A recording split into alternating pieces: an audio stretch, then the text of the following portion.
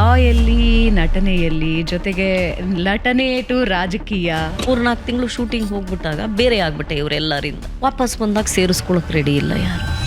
ನೋಡೋ ಬೆಳಗ್ಗೆ ತಿಂಡಿ ಕೊಟ್ಟಿಲ್ವೇನೋ, ಫಿಲ್ಮ್ ತಿಂತಾ ಇದ್ದಾನೆ ಅಂತ. I said this is it, ಇನ್ಮೇಲೆ ನಾನು ಮಾಡಲ್ಲ.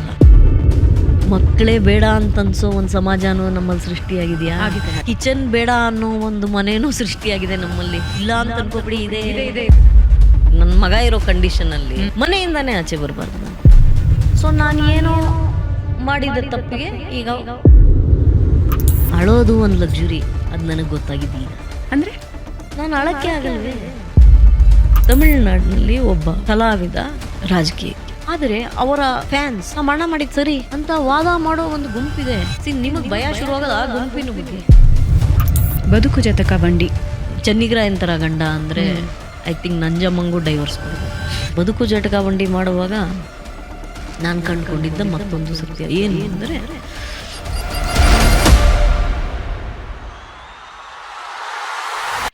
ನಮಸ್ಕಾರ ವೀಕ್ಷಕರೇ, ಬೆಂಗಳೂರು ಬಸ್ಗೆ ಸ್ವಾಗತ. ನಾನು ಭಾವನಾ ನಾಗಯ್ಯ. ಪ್ರತಿ ವಾರ ಒಬ್ಬ ಗಣ್ಯ ಅತಿಥಿ ನಮ್ಮ ಜೊತೆ ಇರ್ತಾರೆ. ನಾನು ಪ್ರತಿ ಸಲ ಈ ಮಾತು ಹೇಳ್ತಾ ಇರ್ತೀನಿ. ಯಾವಾಗಲೂ ನಾವು ಬೆಂಗಳೂರು ಬಸ್ ಮಾಡ್ತಾ ಇರೋದೇ ನಮ್ಮ ಜೊತೆ ಕೂರುವ ಗಣ್ಯ ವ್ಯಕ್ತಿಯ ವ್ಯಕ್ತಿತ್ವ ನಿಮಗೊಂದು ಮಾರ್ಗದರ್ಶನ ಕೊಡಲಿ ಅಂತ. ಜೀವನದಲ್ಲಿ ಎಲ್ಲರಿಗೂ ಸಮಸ್ಯೆ, ಸವಾಲುಗಳು ನಿರಂತರ ಬರ್ತಾ ಇರುತ್ತೆ. ಆದರೆ ನಮ್ಮ ಜೊತೆ ಕೂತು ಮಾತಾಡೋ ಆ ಗಣ್ಯ ವ್ಯಕ್ತಿಗಳು ಆ ಸವಾಲುಗಳನ್ನು ಎದುರಿಸಿ ಜೀವನದಲ್ಲಿ ಮುಂದಕ್ಕೆ ಸಾಗ್ತಾ ಇರ್ತಾರೆ. ಅವರ ಜೀವನ ನಿಮಗೆ ಮಾರ್ಗದರ್ಶನ ಆಗಲಿ ಅನ್ನೋ ಒಂದು ಸಣ್ಣ ಉದ್ದೇಶದೊಂದಿಗೆ ನಾವು ಬೆಂಗಳೂರು ಬಸ್ ಕಾರ್ಯಕ್ರಮ ಆರಂಭಿಸಿದ್ವಿ. ಇವತ್ತು ನನ್ನ ಜೊತೆ ಇರುವ ಗಣ್ಯ ಅತಿಥಿ ನಮಗೆ ನಿಮ್ಮೆಲ್ಲರಿಗೂ ಚಿರಪರಿಚಿತರು.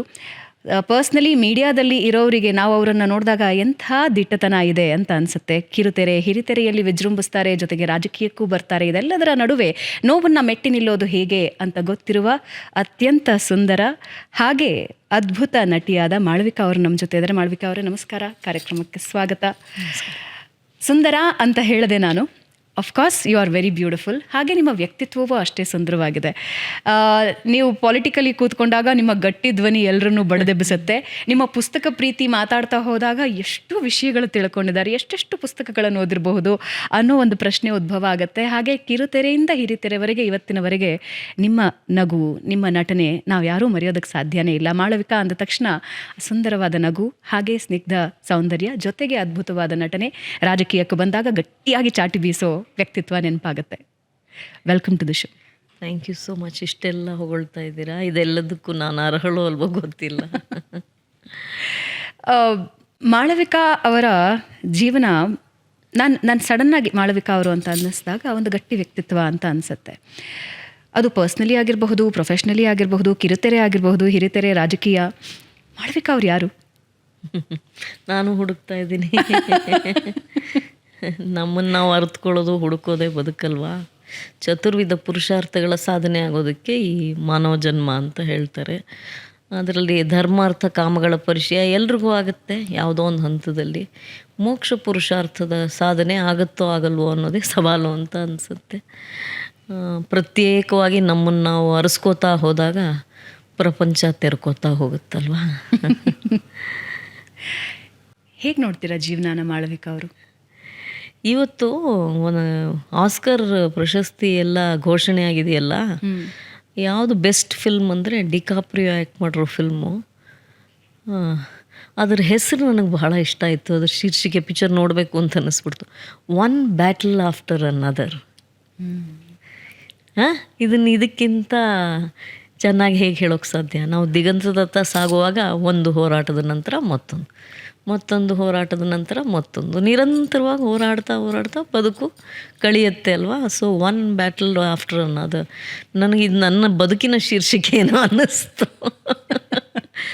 ಹಾಗೆ ಹಿಂದಿಯಲ್ಲಿ ಒಂದು ಮಾತು ಹೇಳ್ತಾರೆ, ಅಗರ್ ಓ ದಿನ ನಹಿ ರಹೆ ತೋ ಏ ದಿನ ಭೀ ನಹಿ रहेंगे ಅಂತ. ಅಂದರೆ ಒಳ್ಳೆಯ ದಿನಗಳು ಇರಲಿಲ್ಲ ಅಂದರೆ ಕಹಿಯ ದಿನಗಳು ಇರಲ್ಲ ಅಂತ. ಕಹಿ ದಿನಗಳಿಲ್ಲ ಅಂದರೆ ಒಳ್ಳೆಯ ದಿನಗಳಿರಲ್ಲ, ಅಷ್ಟೇ. ಸಾಗ್ತಾ ಇರುತ್ತೆ ಬದುಕು. ಕಿರುತೆರೆಯಲ್ಲಿ ನಿಮ್ಮ ನಟನೆಯನ್ನು ನಾವೆಲ್ಲರೂ ಬಹಳ ನಾವು ಸಣ್ಣವರಾಗಿದ್ದಾಗಲಿಂದಲೂ ನೋಡ್ಕೊಂಡು ಬರ್ತಾ ಇದ್ದೀವಿ. ಲಾಯಲ್ಲಿ, ನಟನೆಯಲ್ಲಿ, ಜೊತೆಗೆ ನಟನೆ ಟು ರಾಜಕೀಯ. ಏನು ಡಿಸೈಡ್ ಆಗಿತ್ತು ಮಾಳವಿಕಾ ಅವರ ಮೈಂಡಲ್ಲಿ? ಯಾವ ಏಜ್ನಲ್ಲಿ ನಿಮ್ಮ ದಿಕ್ಕು ಡಿಸೈಡ್ ಆಯಿತು? ಅಫ್ಕೋರ್ಸ್ ವೆರಿ ಯಂಗ್ ಏಜಿಗೆ ನೀವು ನಟನೆಗೆ ಎಂಟ್ರಿ ಕೊಟ್ರಿ. I think 9 years 9 years old. 9 years old ಇದ್ದಾಗ ನೀವು ನಟನೆಗೆ ಎಂಟ್ರಿ ಕೊಟ್ರಿ, ಲಾ ಪರ್ಸ್ಯೂ ಮಾಡಿದ್ರಿ, ಮತ್ತೆ ರಾಜಕೀಯಕ್ಕೆ ಎಂಟ್ರಿ ಆದ್ರಿ. ಏನು ಮಾಳವಿಕಾ ಅವ್ರು ಏನು ಅನ್ಕೊಂಡಿದ್ರು ಜೀವನದಲ್ಲಿ? ಗೊತ್ತಿಲ್ಲ, ಯಾವುದನ್ನು ನಾವು ಪ್ಲ್ಯಾನ್ ಮಾಡಿ ನಡೆಯೋದಲ್ಲ. ಮನುಷ್ಯನ ಆಸೆ ಆಕಾಂಕ್ಷೆಗಳು, ಬಯಕೆಗಳು, ಗುರಿಗಳು ಸುಮಾರು ಇರ್ತವೆ. ಆದರೆ ಈ ನಿಮಿತ್ತ ಮಾತ್ರ ಅಂತ ಹೇಳ್ತಾನೆ ಕೃಷ್ಣ ಅರ್ಜುನನ್ಗಲ್ವಾ, ನಿಮಿತ್ತ ಮಾತ್ರಂ ಭವ ಸವ್ಯಸಾಚಿ ಅಂತ. ನೀನು ನಿಮಿತ್ತ ಅಷ್ಟೇ, ಆಡಿಸೋನು ಬೇರೆ ಯಾರು. ಆಡಿಸುವ ಆತನ ಕೈ ಚಳಕದಲ್ಲಿ ಎಲ್ಲ ಅಡಗಿದೆ ಅಲ್ವಾ. ಹಾಗಾಗಿ ನಾವು ಅಂದ್ಕೊಂಡಿದ್ದು ಆಗ್ತೀವಿ ಅಂತಲ್ಲ, ನಾವು ಅನ್ಕೋತಾ ಆಗ್ತಾ ಹೋಗ್ತೀವಿ. ಈಗ 9ನೇ ವಯಸ್ಸಿನಲ್ಲಿ ಆ್ಯಕ್ಟ್ ಮಾಡಬೇಕು ಅಂತ ನಮಗೇನು ಅದೇನು ಯಾವುದು ನಮಗೇನು ಆ ಥರದ ಆಸೆ ಆಕಾಂಕ್ಷೆಗಳಿರಲ್ಲ. ಎಲ್ಲೋ ಡ್ಯಾನ್ಸ್ ಮಾಡುವಾಗ ಈ ಹುಡುಗಿಗೆ ಲಕ್ಷಣವಾಗಿದ್ದಾಳೆ ಅನ್ನೋದು. ಹಿಂದೆ ಎಲ್ಲ ಫೋಟೋಜೆನಿಕ್ ಅಂತ ಒಂದಿತ್ತು. ಈಗ ಅದಕ್ಕೆ ಅರ್ಥ ಕಳ್ಕೊಂಬಿಟ್ಟಿದೆ. ಯಾಕೆಂದರೆ ಮೂಗು ತಿದ್ದಿಸ್ಕೊಳ್ಳೋದು, ಕಣ್ಣು ತಿದ್ದಿಸ್ಕೊಳ್ಳೋದು, ಉಬ್ಬು ತಿದ್ದಿಸ್ಕೊಳ್ಳೋದು ಅಲ್ವಾ, ಎಲ್ಲವೂ ಪ್ಲಾಸ್ಟಿಕ್ ಸರ್ಜರಿಯಲ್ಲಿ ತಮ್ಗೆ ಹೇಗೆ ಬೇಕೋ ಹಾಗೆ ಮುಖಾನ ಮಾಡ್ಕೊಳ್ಳೋ ಕಾಲಕ್ಕೆ ಫೋಟೋಜೆನಿಕ್ ಅನ್ನೋದು ಅಪ್ರಸ್ತುತ. ಆದರೆ ಹಿಂದೆ ಅಂತ ನಾನು ಹೇಳ್ತಾ ಇರೋದೇ 100 ವರ್ಷದ ಹಿಂದೆ ಅಲ್ಲ, ಒಂದು 30-40 ವರ್ಷದ ಹಿಂದೆವರೆಗೂ ಕ್ಯಾಮರಾ ಮೂಲಕ ಒಂದು ಮುಖವನ್ನು ಕಂಡಾಗ ಅದು ಕ್ಯಾಮರಕ್ಕೆ ಯೋಗ್ಯವಾ, ಅಥವಾ is it something that the camera will like capturing ಅನ್ನೋದಿತ್ತು. ಹಾಗಾಗಿ ಫೋಟೋಜೆನಿಕ್ ಅನ್ನೋದೊಂದಿತ್ತು. ನೀವು ಅದು ಕಣ್ಣು ಒಂಥರ ದೀರ್ಘವಾಗಿದ್ದರೆ ಕಣ್ಣು ಮೂಗು ಬಾಯಿ ಇದೆಲ್ಲ ಫೋಟೋಜೆನಿಕ್. ಬಣ್ಣ ಅದಕ್ಕೆ ಲೆಕ್ಕ ಇಲ್ಲ, ಕ್ಯಾಮರಕ್ಕೆ ಬಣ್ಣ ಲೆಕ್ಕ ಇಲ್ಲ. ನಾವೆಲ್ಲ ಬಣ್ಣ ಕಡಿಮೆನೇ ಅಲ್ವಾ, ಅದರಲ್ಲೂ ದಕ್ಷಿಣ ಭಾರತೀಯರೆಲ್ಲ ಬಣ್ಣ ಕಡಿಮೆ. ಸೊ ಇದು ಈ ಲಕ್ಷಣಗಳಿದ್ದರೆ ಆ್ಯಕ್ಟ್ ಮಾಡ್ಬೋದು ಅಂತ. ಜೊತೆಗೆ ನಾನು ಡ್ಯಾನ್ಸ್ ಮಾಡ್ತಾಯಿದ್ದೆ, ಕ್ಲಾಸಿಕಲ್ ಡ್ಯಾನ್ಸ್. ಸೊ ಹಾಗಾಗಿ GV ಏನೋ ಕಾಣಿಸ್ತು, ಅವ್ರು ಕರ್ಕೊಂಡೋಗಿ ಆ್ಯಕ್ಟ್ ಮಾಡಿಸಿದ್ರು. ಅದಾದಮೇಲೆ ವಾಪಸ್ ಶಾಲೆಗೆ ಬಂದಾಗ ಆ ಮಕ್ಕಳೆಲ್ಲ ಒಂಥರ ನನ್ನನ್ನು ಯಾವುದೋ ಬೇರೆ ಗ್ರಹದಿಂದ ಬಂದವಳ ಥರ ನೋಡ್ತಾಯಿದ್ರು. ಅಂದರೆ ಒಂದು ಕಡೆ ಅದು ಅಸೂಯೆನಾ, ಹಿಂಜರಿಕೆನಾ, ಅದೇನೋ ನಂಗೆ ಗೊತ್ತಿಲ್ಲ. ಈಗ ವಾಪಸ್ ತಿರುಗಿ ನೋಡಿದಾಗ ಅದು ಯಾಕೆ ಹಾಗೆ ಆಡಿದ್ರು ಎಲ್ಲರೂ ಅಂತ ಅನಿಸುತ್ತೆ. ಸೊ ಯಾರು ಸರಿಯಾಗಿ ಮಾತಾಡಬಲ್ಲಿತ್ತ ತುಂಬ ಅಂದರೆ ನಾನು ಬೇರೆ ಆಗಿಬಿಟ್ಟೆ. 3-4 ತಿಂಗಳು ಶೂಟಿಂಗ್ ಹೋಗ್ಬಿಟ್ಟಾಗ ಬೇರೆ ಆಗಿಬಿಟ್ಟೆ ಇವರೆಲ್ಲರಿಂದ. ವಾಪಸ್ ಬಂದಾಗ ಸೇರಿಸ್ಕೊಳಕ್ಕೆ ರೆಡಿ ಇಲ್ಲ ಯಾರು. ಆಮೇಲೆ ನಾನು ನೋಡಿ ಅವಾಗ ಚೈಲ್ಡ್ ಆರ್ಟಿಸ್ಟ್ ನಾನು ಒಬ್ಬಳೇ ಅಲ್ಲ ಆ ಸ್ಕೂಲಲ್ಲಿ. ನಮ್ಮ ಸುನಿಲ್ ಆಮೇಲೆ ಹೀರೋ ಎಲ್ಲ ಆದ್ನಲ್ಲ, ಸುನಿಲ್ ನನಗಿಂತ 1 ವರ್ಷ ಜೂನಿಯರ್ ಸ್ಕೂಲಲ್ಲಿ. ಅವ್ರ ಅಕ್ಕ ನಮ್ಮ ಅಕ್ಕ ಎಲ್ಲ ಕ್ಲಾಸ್ಮೇಟು. ಸುನೀತಾ, BK ಸುಮಿತ್ರಾ ಅವ್ರ ಮಕ್ಕಳು. ಬಸ್ ಅಲ್ಲ ಸುನಿಲ್ ಅವರು ಇದ್ದ ಸಂದರ್ಭ. So he also was A child art. So ಏನು ಅಂದರೆ ಅವಾಗ ಇಟ್ ವಾಸ್ ವೆರಿ ಸ್ಪೆಷಲ್. ಇವತ್ತು ಫೋನಲ್ಲಿ ಕ್ಯಾಮ್ರಾ ಇದೆ, ಮಕ್ಕಳನ್ನ ಫೋಟೋಗ್ರಾಫ್ ಮಾಡಿ ಹಾಕ್ಬಿಡ್ತಾರೆ, ಸೋಷಿಯಲ್ ಮೀಡಿಯಲ್ಲಿ ಫೇಮಸ್ ಆಗ್ಬಿಡ್ತಾರೆ, TV ಹೋಗ್ಬೋದು, ಅದೇನೋ ಅಷ್ಟೊಂದು ರಿಯಾಲಿಟಿ. ಅವಾಗ ಒಂದು ಕ್ಯಾಮ್ರಾ ಕ್ಯಾಪ್ಚರ್ ಮಾಡೋದು ಅನ್ನೋದು ಬಹಳ ವಿಶೇಷ ಅಲ್ಲ. ಸೊ ಹಾಗಾಗಿ ಬಿಕಾಸ್ ಇವತ್ತಿನ ಥರ ಡಿಜಿಟಲ್ ಅಲ್ವಲ್ಲ, ಎವ್ರಿಥಿಂಗ್ ವಾಸ್ ಸೆಲ್ಯುಲಾಯ್ಡ್. ನೀವು ಅದನ್ನು ಫಿಲ್ಮ್ನಲ್ಲಿ ಕ್ಯಾಪ್ಚರ್ ಮಾಡಿ ಲ್ಯಾಬಿಗೆ ತೊಗೊಂಡು ಹೋಗಿ ಎಕ್ಸ್ಪೋಸ್ ಮಾಡಿ ಆಮೇಲೆ ಅದು ಫೋಟೋ ಆಗೋ, ಸಿನಿಮಾ ಆಗೋ ಆಗ್ತಾಯಿತ್ತು. ಹಾಗಾಗಿ ಅದು ಸ್ಪೆಷಲ್ಲು ಹೌದು. ನನ್ನ ಮಟ್ಟಿಗೆ ಅದು ನನ್ನನ್ನು ಎಲ್ಲರಿಂದ ದೂರ ಮಾಡ್ತು ಅಂತ ನನಗನ್ನಿಸ್ತು. So I told my parents, ನನಗಿದು ಬೇಡಪ್ಪ, ಐ ವಾಂಟ್ ಟು ಸ್ಟಡಿ, ನನಗೆ ಎಲ್ಲರ ಥರ ಇರಬೇಕು. ನನಗೆ ಖುಷಿ ಆಗಲಿಲ್ಲ ಅದು. ನನಗೆ ಅದು ಅವರು ನನ್ನನ್ನು ಏಲಿನೇಟ್ ಮಾಡಿದ್ದು ಇಷ್ಟ ಆಗಲಿಲ್ಲ. ಎಲ್ಲರೊಳಗೆ ಒಂದಾಗೋ ಮಂಕುತಿಮ್ಮ ನಾವು, ಅದು ನಮಗೆ ವಿಶೇಷ ಜಾಗ ಬೇಡ ಅಂತ ಅನ್ನಿಸ್ತು. ಆಮೇಲೆ ಸ್ಕೂಲೆಲ್ಲ ಮುಗೀತಾ ಏನಾಗುತ್ತೆ, ಮುಂಚೆ ಎಲ್ಲ ಕಡಿಮೆ ಜನ ಇದ್ವಲ್ಲ ನಾವು. ಸೊ ನಿಮಗೆ 8ನೇ 9ನೇ ವಯಸ್ಸಿಗೆ ನೀವು ಚೈಲ್ಡ್ ಆರ್ಟಿಸ್ಟು. ಆಮೇಲೆ ನಾನು ಆ ನಕ್ಕಳ ರಾಜಕುಮಾರಿ ಒಂದು ಮಾಡಿದೆ, ಪ್ರೇಮ ಕಾರಂತವರು. ನೋಡಿ ಆ ಕಾಲಕ್ಕೆ ಒಬ್ಬ ಮಹಿಳಾ ನಿರ್ದೇಶಕಿ, ಕಾರಂತರ ಪತ್ನಿಯವರು. ಇವತ್ತು ರಂಗಭೂಮಿಯವರೆಲ್ಲ ಯಾವ ಕಾರಂತರನ್ನ ಸ್ಮರಿಸ್ಕೋತಾರೋ ಆ ಕಾರಂತರ ಪತ್ನಿಯವರು. ಆಕೆಗೆ ಅವ್ರದ್ದೇ ಬಹಳ ವಿಶೇಷ ಗುಣಗಳಿದ್ದು. Interestingly Prema Karanth is Avinash's elder sister. Who knew this ಅಲ್ಲ? Just look at this. ಅವರ ದೊಡ್ಡಮ್ಮನ ಮಗಳು, ಅವರ ತಾಯಿ ಅಕ್ಕನ ಮಗಳು ಪ್ರೇಮ ಕಾರಂತ್. YNK ಇದೆಲ್ಲ ಅವ್ರ ಫ್ಯಾಮಿಲಿ ಇರಲಿ. ಸೊ ಪ್ರೇಮ ಕಾರಂತ್ ಡೈರೆಕ್ಷನಲ್ಲಿ ಮಾಡಿದಾಗಲೂ ನನಗೆ ಅದು ಬಿಕಾಸ್ ಅದು ಮಕ್ಕಳ ಚಿತ್ರ. ಒಂದು 13-14ನೇ ವಯಸ್ಸಾಗೋ ವೇಳೆಗೆ ಅವಾಗ ಹೇಗೆ ಅಂದರೆ ಕಾಯೋರು ಆಲ್ಮೋಸ್ಟ್ ಹೀರೋಯಿನ್ ಮಾಡ್ಕೊಳ್ಳೋಕ್ಕೆ. ಬಿಕಾಸ್ ಏನೋ ಒಂದು ಎಕ್ಸ್ಪೋಜರ್ ಇದೆಯಲ್ಲ, ನಾನು ಹೇಳಿದ್ನಲ್ಲ ನಿಮಗೆ ಅವಾಗ film making it self was expensive. Because ಆ ಫಿಲ್ಮ್ ರಾ ಸ್ಟಾಕ್ ಅನ್ನೋದು, ನೋಡೋ ಬೆಳಗ್ಗೆ ತಿಂಡಿ ಕೊಟ್ಟಿಲ್ವೇನೋ ಫಿಲ್ಮ್ ತಿಂತಾ ಇದ್ದಾನೆ ಅಂತ ಒಂದು ಟೇಕಲ್ಲಿ ನೀವು ಆ್ಯಕ್ಟ್ ಮಾಡದಿದ್ರೆ ಓಡಿಸ್ಬಿಡೋರು ನಿಮ್ಮನ್ನು. It was very difficult to be an actor, very demanding. ಅಂದರೆ ನೀವು ಆ ಫಿಲ್ಮು ಇಷ್ಟು ಅಡಿ ಓಡುತ್ತೆ ಅಂತ ಇಷ್ಟು ಅಡಿನೇ ಸಿಗ್ತಾ ಇದ್ದಿದ್ದು ಒಬ್ಬ ಡೈರೆಕ್ಟರ್ಗೆ ಶೂಟ್ ಮಾಡೋಕ್ಕೆ. ಸೊ ಯಾರಾದರೂ ಒನ್ ಟೇಕಲ್ಲಿ ಆ್ಯಕ್ಟ್ ಮಾಡ್ತಾರೆ ಅಂದರೆ ಅಂಥವ್ರನ್ನ ಸಹಜವಾಗಿ ಆ್ಯಕ್ಟ್ ಮಾಡೋಕ್ಕೆ ಕರೆಯೋರು. ಹೀಗೆ ಹೀರೋಯಿನ್ ಮಾಡಿಬಿಟ್ರು. ನನಗೆ ಅದು ಯಾಕೋ ಸರಿ ಹೋಗಲಿಲ್ಲ. ಯಾಕೆ? I don't know, I didn't find myself in it. I was not liking what I was doing. ಅಂದರೆ I was just getting expose to. ನಾನು ಆ ವೇಳೆಗೆ ಓದಿ ಬಿಡಬಾರ್ದು ಅಂತ 11-12 ಲಾ ಕಾಲೇಜು ಫಸ್ಟ್ ಇಯರ್ ಸೇರಿಕೊಂಡಾಯ್ತು. By then I had acted in a few Malayalam films. Kannada ಪಿಕ್ಚರ್ಲಿ act ಮಾಡೋ ವೇಳೆಗೆ ನಾನು ಲಾ ಕಾಲೇಜ್ ಸೇರಿಬಿಟ್ಟಿದ್ದೆ. ನಾನು ಮಾಡ್ತಾ ಇದ್ದ ಕ್ಯಾರೆಕ್ಟರ್ಗಳು ನನಗೆ ಅವಾಗ ಇಷ್ಟ ಆಗಲಿಲ್ಲ. ಹೀರೋಯಿನ್ನು ಅಂದರೆ ಹಾಡು, ಕುಣಿಯೋದು, ಸುಂದರವಾಗಿ ಕಾಣೋದು ಇಷ್ಟೇ ಇರ್ತಾಯಿತ್ತು. Maybe if I had continued I would have found author backed roles. Okay, ಇರ್ಬೋದೇನೋ. ಬಟ್ ನನಗೆ ಅವಾಗ ಮಾಡಿದ್ದ ಮೊದಲ ಸಿನಿಮಾಗಳು ಇಷ್ಟ ಆಗಲಿಲ್ಲ. So I went back to study law. But I found myself in law. Ultimately ಗುರಿ ಏನಿತ್ತು ಅಂದರೆ ಜನರ ಮಧ್ಯೆ ಇರಬೇಕು, ಜನಗಳಿಗೆ ನಾವು ಸ್ಪಂದಿಸಬೇಕು ಅನ್ನೋದಿತ್ತು. ಅದು ಲಾನೂ ಸಹಾಯ ಮಾಡುತ್ತೆ, ಮೀಡಿಯಾನೂ ಸಹಾಯ ಮಾಡುತ್ತೆ. When I met Sitaram and when we did Mayamriga, I was 22 by then. ಆವಾಗ ಇದೇ ನಾನು ಬದುಕಲ್ಲಿ ಮಾಡಬೇಕು ಅಂದ್ಕೊಂಡಿದ್ದು ಅಂತ ಅನ್ಸೋಕ್ಕೆ ಶುರುವಾಯಿತು. ಸೊ ಅದಕ್ಕೆ ಹೇಳಿದೆ, it's one battle after another. ಇದೇನು ಯಾವುದು ರಾತ್ರೋರಾತ್ರಿ ನಾವು ಕಂಡುಕೊಳ್ಳೋದಲ್ಲ, ಮತ್ತು ನಾವು ಉದ್ದೇಶದ ಹಾಗೆ ಬದುಕೇನು ರೂಪುಗೊಳ್ಳಲ್ಲ. ಆದರೆ ನಮ್ಮ ಮುಂದೆ ತೆರೆಕೊಡ್ತಾ ಇರೋ ಬದುಕಿಗೆ ನಮ್ಮನ್ನು ನಾವು ಸಮರ್ಥವಾಗಿ ಸಾಧ್ಯವಾದಷ್ಟು optimum use of what you have ಅಲ್ಲ, ಅದು ಮಾತಿರಬಹುದು, ನೀರಾಗಿರ್ಬೇಕು ಏನು ಅಲ್ಲ, ಯಾವ ಪಾತ್ರೆಗೆ ಆ ಶೇಪು ಮತ್ತು optimum. You have to give it your best. ಬದುಕಲ್ಲಿ you should excel in what you do. ಸ್ಕೂಲ್ಗೆ ಹೋದರೆ ಚೆನ್ನಾಗಿ ಓದಬೇಕು, ಆಟ ಆಡಿದ್ರೆ ನಮ್ಗೆ ಅದು ಬರೋದೇ ಇಲ್ಲ. ಸ್ಪೋರ್ಟ್ಸು ಫಾರ್ ಎಕ್ಸಾಂಪಲ್, ಇವತ್ತವರೆಗೂ ನಮಗೆ ಅರ್ಥನೇ ಆಗದೆ ಇರೋ ಒಂದು ಸಬ್ಜೆಕ್ಟ್ ಯಾವುದು ಅಂದರೆ sports. I tell a lot of my friends I am a sports illiterate. ನನಗೇನು ಹೌದಾ, ಈಗ ಇವರೆಲ್ಲ ಎಷ್ಟು ಖುಷಿ ಪಡ್ತಾರೆ ಮ್ಯಾಚ್ ಎಲ್ಲ ಬಂದು, ನಮ್ಗೆ ಅದು ಒಂದು ಅಕ್ಷರ ಅರ್ಥ ಆಗಲ್ಲ. ನನಗೆ ಸೋಲು ಗೆಲುವು ಒಂದೇ, ಇಂಡಿಯಾ ಸೋತ್ರೆ ಟೆನ್ಷನ್ ಆಗ್ಬಿಡುತ್ತೆ, ಅಥವಾ ಸೋಲೋ ಇದರಲ್ಲಿದ್ರೆ ನಾನು ಆಫ್ ಮಾಡ್ಬಿಟ್ಟು ಕೂತ್ಕೊಂಡ್ಬಿಡ್ತೀನಿ, ಓಕೆ ಫೈನ್ ಅಂತ. So even I am illiterate. So ಹಾಗೆ ನಾವು optimum we should give it our best.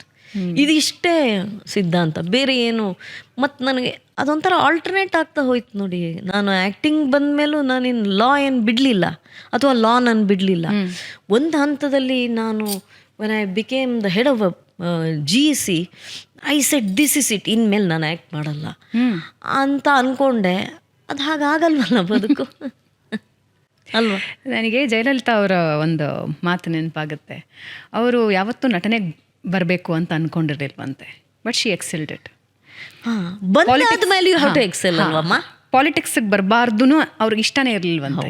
Once she entered she excelled it. ಹಾಗೆ ಸೊ ಹೋರಾಟ ಅಂತ ಬಂದಾಗ ನಮ್ಮಲ್ಲಿರೋ ಸರ್ವಸ್ವವನ್ನು ಅದಕ್ಕೆ ಅರ್ಪಿಸ್ಬಿಡೋದು. ಗೆಲ್ತೀವೋ ಸೋಲ್ತೀವೋ ಆಮೇಲೆ ನೋಡ್ಕೊಳ್ಳೋಣ, ಬಟ್ ಪ್ರಯತ್ನ ಇರಬೇಕಲ್ಲ. ಯಾವುದೇ ಆಗಿರಲಿ, ಅಡುಗೆ ಮಾಡೋದ್ರಿಂದ ಹಿಡ್ಕೊಂಡು ಅಲ್ವಾ, ಎಲ್ಲದರಲ್ಲೂ give your full and then life will. And ತುಂಬ ಫಿಲಾಸಫಿ ಎಲ್ಲ ಮಾತಾಡೋಕ್ಕಾಗಲ್ಲ, ಆದರೂ ಫಲಾಫಲಗಳ ನಿರೀಕ್ಷೆ ಇಲ್ಲದೆ ಕೆಲಸ ಮಾಡುವಂತಾನಲ್ಲ ಭಗವದ್ಗೀತೆಯಲ್ಲಿ ಶ್ರೀಕೃಷ್ಣ. ಹಾಗೆ ನಿರೀಕ್ಷೆ ಇಲ್ಲದೆ ಕೆಲಸ ಮಾಡ್ತೀವ, ಅದು ಸುಳ್ಳು. ನಿರೀಕ್ಷೆ ಇರುತ್ತೆ. ಈ ಯಾವುದೋ ಒಳ್ಳೆ ಪಿಕ್ಚರಲ್ಲಿ ಆ್ಯಕ್ಟ್ ಮಾಡಿದ್ರೆ ಒಂದು ಅಟ್ಲೀಸ್ಟ್ ಒಂದು ಫಿಲ್ಮ್ ಫೇರ್ ಆದರೂ ಬರಲಿ ಅನ್ನೋ ನಿರೀಕ್ಷೆ ಇರುತ್ತೆ. ಇರಲ್ಲ, ಅಷ್ಟೆಲ್ಲ ನಾವೇನು ಸೆಲ್ಫ್ಲೆಸ್ ಏನಲ್ಲ ಅಲ್ವಾ, ನಿಸ್ವಾರ್ಥವಾಗಿ ಮಾಡೋರೇನಲ್ಲ. ಆದರೆ ಅದರ ಜೊತೆಗೆ ನಮ್ಮ ಸರ್ವಸ್ವವನ್ನು ಅದಕ್ಕೆ ನಾವು ಕೊಟ್ಕೊಳ್ಳೋಣ ಅಂತ ಅಷ್ಟೆ. ಮಾಯಾಮೃಗದ ಬಗ್ಗೆ ಮಾತನಾಡ್ತಿದ್ರಿ. ಅದಾದ ನಂತರ ನೀವು ಸೀತಾರಾಮ್ ಅವ್ರ ಜೊತೆಗೆ ಬಹಳಷ್ಟು ಎಕ್ಸ್ಪೆರಿಮೆಂಟಲ್ಲಿ ಭಾಗ ಆಗಿದ್ರಿ. ಮೊನ್ನೆ ನಮ್ಮ ಯುಗಾದಿ ಸಂಭ್ರಮ ಕಾರ್ಯಕ್ರಮದಲ್ಲೂ ನೀವು ಬಂದು ಮಾತನಾಡ್ತಾ ಇದ್ರಿ. ಅಂದಿನ ಕಾಲಕ್ಕೆ ಮತ್ತು ಇಂದಿನ ಕಾಲಕ್ಕೆ ಸೀತಾರಾಮ್ ಅವರ ಧಾರಾವಾಹಿಗಳು ಬೇರೆ ಮಜಲಲ್ಲಿ ನಿಂತ್ಕೊಳ್ಳುತ್ತೆ. ಹೀರೋ, ಹೀರೋಯಿನ್, ಇವಾಗಂತೂ ಟ್ರೆಂಡ್ ಹೆಂಗೆ ಚೇಂಜ್ ಆಗಿದೆ ಅಂದರೆ ಒಬ್ಬ ಹೀರೋಯಿನಿಗೆ ಒಬ್ಬ ಲವರ್ ಇರಬೇಕು ಮತ್ತು ಇನ್ನೊಬ್ಬ ಪ್ರೇಮಿ, ಪಾಗಲ್ ಪ್ರೇಮಿನೂ ಇರಬೇಕು ಅನ್ನೋ ಹಾಗಾಗಿದೆ. ಒಬ್ಬ ಹೀರೋ ಇದ್ದರೆ ಇಬ್ಬರು ಹೀರೋಯಿನ್ಗಳಿರಬೇಕು, ಇಬ್ಬರು ಹೆಂಡ್ತಿರಿರಬೇಕು ಅನ್ನೋ ಹಾಗಾಗಿದೆ. ಬಟ್ ಸೀತಾರಾಮ್ ಅವರು ಒಂದು ಬೆಂಚ್ ಮಾರ್ಕ್ ಸೆಟ್ ಮಾಡಿದ್ರು. ಅಂದರೆ ಒಂದು ಸಾಮಾಜಿಕ ಕಳಕಳಿಯ ಜೊತೆಗೆ ಒಂದು ಸೀರಿಯಲ್ ಬಂದರೆ ಜನ ಹೇಗೆ ಅದನ್ನು ರಿಸೀವ್ ಮಾಡ್ಕೊಳ್ತಾರೆ ಅನ್ನೋದಕ್ಕೆ ಒಂದು ಬೆಸ್ಟ್ ಎಕ್ಸಾಂಪಲ್ಸ್ ಅವ್ರದ್ದೆಲ್ಲ ಧಾರಾವಾಹಿಗಳು. You are the big part of it.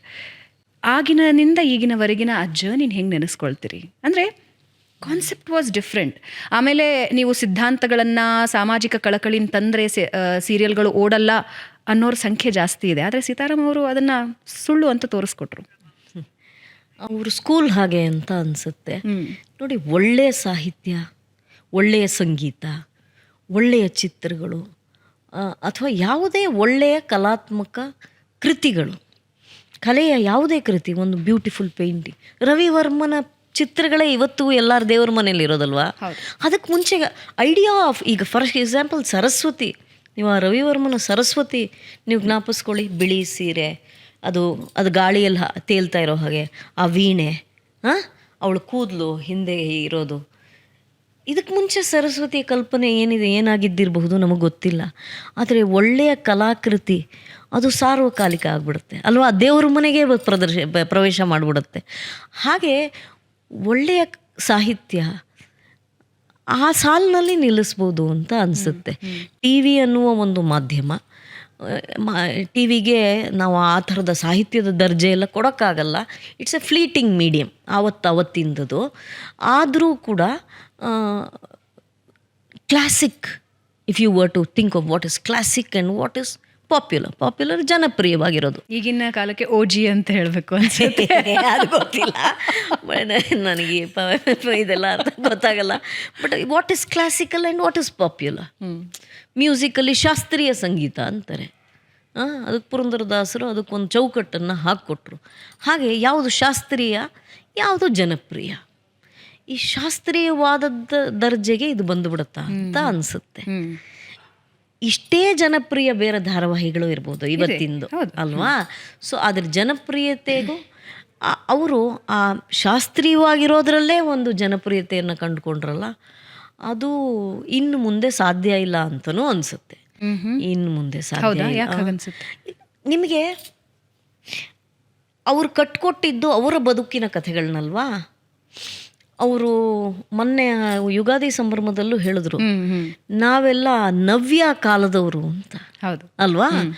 ನವ್ಯ ಸಾಹಿತ್ಯ ಅನ್ನೋದು ನೀವು ತಗೊಳ್ಳಿ, ಅದರಲ್ಲಿ ಹೋರಾಟಗಳ ತುಂಬ ನಿಮಗೆ ನವ್ಯ ಸಾಹಿತ್ಯ ತಗೊಂಡ್ರೆ ಅದು ಹೋರಾಟದ ಸಾಹಿತ್ಯ, ಎಲ್ಲವನ್ನೂ ಪ್ರಶ್ನೆ ಮಾಡೋ ಸಾಹಿತ್ಯ ಆಗಿರುತ್ತೆ, ವ್ಯವಸ್ಥೆಯ ವಿರುದ್ಧದ ಸಾಹಿತ್ಯವಾಗಿರುತ್ತೆ. ಸೊ ಆ ಕಾಲದಲ್ಲಿ ಸಮಾಜದಲ್ಲಿ ಬದುಕಿದಂಥವರು ಅಥವಾ ಬದುಕನ್ನು ಕಟ್ಕೊಂಡವರು. ಸೊ ಆ ಹೋರಾಟಗಳು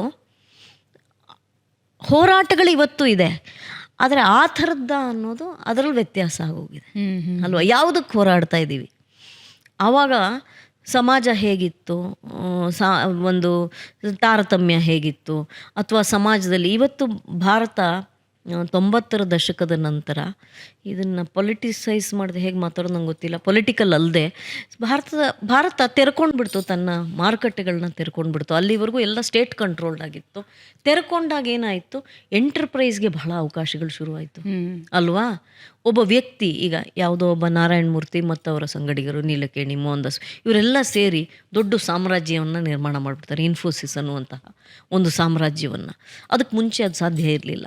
ಸೊ ಹ್ಯೂಮನ್ ಎಂಟರ್ಪ್ರೈಸ್ಗೆ ಬಾಗಿಲುಗಳು ತೆರ್ಕೊಳ್ತಾ ಹೋದವು. ಇವರು ಆ ಕಾಲದವರಲ್ಲ, ಅದಕ್ಕೆ ಮುಂಚಿನ ಕಾಲದವರು. ಸೊ ವ್ಯವಸ್ಥೆಗಳು ಬೇರೆ ಬೇರೆ ಥರ ಇತ್ತು, ಅದನ್ನು ಪ್ರಶ್ನೆ ಮಾಡಬೇಕಾಯಿತು. ಹಾಗಾಗಿ ಆ ಹೋರಾಟ ಅನ್ನೋದು ಅದು ಈ ರೀತಿ ಅದು ಬಿಂಬಿತವಾಯಿತು. ಹೆಣ್ಮಕ್ಳು ಹೋರಾಟಗಳನ್ನೇ ತಗೊಳ್ಳಿ ನೀವು ಅಲ್ವಾ. ಈಗ ಒಬ್ಬ ಹೆಣ್ಮಗಳು ಕೆಲ್ಸಕ್ಕೆ ಹೋಗಬೇಕು ಅನ್ನೋದೇ ಒಂದು ಹೋರಾಟ ಅಲ್ವಾ. ನೀನು ಅಡುಗೆ ಮನೆ ನೋಡ್ಕೊ, ನಾನು ಕೆಲ್ಸಕ್ಕೆ ಹೋಗ್ತೀನಿ ಅನ್ನೋ ಕಾಲದವ್ರಲ್ವ ಅವರು. ಇವತ್ತು ಕೆಲ್ಸಕ್ಕೆ ಹೋಗೋದು ಅನ್ನೋದು ಇಟ್ಸ್ ನಾಟ್ ಎ ಹೋಗದೆ ಇದ್ರೇನೆ ಗಂಡ ನೀನು ಹೋಗಲ್ವಾ ಕೆಲ್ಸಕ್ಕೆ ಅಂತ ಕೇಳ್ತಾರೆ ಅಲ್ವಾ. ಸೊ ಇವತ್ತಿನ ಕಾಲಕ್ಕೆ ಅದು ಹೋರಾಟ ಅಲ್ಲ. ಸೊ ಒಬ್ಬ ಹೆಣ್ಮಗಳು ಕೆಲ್ಸಕ್ಕೆ ಹೋಗ್ತಾರೆ. ನಾನು ಸುಮ್ಮನೆ I'm just giving you a parallel of what happened in Mayamriga, my character in Mayamriga. ಅದು ವ್ಯವಸ್ಥೆಯನ್ನು ವಿರೋಧ ಮಾಡಿದಾಗ ಆಗ ಅನ್ನಿಸ್ತಾ ಇತ್ತು ಆ ಗಟ್ಟಿತನ ಅಷ್ಟೇ ಇವತ್ತಿಗೆ ನಮಗೆ ರಿಲೇಟ್ ಆಗೋದು. ಆ ವ್ಯವಸ್ಥೆಗಳು ಈಗ ಇಲ್ವೇ ಇಲ್ಲ. ಮೊದಲನೇ ಸೀನ್ ನಾನು ಮಾಡಿದ್ದು, ನಾನು ವೈಶಾಲಿ, ಮುಖ್ಯಮಂತ್ರಿ ಚಂದ್ರು, ಅವಿನಾಶ್ ನನ್ನ ಗಂಡ ಅನ್ನೋದು ಅಸಂಪ್ಷನ್. ಆ ಸೀನಲ್ಲಿ ಅವ್ರನ್ನ ತೋರಿಸಲ್ಲ. ನಾನು ಮನೆಗೆ ಬರ್ತೀನಿ, ಮನೆಗೆ ಸ್ಕೂಟ್ರ್ ಓಡಿಸ್ಕೊಂಡು ಬರ್ತೀನಿ ನೋಡಿ. ನಾವು ಮಾಯಾಮೃಗ ಮಾಡಿದ್ದು 1998 ಆಯಿತಾ. ಈ 25 ವರ್ಷದ ಹಿಂದೆ ಅಥವಾ ಆಲ್ಮೋಸ್ಟ್ 30 ವರ್ಷದ ಹಿಂದೆ ಅಂತ ಅಂದ್ಕೊಳ್ಳೋಣ. 30 ವರ್ಷದ ಹಿಂದೆ ಒಬ್ಬ ಹೆಣ್ಮಗಳು ಸ್ಕೂಟ್ರ್ ಓಡಿಸೋದು ಅನ್ನೋದೇ ಬಹಳ ವಿಶೇಷ, ವಿಚಿತ್ರ, ಹೇಗೆ ಬೇಕಾದರೂ ಕರೀರಿ, ವಿಶೇಷಕ್ಕಿಂತ ವಿಚಿತ್ರ. ಅದೇ ವ್ಯವಸ್ಥೆ ವಿರೋಧಿ ಅನ್ಬಿಡಿ ನೀವು ಅಲ್ವಾ. ಅಲ್ಲಿಂದ ಪ್ರಾರಂಭ ಆಗುತ್ತೆ. ನಾನು ಸ್ಕೂಟ್ರ್ ನಿಲ್ಲಿಸ್ಬಿಟ್ಟು ಮನೆ ಒಳಗಡೆ ಬರ್ತೀನಿ. ಬಂದಾಗ ಅವಳು ಅತ್ತೆ ಏನಂತಾಳೆ, ಇಷ್ಟು ಹೊತ್ತಲ್ಲಿ ಬರ್ತಾ ಇದೆಯಾ ಅಂತ ಅಂತಾಳೆ. 8 ಗಂಟೆ ಆಗೋಗಿದೆ ರಾತ್ರಿ. 8 ಗಂಟೆಗೆ ರಾತ್ರಿ ಬರೋದು ತಪ್ಪಾಗಿತ್ತು ಆವಾಗ. ಇವಾಗ ಕಾಲ್ ಸೆಂಟ್ರಲ್ಲಿ ಕೆಲಸ ಮಾಡೋರು ರಾತ್ರಿ 8 ಗಂಟೆಗೆ ಮನೆಯಿಂದ ಹೊರಡ್ತಾರೆ. ಬಂದಾಗ ಆಮೇಲೆ ಹೌದತ್ತೆ ಇದಾಯಿತು ಅದಾಯಿತು, ಒಂದು ಸ್ವಲ್ಪ ಜಾಸ್ತಿ ಕೆಲಸ ಮಾಡಬೇಕಾಯ್ತು, ನಮ್ಮ ತಂದೆ ಕಷ್ಟ ಇದೆ, ಅವ್ರಿಗೆ ದುಡ್ಡು ಕೊಡು. ತಂದೆ ಮನೆಗೆ ದುಡ್ಡು ಕೊಡೋದು ಒಂದು ಅಪರಾಧವಾಗಿತ್ತು. ಹೆಣ್ಮಗಳು ಕೆಲ್ಸಕ್ಕೆ ಹೋಗೋದೇ ಅಪರಾಧ. ಅದರಲ್ಲೂ ಆ ದುಡ್ಡನ್ನು ತಂದೆ ಮಗಳಿಗೆ ಕೊಡ್ತಾಳೆ ಏನೋ, ತಂದೆ ಮನೆಗೆ ಕೊಡ್ತಾಳೆ ಅನ್ನೋದು ಇನ್ನೊಂದು ಅಪರಾಧ. ಹೀಗೆ ಅವತ್ತಿನ ವ್ಯವಸ್ಥೆಯಲ್ಲಿ ನ್ಯಾವಿಗೇಟ್ ಮಾಡೋದು ಆ ಕ್ಯಾರೆಕ್ಟರ್ ಆಗಿತ್ತು. ಇದ್ರ ಮಧ್ಯೆ ಅವಳು ಏನಂತ ಗಿಲ್ಟ್ ತುಂಬ್ತಾಳೆ ನನಗನ್ಸುತ್ತೆ. ಅದು ಇವತ್ತಿಗೂ ಪ್ರಸ್ತುತ. ಏನು ಗಿಲ್ಟು? ನೀವು ಮನೇಲಿ ಯಾರನ್ನೋ ಬಿಟ್ಟು ಬಂದಿದ್ದೀರಿ, ನಾನು ನನ್ನ ಮಗನ ಗಂಡರನ್ನೆಲ್ಲ ಬಿಟ್ಟು ಬಂದಿದ್ದೀನಿ. ಅವಳು ಏನಂತ ಗಿಲ್ಟ್ ತುಂಬ್ತಾಳೆ ಅಂದರೆ, ನಿನ್ನ ಮಗನಿಗೆ ಹುಷಾರಿಲ್ಲ ಗೊತ್ತಾ, ಅವನಿಗೆ ಜ್ವರ, ಈಗ ತಾನೇ ಡಾಕ್ಟ್ರ್ ಹತ್ರ ಕರ್ಕೊಂಡು ಹೋಗಿ ಬಂದೆ ಅಂತ. ಅಂದರೆ ನಾನು ಕೆಲ್ಸಕ್ಕೆ ಹೋಗೋಳು ಮಗನ ಜೊತೆ ಜ್ವರ ಇದ್ದಾಗಿರಲಿಲ್ಲ ಅನ್ನೋದಕ್ಕೆ ನಾನು ಗಿಲ್ಟಿ ಆಗ್ಲೋ ಬೇಡವೋ ಅನ್ನೋದು ತಳಮಳ ಅಲ್ವಾ. ಪ್ರಸ್ತುತ ಅದು ಪ್ರಸ್ತುತ ಇವತ್ತಿಗೂ ಹೆಣ್ಮಕ್ಳಿಗೆ whether to quit the job.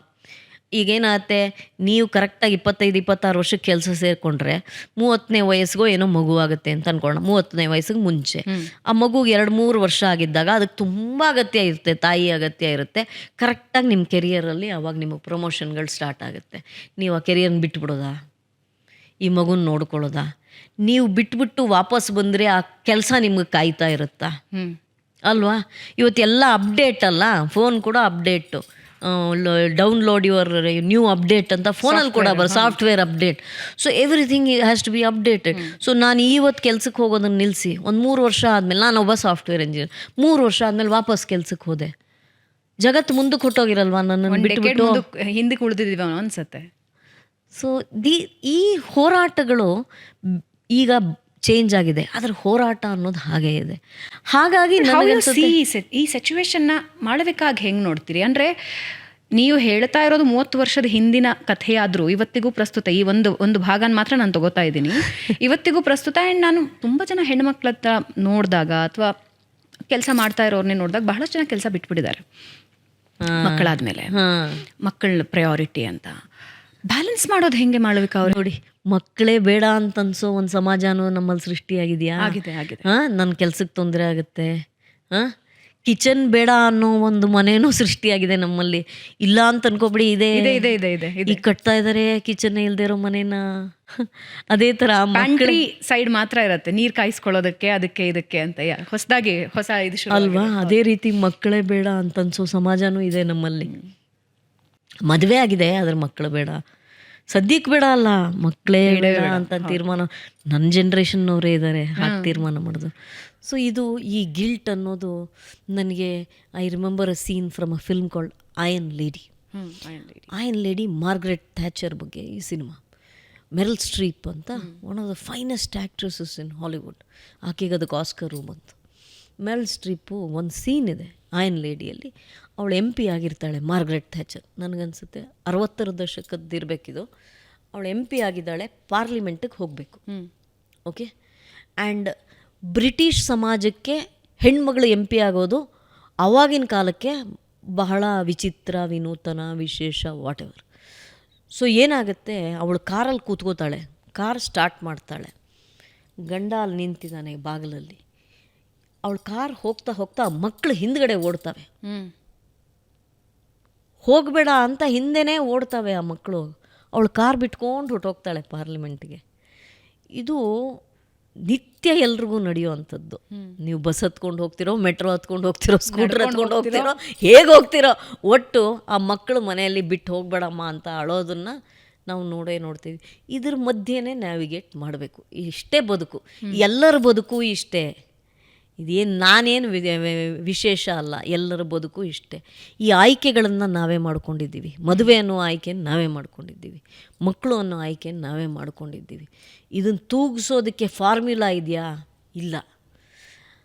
ಆದರೆ ನಮ್ಮ ಫಾರ್ಮ್ಯುಲಾ ನಾವೇ ಕಂಡ್ಕೋಬೇಕು. ಹೇಗೆ? ಸಂಜೆ ಮನೆಗೆ ಬಂದ ಮೇಲೆ ಇದರಲ್ಲಿ ತುಂಬ ರೀಲ್ ಓಡ್ತಾ ಇರುತ್ತಲ್ಲ ಫೋನಲ್ಲಿ, 24 hours ರೀಲ್ ಓಡ್ತಾ ಇರುತ್ತೆ. ಆ ರೀಲ್ಸನ್ನು 15 ನಿಮಿಷ ನೋಡ್ಬೋದು. ಅದನ್ನು ಹಾಗೆ ಪಕ್ಕಕ್ಕೆ ಇಟ್ಬಿಟ್ಟು ಮಗು ಜೊತೆನೂ 15 ನಿಮಿಷ ನೀವು ಇರ್ಬೋದು. You have to find the time ಅಲ್ವಾ? ಹಾಂ, ಈಗ ಸ್ವಿಗ್ಗಿನೂ ಮಾಡ್ಬೋದು, ಅಥವಾ ನೀವೇ ನಿಂತು ಅಡುಗೆ ಮಾಡ್ಬೋದು. ಹೆಣ್ಮಕ್ಳು ಅಂದರೆ ಕಿಚನಲ್ಲಿ ಇರಬೇಕಾ ಅಂತ ಕೇಳಬಾರ್ದು. ಕಿಚನ್ನಲ್ಲಿ ಇರೋಕೆ ಇಷ್ಟ ಇದ್ದರೆ ಇರಬೇಕು. ಕಿಚನ್ನಲ್ಲಿ ಇರೋದು ಅವಮಾನ ಅಲ್ಲ, ಅಡುಗೆ ಮಾಡೋದು ಅವಮಾನ ಅಲ್ಲ. ನನ್ನ ಇಷ್ಟ ನಾನು ಮಾಡ್ತಾಯಿದ್ದೀನಿ. ನನಗೆ ಮಾಡೋಕ್ಕಾಗಲಿಲ್ಲ ಅಂದರೆ ಬೇರೆ ವ್ಯವಸ್ಥೆ ಮಾಡ್ಕೋತೀನಿ. ಆದರೆ ಮಾಡೋದ್ರ ಬಗ್ಗೆ ನಮ್ಗೆ ಅಳುಕೋ ಅವಮಾನ ಬೇಡ. ಏನೋ ಒಂದು ಅಡುಗೆ ಮಾಡಿ ಬಡಿಸೋದ್ರಲ್ಲಿ ಒಂದು ಸುಖ ಇದೆ, ಒಂದು ದೋಸೆ ಹಾಕ್ಕೊಡೋದ್ರಲ್ಲಿ ಸುಖ ಇದೆ ಆ ಮಗುವಿಗೆ, ಅಥವಾ ಆ ಗಂಡನಿಗೆ, ಅಥವಾ ಅತ್ತೆ ಮಾವನಿಗೆ, ಯಾರಿದ್ದಾರೋ ಮನೇಲಿ. ಹಾಗೆ ನಾವು ಆ ಸುಖಗಳನ್ನ ಕಂಡ್ಕೋಬೇಕು. At a cost. ಏನು ಸ್ಯಾಕ್ರಿಫೈಸು? ಇದನ್ನೆಲ್ಲ ಬಿಡಬೇಕು. ಹಾಂ, ಅದು ಯಾವುದೋ ಒಂದು ಸೀರಿಯಲ್ ಬಿಡಬೇಕಾಗೋದು ಅರ್ಧ ಗಂಟೆ ಅಲ್ವಾ? ಸೊ ಆ ಥರದ್ದು ನಾವು ಫಾರ್ಮುಲಾಗಳನ್ನ ಹುಡ್ಕೋಬೇಕು. ಬಿಟ್ಟರೆ ಬಟ್ ಈ ಗಿಲ್ಟ್ ಅನ್ನೋದು ಗಿಲ್ಟ್ ಇರಬಾರ್ದು. ಇಲ್ಲ, ಈ ಗಿಲ್ಟನ್ನು ಇಂಜೆಕ್ಟ್ ಮಾಡಲಾಗತ್ತೆ ಒಂದು ಹೌದು. But how to come out from this? Malavika ಅವರೇ, no, you should not have the guilt. Don't carry. ಅದು ಪ್ರಾಬ್ಲಮ್ ಏನಾಗುತ್ತೆ ಅಂದರೆ, ಒಬ್ಬ ವ್ಯಕ್ತಿಗೆ ಅಥವಾ ಹೆಣ್ಮಗಳಿಗೆ ಗಿಲ್ಟ್ ಬಂದರೆ ಅದನ್ನು ಸಪ್ರೆಸ್ ಮಾಡ್ಕೋಬಹುದು. ಗಿಲ್ಟ್ ಟೈಮ್ ಟು ಟೈಮ್ ಅವರಿಗೆ ಇಂಜೆಕ್ಟ್ ಆಗ್ತಾ ಇದ್ದರೆ, ಒಳ್ಳೆ ಫ್ಯಾಮಿಲಿ ಅಥವಾ ಎಲ್ಲರೂ ಅರ್ಥ ಮಾಡ್ಕೊಳ್ಳೋ ಅತ್ತೆ ಮಾವ ಗಂಡ ಎಲ್ರಿಗೂ ಸಿಗೋದು ಅದೃಷ್ಟಕ್ಕೆ ಅಂತ ಅನಿಸುತ್ತೆ. When the situation is not in your hand, ನಿಮ್ಮ ಕೈಯಲ್ಲಿಲ್ಲ ಅಂದಾಗ, ಈ ಗಿಲ್ಟ್ಗಳನ್ನು ಮೇಲಿಂದ ಮೇಲೆ ನಿಮಗೆ ಇಂಜೆಕ್ಟ್ ಮಾಡ್ತಾ ಇದ್ದಾಗ ಅದರಿಂದ ಆಚೆ ಬರೋದು ಹೇಗೆ? ನಾನು ಎಲ್ಲ ಹೆಣ್ಮಕ್ಳ ಪರವಾಗಿ ಪ್ರಶ್ನೆ ಕೇಳ್ತಾ ಇದ್ದೀನಿ. ಅಲ್ಲ, ಇದ್ರಲ್ಲಿ ನನ್ನನ್ನು ಸೇರಿಸ್ಕೊಂಡೆ ಹೇಳ್ತಾ ಇದ್ದೀನಿ. ಈ ಗಿಲ್ಟ್ ನಾವು ಇಟ್ಕೋಬಾರ್ದು ಅನ್ನೋದು ನಾನು ಅರಿತುಕೊಂಡಿರೋದು. ಈ ಗಿಲ್ಟ್ ನನಗೆ ಇರಲಿಲ್ವಾ ಅಂದರೆ ಇತ್ತು. ಅದನ್ನು ಸಮಾಜ ಈ ಗಿಲ್ಟನ್ನು ನನ್ನಲ್ಲಿ ತುಂಬ್ತಾ ಅನ್ನೋದು ನಂಗೆ ಗೊತ್ತಿಲ್ಲ. ನನಗೆ ಎರಡೂ ಇರಬಹುದು, ನಿಮಗೂ ಬರಬಹುದು, ಸಮಾಜದಿಂದನೂ. ನಾನು ನಿಮ್ಗೆ ಇನ್ನೊಂದು ಹೇಳ್ತೀನಿ. ನಮ್ಮಮ್ಮ ನಾನು ಆಚೆ ಹೊರಡುವಾಗ ಹೇಳೋರು, ಪಾಲಿಟಿಕ್ಸ್ ಅವ್ರಿಗೆ ಇಷ್ಟ ಆಗಲ್ಲ. ನಮ್ಮಮ್ಮಂಗೆ ನಾನು ಆ್ಯಕ್ಟ್ ಮಾಡೋದು ಅಂದರೆ ಅವ್ರಿಗೆ ಇಷ್ಟ, ಪಾಲಿಟಿಕ್ಸ್ ಇಷ್ಟ ಆಗಲ್ಲ. ಬ್ಯಾಗ್ ಹಾಕ್ಕೊಂಡು ಹೊರಟ್ರೆ, ಹ್ಞೂ ಬಿಡಮ್ಮ, ನರೇಂದ್ರ ಮೋದಿ ಬಿಟ್ಟರೆ ನೀನೊಬ್ಬಳೇ ಈ ಸಮಾಜನ ಸರಿ ಮಾಡೋಳು ಅಂತ ಅನ್ನೋರು. ಇಮಿಡಿಯೇಟಾಗಿ ಬ್ಯಾಗ್ ಇಟ್ಬಿಟ್ಟು ಮನೆ ಒಳಗಡೆ ಬರಬೇಕು ಅಂತ ಅನ್ಸತ್ತೋ ಇಲ್ವೋ ನಿಮಗೆ? ಕರೆಕ್ಟಾಗಿ ನಾನು ಹೊರಡುವಾಗ ಹೇಳೋರು ಅದನ್ನು. ಬಿಡಮ್ಮ, ಪ್ರೈಮ್ ಮಿನಿಸ್ಟ್ರು ಮೋದಿ ಬಿಟ್ಟರೆ ನೀನೇ ಕಣಮ್ಮ ಎಲ್ಲ ಹೆಣ್ಮಕ್ಳನ್ನು ಸುಧಾರಿಸೋಳು ಅಂತನೋ. ಸೊ ಈಗ ನಕ್ಕೊಂಡು ಹೇಳ್ತಾ ಇದ್ದೀನಿ, ಅವಾಗ ಹಿಂಸೆ ಆಗೋದು. ಸೊ ಈ ಗಿಲ್ಟನ್ನು ಯಾರು ತುಂಬ್ತಾರೆ ಅನ್ನೋದು ಮುಖ್ಯ ಅಲ್ಲ. ಯಾರು ತುಂಬ್ರೇ ಇರ್ಬೋದು. ಇದು ಗಿಲ್ಟ್ ಯಾಕೆ ಆಗಬೇಕು? ನಕ್ಬಿಟ್ಟು ಹೋಗ್ಬೋದಲ್ಲ. ಆದರೆ ಅವ್ರ ಉದ್ದೇಶ ಗಿಲ್ಟ್ ತುಂಬೋದಲ್ಲ. ಅರ್ಥ ಆಯ್ತಾ? ಪ್ರಯಾರಿಟೈಸ್ ಮಾಡ್ಕೊ ಅಂತ ಅವಳ ಭಾಷೆಯಲ್ಲಿ ತಾಯಿ ಹೇಳ್ತಾ ಇದ್ದಾಳೆ. ಸೊ ಪ್ರಯಾರಿಟೈಸ್ ಮಾಡ್ಕೊಳ್ಳೋದು ನಮ್ಮ ಕೈಯಲ್ಲಿದೆ ಅಷ್ಟೇ. ಈ ಗಿಲ್ಟ್ ಅನ್ನೋದು ಇರಬಾರ್ದು ಅಂತ ಅನ್ನೋ ಡೆಸಿಷನ್ ನಾನು ಈಗ ಬಂದಿದ್ದೀನಿ. ಅದಿಲ್ಲ ಅಂತ ಆಗಿದ್ದರೆ ನಾನು ಮನೆಯಿಂದನೇ ಆಚೆ ಬರಬಾರ್ದು. ನನಗಿರೋ ಸಿಚುವೇಶನ್, ನನ್ನ ಮಗ ಇರೋ ಕಂಡೀಷನಲ್ಲಿ ಮನೆಯಿಂದನೇ ಆಚೆ ಬರಬಾರ್ದು. ನಾನು ಮನೆಯಿಂದ ಆಚೆ ಬರೋದೇ ಅಪರಾಧ ಆಗುತ್ತೆ. ಬಟ್ ಆ ಗಿಲ್ಟ್ ದಿನಾಗಲೂ ಆ ಹೋರಾಟ ಇರುತ್ತೆ. ಮನೆಯಿಂದ ದಿನಾಗಲೂ ಆಚೆ ಕಾಲಿಡುವಾಗ ಆ ಹೋರಾಟ ಇರುತ್ತೆ ಒಳಗಡೆ. ಬಟ್ ಈ ಗಿಲ್ಟ್ ಬರಬಾರ್ದು, ಹೆಣ್ಮಕ್ಳು ಇಟ್ಕೋಬಾರ್ದು. ಹೆಣ್ಮಕ್ಳಿಗೆ ಮಾತ್ರ ಇದು ಜವಾಬ್ದಾರಿ ಅಲ್ಲ. ಮನೆಯ ಜವಾಬ್ದಾರಿಯನ್ನು ಸಮಾನವಾಗಿ ಇಬ್ಬರು ಹೊರಬೇಕು. ಮದುವೆ ಇಬ್ಬರೂ ಆಗ್ತೀವಿ, ಮಕ್ಕಳನ್ನು ಇಬ್ಬರೂ ಮಾಡ್ಕೋತೀವಿ. ಅಂದಮೇಲೆ ಜವಾಬ್ದಾರಿಯನ್ನು ಇಬ್ಬರು ಸಮಾನವಾಗಿ ಹೊರಬೇಕು. ನೀವು ಅದೇನೋ man goes out to hunt, woman cooks ಅನ್ನೋ ಕಾಲ ಇಲ್ವಲ್ಲ. ಆ ಕಾಲದಲ್ಲಿ ಇದ್ದಿದ್ದರೆ ಅವಾಗ ಗಿಲ್ಟ್ ಎಲ್ಲ ಬರ್ತಾಯಿತ್ತು ನಮಗೆ. ಇವತ್ತು ಹಾಗೆ ಇಲ್ವಲ್ಲ. ಇಬ್ಬರು ಸೇರ್ಕೊಂಡು ತೂಗಿಸ್ತೀವಿ ಅಂದಮೇಲೆ ಇದನ್ನು ಗಿಲ್ಟಿಗೂ ಇಬ್ರಿಗೂ ಆಗಬೇಕು ಆಗೋದಾಗಿದ್ದರೆ. So that's how you manoeuvre it. Guilt ಇರಬಾರ್ದಮ್ಮ. ಅದು ನೀವು ಹೇಳೋದು ನಿಜ, ಎಲ್ಲರಿಗೂ ಆಗುತ್ತೆ. ಎಲ್ಲ ಹೆಣ್ಮಕ್ಳಿಗೂ ಅದು ಆ ಒಂದು ಸಣ್ಣದೊಂದು, ಓ ಮನೇಲಿ ಇವತ್ತು ನಾನು ಇಲ್ಲದೇ ಇರೋ ಕಾರಣಕ್ಕೇನೋ ಆಗೋಯ್ತು ಅನ್ನೋದು. ನೀವಿದ್ದರೂ ಆ ಸಮಸ್ಯೆ ಬರಬಹುದು. ಒಂದು, ನೀವು ಏನು ಶಾಶ್ವತ ಅಲ್ವಲ್ಲ. ಹಾಂ ಅಲ್ವಾ? ಕರೆಕ್ಟ್. ಈಗ ಇದು ನೆಗೆಟಿವ್ ಅನ್ಸ್ಬೋದೇನೋ ನಂಗೆ ಗೊತ್ತಿಲ್ಲ, ಯಾರೋ ತೀರು ಹೋಗ್ತಾರೆ ಅಂದರೆ ಮಧ್ಯವಯಸ್ಕರು, ಚಿಕ್ಕ ವಯಸ್ಸಿನವರು, ಹಿರಿಯರು, ಮನೇಲಿರೋರೇನು ಅವ್ರ ಜೊತೆ ಆತ್ಮಹತ್ಯೆ ಮಾಡ್ಕೊಂಬಿಡಲ್ವಲ್ಲ ಅಲ್ವಾ? ಮತ್ತು ಮುನ್ನ ಶತಕೋಟಿ ರಾಯರ ಆಳಿದ ನೆಲವ ತನ್ನದೆನ್ನುತ್ತ ಶಾಸನವ ಬರೆಸಿ ಅಂತಾರಲ್ಲ ಪುರಂದರದಾಸರು. ನಾವು ಬರ್ಕೊಳ್ಳೋ ಈ ಖಾತ, ಓ ಖಾತ, ಎಫ್ ಖಾತ ಎಲ್ಲ ಏನು, ನಾವು ಮೊದಲು ಬಂದಿದ್ದೀವಿ ಆ ಜಾಗಕ್ಕೆ. ಎಷ್ಟೋ ಜನ ಇದ್ದು ಹೋಗಿದ್ದಾರೆ, ಅದೇ ಜಾಗ ನಮ್ಮ ಹೆಸ್ರಲ್ಲಿ ಬರ್ಕೊಂಡು ನಂದು ಜಾಗ ಅಂತ ಇರ್ತೀವಲ್ಲ. ಹಾಗೆ ನಮ್ಮ ಸುತ್ತ ನಾವು ನಮಗೆ ಬಹಳ ಸೀರಿಯಸ್ನೆಸ್ ಕೊಟ್ಟು ನಮ್ಮನ್ನು ನಾವು ಬಹಳ ಸೀರಿಯಸ್ ಆಗಿ ತೊಗೋತೀವಿ, ನಾವಿಲ್ಲದೆ ಈ ಜಗತ್ತು ನಡೆಯಲ್ಲ ಅಂತ. ಹಾಗೆಲ್ಲ ಏನಿಲ್ಲ. ಆ ಫೀಲಿಂಗ್ ಇರೋ ಹೊತ್ತಿಗೆ ಈ ಗಿಲ್ಟ್ ಬರೋದು. ನಾವಿಲ್ಲ ಅಂದ್ರೂ ಜೀವನ ನಡ್ಕೊಂಡು ಧೈರ್ಯ ಇಟ್ಕೊಂಡಾಗ ಈ ಗಿಲ್ಟ್ ಇರಲ್ಲ ಅಂತ. ಮಾಡ್ಬೇಕು. ಅವರೇ ನಿದ್ದೆ ಮಾಡಿ ಬಹುಶಃ 5 ದಿನ ಆಯಿತು ಅಂತ ಅನಿಸುತ್ತೆ. ಆ್ಯಸ್ ಅ ಮದರ್, ಚಾಲೆಂಜಸ್ ಜೀವನದಲ್ಲಿ ನೀವು ಬಹಳ ಎದುರಿಸ್ಬಿಟ್ಟಿದ್ದೀರಾ. How you see that challenges? ಅಂದರೆ ಒಂದು ಮಗು ಹುಟ್ಟಿದಾಗ ಇಡೀ ಪ್ರಪಂಚ ಅದೇ ಆಗಿರತ್ತೆ, ಅದು ಹಾಗಾಗಬೇಕು ಹೀಗಾಗಬೇಕು ಅಂತ ದೊಡ್ಡ ದೊಡ್ಡ ಕನಸುಗಳನ್ನು ಪ್ರತಿ ತಾಯಿ ಪ್ರತಿ ತಂದೆ ಕಾಣ್ತಾರೆ. ಬಟ್ ನಿಮಗೊಂದು ಸವಾಲು, ನಿರಂತರ ಸವಾಲು, ಈ ಕ್ಷಣಕ್ಕೂ ಸವಾಲು. ಹೆಂಗೆ ಅದನ್ನು ಡೀಲ್ ಮಾಡ್ತೀರಿ? ನಿಮ್ಮ ಮನಸ್ಸಿನ ಒಂದು ಹೋರಾಟನ ಹೆಂಗೆ ಡೀಲ್ ಮಾಡ್ತೀರಿ? ಈಗ ಸುಮ್ಮನೆ ಭಗವದ್ಗೀತೆ ನಾವಾಗ ಕೋಟ್ ಮಾಡ್ತಾ ಇರ್ತೀನಿ, ಆದರೂ ಸತ್ಯವಾಗಿರೋದರಿಂದ ಮತ್ತು ಬದುಕಿನ ಸತ್ಯಗಳನ್ನು ಅದು ಹೇಳ್ತಾ ಹೋಗೋದ್ರಿಂದ ನಿಮಗೆ ಬರೋ ಕಷ್ಟಗಳೇನಿರ್ತವೆ ನಾನು ಸಂಸ್ಕೃತದಲ್ಲಿ ಹೇಳಲ್ಲ, ಯಾಕೆಂದರೆ ಬೇರೆಯವ್ರಿಗೆ ಎಲ್ರಿಗೂ ಅರ್ಥ ಆಗಬೇಕಲ್ಲ. ಯಾವುದೋ ದೇವ ಭಾಷೆ ಮಾತಾಡಿದ ಲಾಭ ಏನು ಇಲ್ಲ. ನಾನೊಂದು ರಿಕ್ವೆಸ್ಟ್ ಮಾಡಲಾ? ಸಂಸ್ಕೃತದಲ್ಲಿ ಹೇಳಿ, ಕನ್ನಡದಲ್ಲಿ ಹೇಳಿ. ಇಲ್ಲಿ ನಾನು ಕನ್ನಡದಲ್ಲಿ ಹೇಳ್ತೀನಿ. ನಿಮಗೆ ಬರುವಂತಹ ಕಷ್ಟಗಳು, ನಿಮಗೆ ಬರುವಂತಹ ಸಮಸ್ಯೆಗಳು, ನಿಮಗೆ ಬರುವಂತಹ ಸವಾಲುಗಳು, ಇವೆಲ್ಲವೂ ನಿಮ್ಮ ಹೋರಾಟದ ಶಕ್ತಿ ಏನಿದೆ ಅದಕ್ಕೆ ಅನುಗುಣವಾಗಿರುತ್ತಂತೆ. ನೀವು ಅರ್ಜುನ ಆಗಿದ್ದರೆ ಕುರುಕ್ಷೇತ್ರ ಯುದ್ಧ ನಿಮಗೆ, ಆಯಿತಾ? ನೀವು ಮಾಲವಿಕ ಆದರೆ ಇದು ನಿಮ್ಮ ಯುದ್ಧ. ಅಂದರೆ ಯಾರಿಗೆ ಯಾವ ಕಷ್ಟವನ್ನು ಕೊಡಬೇಕು ಅನ್ನೋದು ಪ್ರೀ ಡಿಟರ್ಮೈಂಡ್. ನನಗದನ್ನು ಎದುರಿಸೋ ಶಕ್ತಿ ಇದ್ರೇ ನನಗೆ ಆ ಕಷ್ಟ ಬರೋದು ಅಲ್ವಾ? ಇಸ್ರೇಲ್ನು, ಇರಾನ್ನು, ಅದ್ಯಾವುದು ಅಮೇರಿಕಾನು ನಿಭಾಯಿಸೋ ಕಷ್ಟ ನರೇಂದ್ರ ಮೋದಿಜಿಗೆ ಬರೋದು, ನನಗೆ ನಿಮಗೆ ಬರುತ್ತಾ? ಅವ್ರಿಗೆ ಅದನ್ನು ನಿಭಾಯಿಸೋ ಶಕ್ತಿ ಇದೆ, ಆ ಕಷ್ಟ ಬರುತ್ತೆ. ನನ್ನ ಹೋರಾಟಕ್ಕೂ ಅವ್ರ ಹೋರಾಟಕ್ಕೂ ವ್ಯತ್ಯಾಸ ಏನು? ಅವ್ರಿಗೇನು, ಅವ್ರ ಪ್ರಯಾರಿಟಿ ಏನು? ಈ ದೇಶ ಸುಭಿಕ್ಷವಾಗಿರಬೇಕು, ಈ ದೇಶದ ಜನ ಸುಭಿಕ್ಷವಾಗಿರಬೇಕು. ವಿಶ್ವದಲ್ಲಿ ಯುದ್ಧ ನಡೀತಾ ಇದೆ, ನಮಗೆ ತೈಲ ಸಿಗಬೇಕು. ಅದಕ್ಕೆ ನಾವು ಯಾರ ಜೊತೆ ಸ್ನೇಹಿತರಾಗಿರಬೇಕು, ಯಾರ ಜೊತೆ ಸ್ನೇಹ ಬಿಡಬೇಕು, ನಾವು ಈ ಯುದ್ಧದಲ್ಲಿ ಪ್ರವೇಶ ಮಾಡಬೇಕೋ ಬೇಡವೋ, ನಾಜೂಕಾಗಿ ಹೇಗೆ ಇದನ್ನು ನಿಭಾಯಿಸ್ಕೊಂಡು ಆ ತೈಲನ ತರಿಸ್ಕೊಂಬಿಡ್ಬೇಕು ಭಾರತಕ್ಕೆ ಅಲ್ವಾ? ಸ್ಟ್ರೈಟ್ ಆಫ್ ಹಾರ್ಮೋಸ್ ಮುಚ್ಚಿಟ್ಟಿದ್ದಾರಲ್ಲ, ಅವರು ಅದನ್ನು ತೆಗೆಸ್ಕೊಂಡು ರೀ ನಿಮ್ಮಿಬ್ಬರು ಜಗಳದಲ್ಲಿ ನಮ್ಮನ್ನು ಯಾಕ್ರಿ ಸಾಯಿಸ್ತೀರಾ ಅಂತ. ಸೊ ಆನೆ ಕಷ್ಟ, ಇರುವೆ ಕಷ್ಟ ಅಂತಾರೆ, ಗೊತ್ತಾ? ಸಿಂಪಲ್ಲಾಗಿ. ಹಾಗೆ ಅವರ ಶಕ್ತಿಗೆ ಅನುಗುಣವಾಗಿ ಈ ಕಷ್ಟಗಳು ಬರೋದು ಅಂತ ಅಂದ್ಕೊಂಡು ನಾನು ನನ್ನ ಕಷ್ಟವನ್ನು ಎದುರಿಸ್ತೀನಿ. ಇದರ ಜೊತೆಗೆ ಈ ಬದುಕಲ್ಲಿ ಅನೇಕ ಲಕ್ಸುರಿಗಳು ಎಲ್ಲರಿಗೂ ಇರುತ್ತೆ ಅಲ್ವಾ? ದೊಡ್ಡ ಕಾರು, ದೊಡ್ಡ ಮನೆ, ಸೀರೆ, ಒಡವೆ, ಇದೆಲ್ಲ ಲಕ್ಸುರೀಸ್ ಅಲ್ವಾ? ಅಳೋದು ಒಂದು ಲಕ್ಸುರಿ, ಅದು ನನಗೆ ಗೊತ್ತಾಗಿದ್ದು ಈಗ.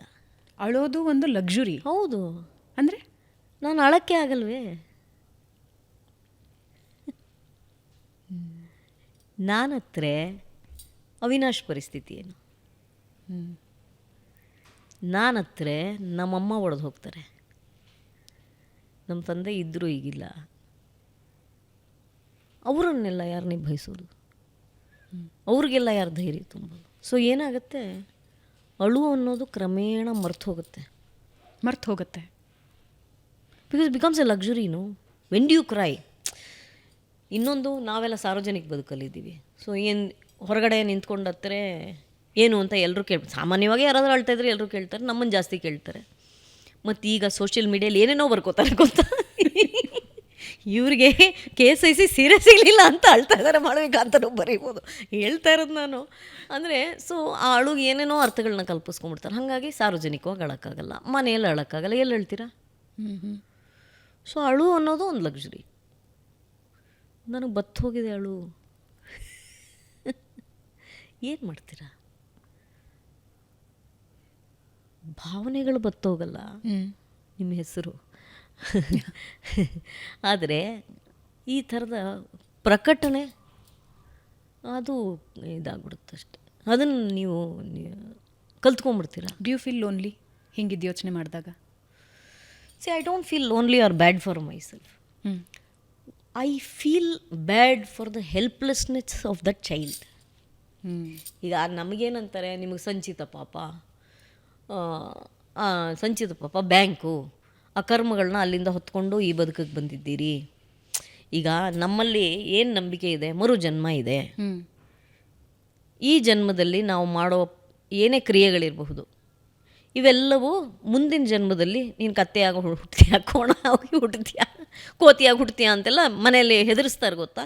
ಯಾಕೆ ಅಂದರೆ ಈ ಜನ್ಮದಲ್ಲಿ ಒಳ್ಳೆಯ ಕ್ರಿಯೆಗಳನ್ನು, ಒಳ್ಳೆಯದನ್ನು ಮಾಡಿದಷ್ಟು ನಿನಗೆ ಮುಂದಿನ ಜನ್ಮ, ಅದೇ ಶುರುವಿನಲ್ಲಿ ಹೇಳಿದ್ನಲ್ಲ, ಆ ಮೋಕ್ಷ ಪುರುಷಾರ್ಥದತ್ತ ಈ ಬದುಕಿರೋದ್ರಿಂದ ನೀವು ಹೆಚ್ಚೆಚ್ಚು ಒಳ್ಳೇದು ಮಾಡ್ತಾ ಮಾಡ್ತಾ ಮಾಡ್ತಾ ನಿಮಗೆ ದೇವರ ಹತ್ರ ಕರ್ಕೊಂಡು ಹೋಗುತ್ತೆ ಅದು ಅನ್ನೋದು ನಂಬಿಕೆ. ಒಂದು ಜನ್ಮದಲ್ಲಿ ಈ ಸಿದ್ಧಿ ಆಗೋದಲ್ಲ ಇದೆಲ್ಲ. ಜೀವನ್ಮುಕ್ತಿ ಅನ್ನುವಂಥದ್ದು, ಪುರುಷಾರ್ಥಗಳ ಸಿದ್ಧಿ ಒಂದು ಜೀವನದಲ್ಲಿ ಆಗೋದಲ್ಲ. ಸೊ ಇದೆಲ್ಲವೂ ನಮಗೆ ಅರ್ಥ ಆಗುತ್ತೆ. ಸೊ ನಾನು ಏನೋ ಮಾಡಿದ ತಪ್ಪಿಗೆ ಈಗ ಇದು ಪ್ರತಿಫಲ ಆಗಿರಬಹುದು ಅಂತ ನಾನು ಇದನ್ನು ನನಗೆ ನಾನೇ ಜಸ್ಟಿಫೈ ಮಾಡ್ಕೋಬೋದು, ರೀಸನ್ ಮಾಡ್ಕೋಬೋದು. But what about that child? Why is he born with a body which is so defective ಅಲ್ವಾ? ಅವನಿಗೆ ಮಾತು ಬರಲ್ಲ. He walks with support and ಅವನಿಗೆ ಹೇಳ್ಕೊಳಕ್ಕೆ ಮಾರ್ಗ ಇಲ್ಲ. ನಾನು ಅವನು ಅಂತ ಹೇಳ್ತಾರೆ representation of very big community. ಹೌದು, ತುಂಬ ಜನ, ಮಕ್ಕಳು, ವಾಟೆವರ್ ಆ ಕ್ಯಾಟಗರಿಲಿರೋ ಈ ವಿಕಲಚೇತನರು ಅಂತ ನಮ್ಮ ವಿಶ್ವೇಶ್ವರ ಭಟ್ ಕೊಟ್ಟಿದ್ದ ಹೆಸರು ಅದು, ವಿಕಲಚೇತನ ಅನ್ನೋದು. ಬ್ಯೂಟಿಫುಲ್ ನೇಮ್ ಇರಲಿ. ಸೊ ಹಾಗೆ ಈ ಥರದ ಮಕ್ಕಳು, ಯಾರು ವಿಶೇಷ ಗುಣಗಳು ಅಥವಾ ವಿಶೇಷ ಶರೀರಗಳು ಅಥವಾ ವಿಶೇಷ ಆಕಾರ ಇರೋ ಮಕ್ಕಳು, ಅವ್ರಿಗೆ ಕಮ್ಯುನಿಕೇಟ್ ಮಾಡೋಕ್ಕೆ ಗೊತ್ತಾಗಲ್ಲ. ಈಗ ಫಾರ್ ಎಕ್ಸಾಂಪಲ್ ನನ್ನ ಮಗ, ನೀವು ಮಲಗಿಲ್ವಾ ಅಂತ ಕೇಳಿದ್ರಿ, 18 ವರ್ಷ ಅವನಿಗೆ, ಸುಮಾರು 17 ವರ್ಷ ಅವನು ನಿದ್ದೆ ಮಾಡಿಲ್ಲ, ನಾವು ಮಾಡಿಲ್ಲ. Okay, so what happens? ರಾತ್ರಿ ಅಳ್ತಾನೆ. ಯಾಕೆ ಅಳ್ತಾನೆ ಅನ್ನೋದನ್ನು ಅರೈವ್ ಮಾಡೋಕ್ಕೆ ನಮಗೆ ಸ್ವಲ್ಪ ಹೊತ್ತಾಗುತ್ತೆ. ಹೊಟ್ಟೆ ನೋವು, ತಲೆನೋವು, ಕಾಲು ನೋವು, ಕೈ ನೋವು, ಏನು ನೋವು ಅಂತಲೇ ಗೊತ್ತಿಲ್ವಲ್ಲ. ಸೊ ನೀವು ಇದ್ರ ಥರ ಮಾಡ್ಕೊಂಡು ಬರ್ಬೇಕು. ಅದೇನು ಶಾರ್ಟ್ ಲಿಸ್ಟ್ ಇಂಗ್ಲೀಷಲ್ಲಿ ಹೇಳ್ತಾರೆ ಗೊತ್ತಾ, ಶಾರ್ಟ್ ಲಿಸ್ಟ್ ಮಾಡಿ. ಸೊ ಇವನು ಹೀಗೆ ಆಡ್ತಾ ಇದ್ದಾನೆ, ಸೊ ಇದು ತಲೆನೋವಲ್ಲ. ಇವನು ಹೀಗೆ ಆಡ್ತಾ ಇದ್ದಾನೆ, ಸೊ ಇದು ಹೊಟ್ಟೆ ನೋವು ಇರಬೇಕು. ಅವನು ಏನು ತಿಂದ ಇವತ್ತು, ಅದರಲ್ಲಿ ಯಾವುದು ಅವನಿಗೆ ಒಗ್ತಾ ಇಲ್ಲ. ಹೀಗೆ you go on deducting. So ನೀವು ಒಂಥರ quiz, every day is a quiz. Every day is a quiz, no? Because you don't know for what he is crying and what is his need. Sometimes ಸಿಂಪಲ್ಲಾಗಿ ಬಾಯಾರಿಕೆ ಇರ್ಬೋದು, ನಮಗೆ ಗೊತ್ತಾಗಲ್ವೇ ಅಲ್ವಾ? Correct. ಹಸುವೆ ಇಲ್ಲದೆ ಇರೋ ಹಾಗೆ ತುರುಕ್ಬಿಡ್ತೀವಿ ಅಂತ ಇಟ್ಕೊಳ್ಳಿ ಊಟ. ಸಿಂಪಲ್ ಬಾಯಾರಿಕೆ ಇರಬಹುದು, ಸೆಕೆ ಆಗ್ತಿರ್ಬೋದು, ಗೊತ್ತಿಲ್ಲ. So this is the daily struggle. ನನಗೆ ಅನೇಕರು ಕೇಳ್ತಾರೆ, ನಿಮ್ಮ ಮಗ ಚೆನ್ನಾಗಿದ್ದಾನ ಅಂತ. ಅದಕ್ಕೆ ಈ ಚೆನ್ನಾಗಿದೇನೇ ಚೆನ್ನಾಗಿಲ್ಲಾಗೆ ವ್ಯತ್ಯಾಸನೇ ಹೋಗ್ಬಿಡಿದೆ. ಇವತ್ತು ಪರವಾಗಿಲ್ಲ ಅಂತಷ್ಟೇ ಹೇಳ್ಬೋದು, ನಾಳೆದು ನಂಗೆ ಗೊತ್ತಿಲ್ಲ, ನೆನ್ನೆದು ನಾನು ಹೇಳಲ್ಲ ಅಲ್ವಾ? ಸೊ ಕಷ್ಟ ಇದೆ. ಆ್ಯಂಡ್ ಅನೇಕರು ಏನು ಅಂದ್ಕೊಂಡ್ಬಿಡ್ತಾರೆ, ಇವರು ಭಾಳ ಗಟ್ಟಿಯಾಗಿದ್ದಾರೆ, ಇವರೆಲ್ಲ ಹೋರಾಟ ಮಾಡ್ತಾರೆ ಅಂತ. ನನಗನ್ಸುತ್ತೆ, ನನ್ನದೊಂದು ನಂಬಿಕೆ ಇತ್ತು, ನನ್ನಿಂದ ಬಗೆಹರಿಸಲಾಗದ, ನನ್ನಿಂದ ಪರಿಹರಿಸಲಾಗದ ಸಮಸ್ಯೆ ಜಗತ್ತಿನಲ್ಲಿ ಇಲ್ಲ. There is no problem without a solution. ಚಿಕ್ಕ ವಯಸ್ಸಿನಿಂದ ನಿಮ್ಮ ಸಂಸ್ಕಾರಗಳದು ನಿಮಗೆ ಅಲ್ವಾ? Nothing is impossible. ಕರೆಕ್ಟ್. ಯಾವುದನ್ನು ಬೇಕಾದರೂ ಸಾಧಿಸಬಹುದು. ಹೀಗೆ ನಿಮ್ಮನ್ನು ನೀವು ರೂಪಿಸ್ಕೊಳ್ಳೋದು, ಈ ಸೊಲ್ಯೂಷನ್ ಇಲ್ಲದೆ ಇರೋ ಪ್ರಾಬ್ಲಮ್. ಸೊ ಈ 18 ವರ್ಷದಲ್ಲಿ ಸೊಲ್ಯೂಷನ್ ಇಲ್ಲದೆ ಇರೋ ಪ್ರಾಬ್ಲಮ್ಮು ಇದೇ ಪ್ರಪಂಚದಲ್ಲಿ ಅಂತ ಅರ್ಥ ಆಗುತ್ತೆ. ನೋಡಿ, this is one such problem. Even the doctors I ask, ನೀವು ಇದನ್ನು ಮಾಡಿಬಿಡಿ ಅದನ್ನು ಮಾಡಿ, ಸರಿ ಹೋಗ್ತಾನಾ? ಹೋಗಲ್ಲ ತಾನೇ. ಆಮೇಲೆ ಯಾಕೆ ಇದೆಲ್ಲ ಹೇಳ್ತೀರಾ? This is a problem you live with. You accept and live with. ಎಷ್ಟು ಸಮಯ ಬೇಕಾಯ್ತು ನಿಮಗೆ ಅಕ್ಸೆಪ್ಟ್ ಮಾಡ್ಕೊಳ್ಳೋದಕ್ಕೆ? ಇನಿಷಿಯಲಿ ಡಿನೈಯಲ್ಲೇ ಇರುತ್ತೆ, ನನ್ನ ಮಗು ಹಾಗಲ್ಲ ಅಂತ, ಅಥವಾ ನಮ್ಮ ಮಕ್ಕಳು ಹಾಗಲ್ಲ, ನನಗೆ ಹಾಗಾಗಕ್ಕೆ ಚಾನ್ಸ್ ಇಲ್ಲ. ಇದೆಲ್ಲ ಎಲ್ಲರಿಗೂ ಆಗೋ first few months, years, days, what ever. ಆ ಮೈಲ್ ಸ್ಟೋನ್ ಡಿಲೇ ಆದಾಗ ಇಲ್ಲ ಅದೆಲ್ಲ ರಿಕವರಿ ಆಗಿಬಿಡುತ್ತೆ ಅಂತಾರೆ. ನಿಮಗೆ ಏನು ಸಮಸ್ಯೆ ಅಂತ ತಿಳ್ಕೊಳ್ಳೋದಿದೆಯಲ್ಲ, I think that is key to everything, to acceptance also. Unfortunately for us, my son is a very normal looking child. ಅವನು ನೋಡಿದ್ರೆ ಸಮಸ್ಯೆ ಇದೆ ಅಂತ ಗೊತ್ತಾಗಲ್ಲ. ಅದರಲ್ಲೂ I think first 7-8 years he was a very handsome child, so ಗೊತ್ತೇ ಆಗ್ತಾ ಇರಲಿಲ್ಲ. ಈ ಜನರಲಿ ವಿಕಲಚೇತನ ಅನ್ನೋ ಮಕ್ಕಳಿಗೆ ಫೀಚರ್ಸ್, ಮಾಂಗೋಲಾಯ್ಡ್ ಫೀಚರ್ಸ್ ಇರುತ್ತೆ, ಕಣ್ಣು ಚಿಕ್ಕದಾಗಿರುತ್ತೆ, ಅಥವಾ ದಪ್ಪ ಇರುತ್ತೆ, ತಲೆ ಶೇಪು ಸ್ವಲ್ಪ ಬೇರೆ ಥರ ಇರುತ್ತೆ. ಹೀಗೆ ನೋಡಿದ ತಕ್ಷಣ ಗೊತ್ತಾಗುತ್ತೆ. ಇವಂದು ಗೊತ್ತೇ ಆಗಲಿಲ್ಲ. ಸೊ ಹಾಗಾಗಿ the doctors also saying no he's fine, he'll be fine ma'am, it's just delay ಅಂತ. ಬಟ್ ನಮ್ಮಲ್ಲಿ ಡಾಕ್ಟರ್ ಗಂಗಾಧರ್ ಅಂತ ನಿಮ್ಯಾನ್ಸಿಗೆ ಚೇರ್ಮನ್ ಆಗಿತ್ತು, ರಾಷ್ಟ್ರೀಯವಾದಿ ಭಾಳ. ನಾವು ಸೌಂದರ್ಯ ಅಂತ ಒಬ್ಬಳು ಕಲಾವಿದೆ ಇದ್ಲಲ್ಲ, ಮೋಸ್ಟ್ ಬ್ಯೂಟಿಫುಲ್ ಸೌಂದರ್ಯ ಅವರ ನೆಂಟರವರು, that's how we know him doctor Gangadhar. ಅವರು ನೀನು ಒಂದ್ಸತಿ ಕರ್ಕೊಂಡು ಬಾ ನಿಮ್ಯಾನ್ಸ್ಗೆ. ನೋಡಿ, ನನ್ನ ಮಗನ್ನ ನಿಮ್ಯಾನ್ಸ್ಗೆ ಕರ್ಕೊಂಡು ಹೋಗ್ಬೇಕಾ ಅನ್ನೋದಿದೆಯಲ್ಲ, ಅದಕ್ಕಿಂತ ದೊಡ್ಡ ಹೋರಾಟ ಇನ್ನೊಂದಿಲ್ಲ. Correct. My child is not mentally abnormal, why will I go to NIMHANS? So ದೊಡ್ಡ ಹೋರಾಟ. That's a very difficult decision to take. So Dr. Gangadhar said, come and meet the doctors, what do you lose? So we went. By then he was 12, so a lot of time was lost. And ಅವನು ಒಳಗೆ ಬಂದ ತಕ್ಷಣ ಅವರು ಜೆನೆಟಿಸಿಸ್ಟ್ ಅವರು. He looked at him and said, Madam, this is a Wolf Hershon child. Extremely rare. It's not because of you or Avinash. You are just unlucky parents. ಅವ್ನು ನೋಡಿದ ತಕ್ಷಣ ಏನು ಅವ್ರಿಗೆ ಕಾಣಿಸ್ತು ಅಂದರೆ, ಈ ನೋಸ್ ಬ್ರಿಡ್ಜು, ಅವನಿಗೆ ಮೂಗು ಶಾರ್ಪ್ ಆಗಿರುತ್ತೆ, ಆದರೆ ಈ ಜಾಗ ಫ್ಲ್ಯಾಟ್ ಆಗಿರುತ್ತೆ. ಮೂಗು ಆ್ಯಕ್ಚುಲಿ ಅವಿನಾಶ್ ಥರ ಇರುತ್ತೆ, ಈ ಜಾಗ ಫ್ಲ್ಯಾಟ್ ಆಗಿರುತ್ತೆ. ಅದನ್ನು ನೋಡ್ಬಿಟ್ಟು ಹೇಳಿದ್ರು, this nose bridge is the giveaway ಅಂತ. ಏನು ವುಲ್ಫ್ ಹರ್ಷಾನ್ ಮನೆಗೆ ಬಂದು ಇವತ್ತು ಅವಾಗ ಗೂಗಲ್, ಏನು Wolf Hirschhorn. It's a very rare syndrome. ನಿಮಗೆ ಆ ಕ್ರೋಮೋಸೋಮಲ್ಲೇ ಡಿಫೆಕ್ಟ್ ಇದೆ. So he will never speak ma'am, he may be able to walk with help. ಇಷ್ಟೇ ಅವ್ರು ಹೇಳಿದ್ರು ಡಯಾಗ್ನೋಸಿಸ್. ದೇರ್ ಆಫ್ಟರ್, ಬಿಕಾಸ್ ಅಲ್ಲಿವರೆಗೂ ಏನೇನು ಮಾಡಿರ್ತೀವಿ ಅಂತಲೂ ಹೇಳ್ತೀನಿ. ನಾಟಿ ಔಷಧಿ ಏನಿಲ್ಲಮ್ಮ, ವೈಟಮಿನ್ ಡಿ ಸಿ ಕೊರತೆ, ಬಿಸಿಲಲ್ಲಿ ನಿಲ್ಲಿಸು ಸರಿ ಹೋಗುತ್ತೆ, ಚೆನ್ನಾಗಿ ಶರೀರಕ್ಕೆಲ್ಲ ಎಣ್ಣೆ ತಿಕ್ಬಿಡು ನಡೀತಾನೆ. ಮನೇಲಿ ನಡೆಯುತ್ತಾನೆ ಇದೆಲ್ಲ. ಹೌದು ಹೌದು. ಆಮೇಲೆ ನೀವೆಲ್ಲ ಆಚೆ ಹೋಗ್ತೀರಿ, ಇಂಥ ಇದು ದೇವಸ್ಥಾನ ಇದೆ, ಇಲ್ಲಿಂಥ ಹೋಮ ಮಾಡ್ತಾರೆ, ಇದು ಸರ್ಪದೋಷ, ನಾರಾಯಣ ಬಲಿ ಮಾಡಿ ಪಿತೃಗಳಿಗೆ ಶಾಂತಿ ಮಾಡಿ ಸರಿ ಹೋಗುತ್ತೆ. ಅದು ಯಾವುದು ತಪ್ಪು ಅಂತ ನಾನು ಹೇಳ್ತಿಲ್ಲ, ಅದು ಎಲ್ಲವನ್ನೂ ಮಾಡಿಸ್ಬಿಡ್ತಾರೆ ಎಲ್ರಿಗೂ ಅಂತ ಹೇಳ್ತಾ ಇದ್ದೀನಿ ನಾನು. ಸುತ್ತಮುತ್ತ ಏನೇನು ಸಾಧ್ಯ ಇದೆಯೋ ಎಲ್ಲವನ್ನೂ ಎಲ್ಲರೂ. ಆ್ಯಂಡ್ ಅನ್ಸಾಲಿಸಿಟೆಡ್ ಅಡ್ವೈಸ್ ನಿಮಗೆ ಬರೋದು, ಅದರಲ್ಲೂ ನೀವು ಕಲಾವಿದರಾಗ್ಬಿಟ್ರತ್ತು. ನಿಮ್ಮ ಮಗ ಅಲ್ವಾ, ನಾನು ಅಂದ್ಕೊಂಡೆ ಮೇಡಮ್ ಈ ಥರದ ಜಾಗಕ್ಕೆ ಹೋಗಿ ಎಲ್ಲ ಸರಿ ಹೋಗುತ್ತೆ. ಆ್ಯಂಡ್ ತಂದೆ ತಾಯಿಗೆ ಏನು ಆಸೆ ಇರುತ್ತೆ ಅಂದರೆ ಏನೋ ಒಂದು ವರ್ಕ್ ಆಗ್ಬಿಡ್ಲಿ, ಜಸ್ಟ್ ಒಂದೇನಾದರೂ ಅದು up to a certain age. ಈಗ ಒಂದು ಒಳ್ಳೇದೇನಾಗಿದೆ ಅಂದರೆ, ಎನಿಥಿಂಗ್ ಅಮಿಸ್ ಒಂದು ಇದರಲ್ಲೇ ಅನಾಮಲೀಸಲ್ಲೇ ಹೇಳ್ಬಿಡ್ತಾರೆ. ನೋಡಿ, ಇವನಿಗೆ ಅನ್ಫಾರ್ಚುನೇಟ್ಲಿ ಅದು ಗೊತ್ತಾಗಲಿಲ್ಲ. ಈ 5th ಮಂತಲ್ಲಿ ಒಂದು ಇದು ಮಾಡ್ತಾರಲ್ಲ ಸ್ಕ್ಯಾನ್, ಅದರಲ್ಲಿ ಅನಾಮಲಿ ಸ್ಕ್ಯಾನ್ ಅದ್ರ ಹೆಸರು. ಅದರಲ್ಲಿ ಏನಾದರೂ ಏರ್ಪೇರ್ ಇದ್ದರೆ ಹೇಳ್ಬಿಡ್ತಾರೆ, ಬೇಡ ಈ ಮಗು, ನೀವು ಆ ಡೆಸಿಷನ್ ತೊಗೊಳ್ಳಿ ಅಂತ. ಅದನ್ನು ಮೀರಿದ್ದು ಪೇರೆಂಟ್ಸ್ಗೆ ಇಲ್ಲ ಹೇಗಿದ್ರು ನನಗೆ ಮಗು ಅಂತ ಅನ್ಸಿದ್ರೆ ಅದು ಬೇರೆ. But the choice is given. ಇವಂದು ಅದರಲ್ಲೂ ಗೊತ್ತಾಗಲಿಲ್ಲ, ಅನಾಮಲೀಸಲ್ಲೂ ಗೊತ್ತಾಗಲಿಲ್ಲ. So you keep trying, at one point you realise. ಈಗ ಅಫ್ಕೋರ್ಸ್ ಈ ಸ್ಪೆಕ್ಟ್ರಮ್ ಎಲ್ಲ ಬಂದಮೇಲೆ ಭಾಳ ಈಸಿಯಾಗಿ they are able to identify autism ಇನ್ನೊಂದ ಮತ್ತೊಂದ ಅಂತ. ನನ್ನ ಮಗನೂ ಹೀಗೆ ಅಥವಾ ನಮ್ಮ ಮನೇಲೂ ಹೀಗೆ ಇದ್ದ, ಆಮೇಲೆ ಹೆಂಗಾಗ್ಬಿಟ್ಟ ಗೊತ್ತಾ ಅಂತ ಬೇರೆ ಒಂದಷ್ಟು ಜನ ಅದು ಯಾವುದೋ ದುರುದ್ದೇಶದಲ್ಲ ಪಾಪ ಅವ್ರಿಗೆ ತಿಳಿದಿದ್ದನ್ನು ಹೇಳ್ತಾರೆ. ಸೊ ಈಗ lot of time is lost. The only thing is to not get tired and to fight the battle for ಮನಸ್ಸು ಮತ್ತು ದೇಹಕ್ಕೂ ಒಂದು ಸ್ಯಾಚುರೇಷನ್ ಅಂತ ಇರುತ್ತೆ. ಆಗುತ್ತೆ. ಟಯರ್ಡ್ನೆಸ್ ಅನ್ನೋದು ನಾವು ತಂದುಕೊಳ್ಳೋದಲ್ಲ, ಆಗೋದು ಸಿಚುವೇಶನ್, ಓಡಾಟ.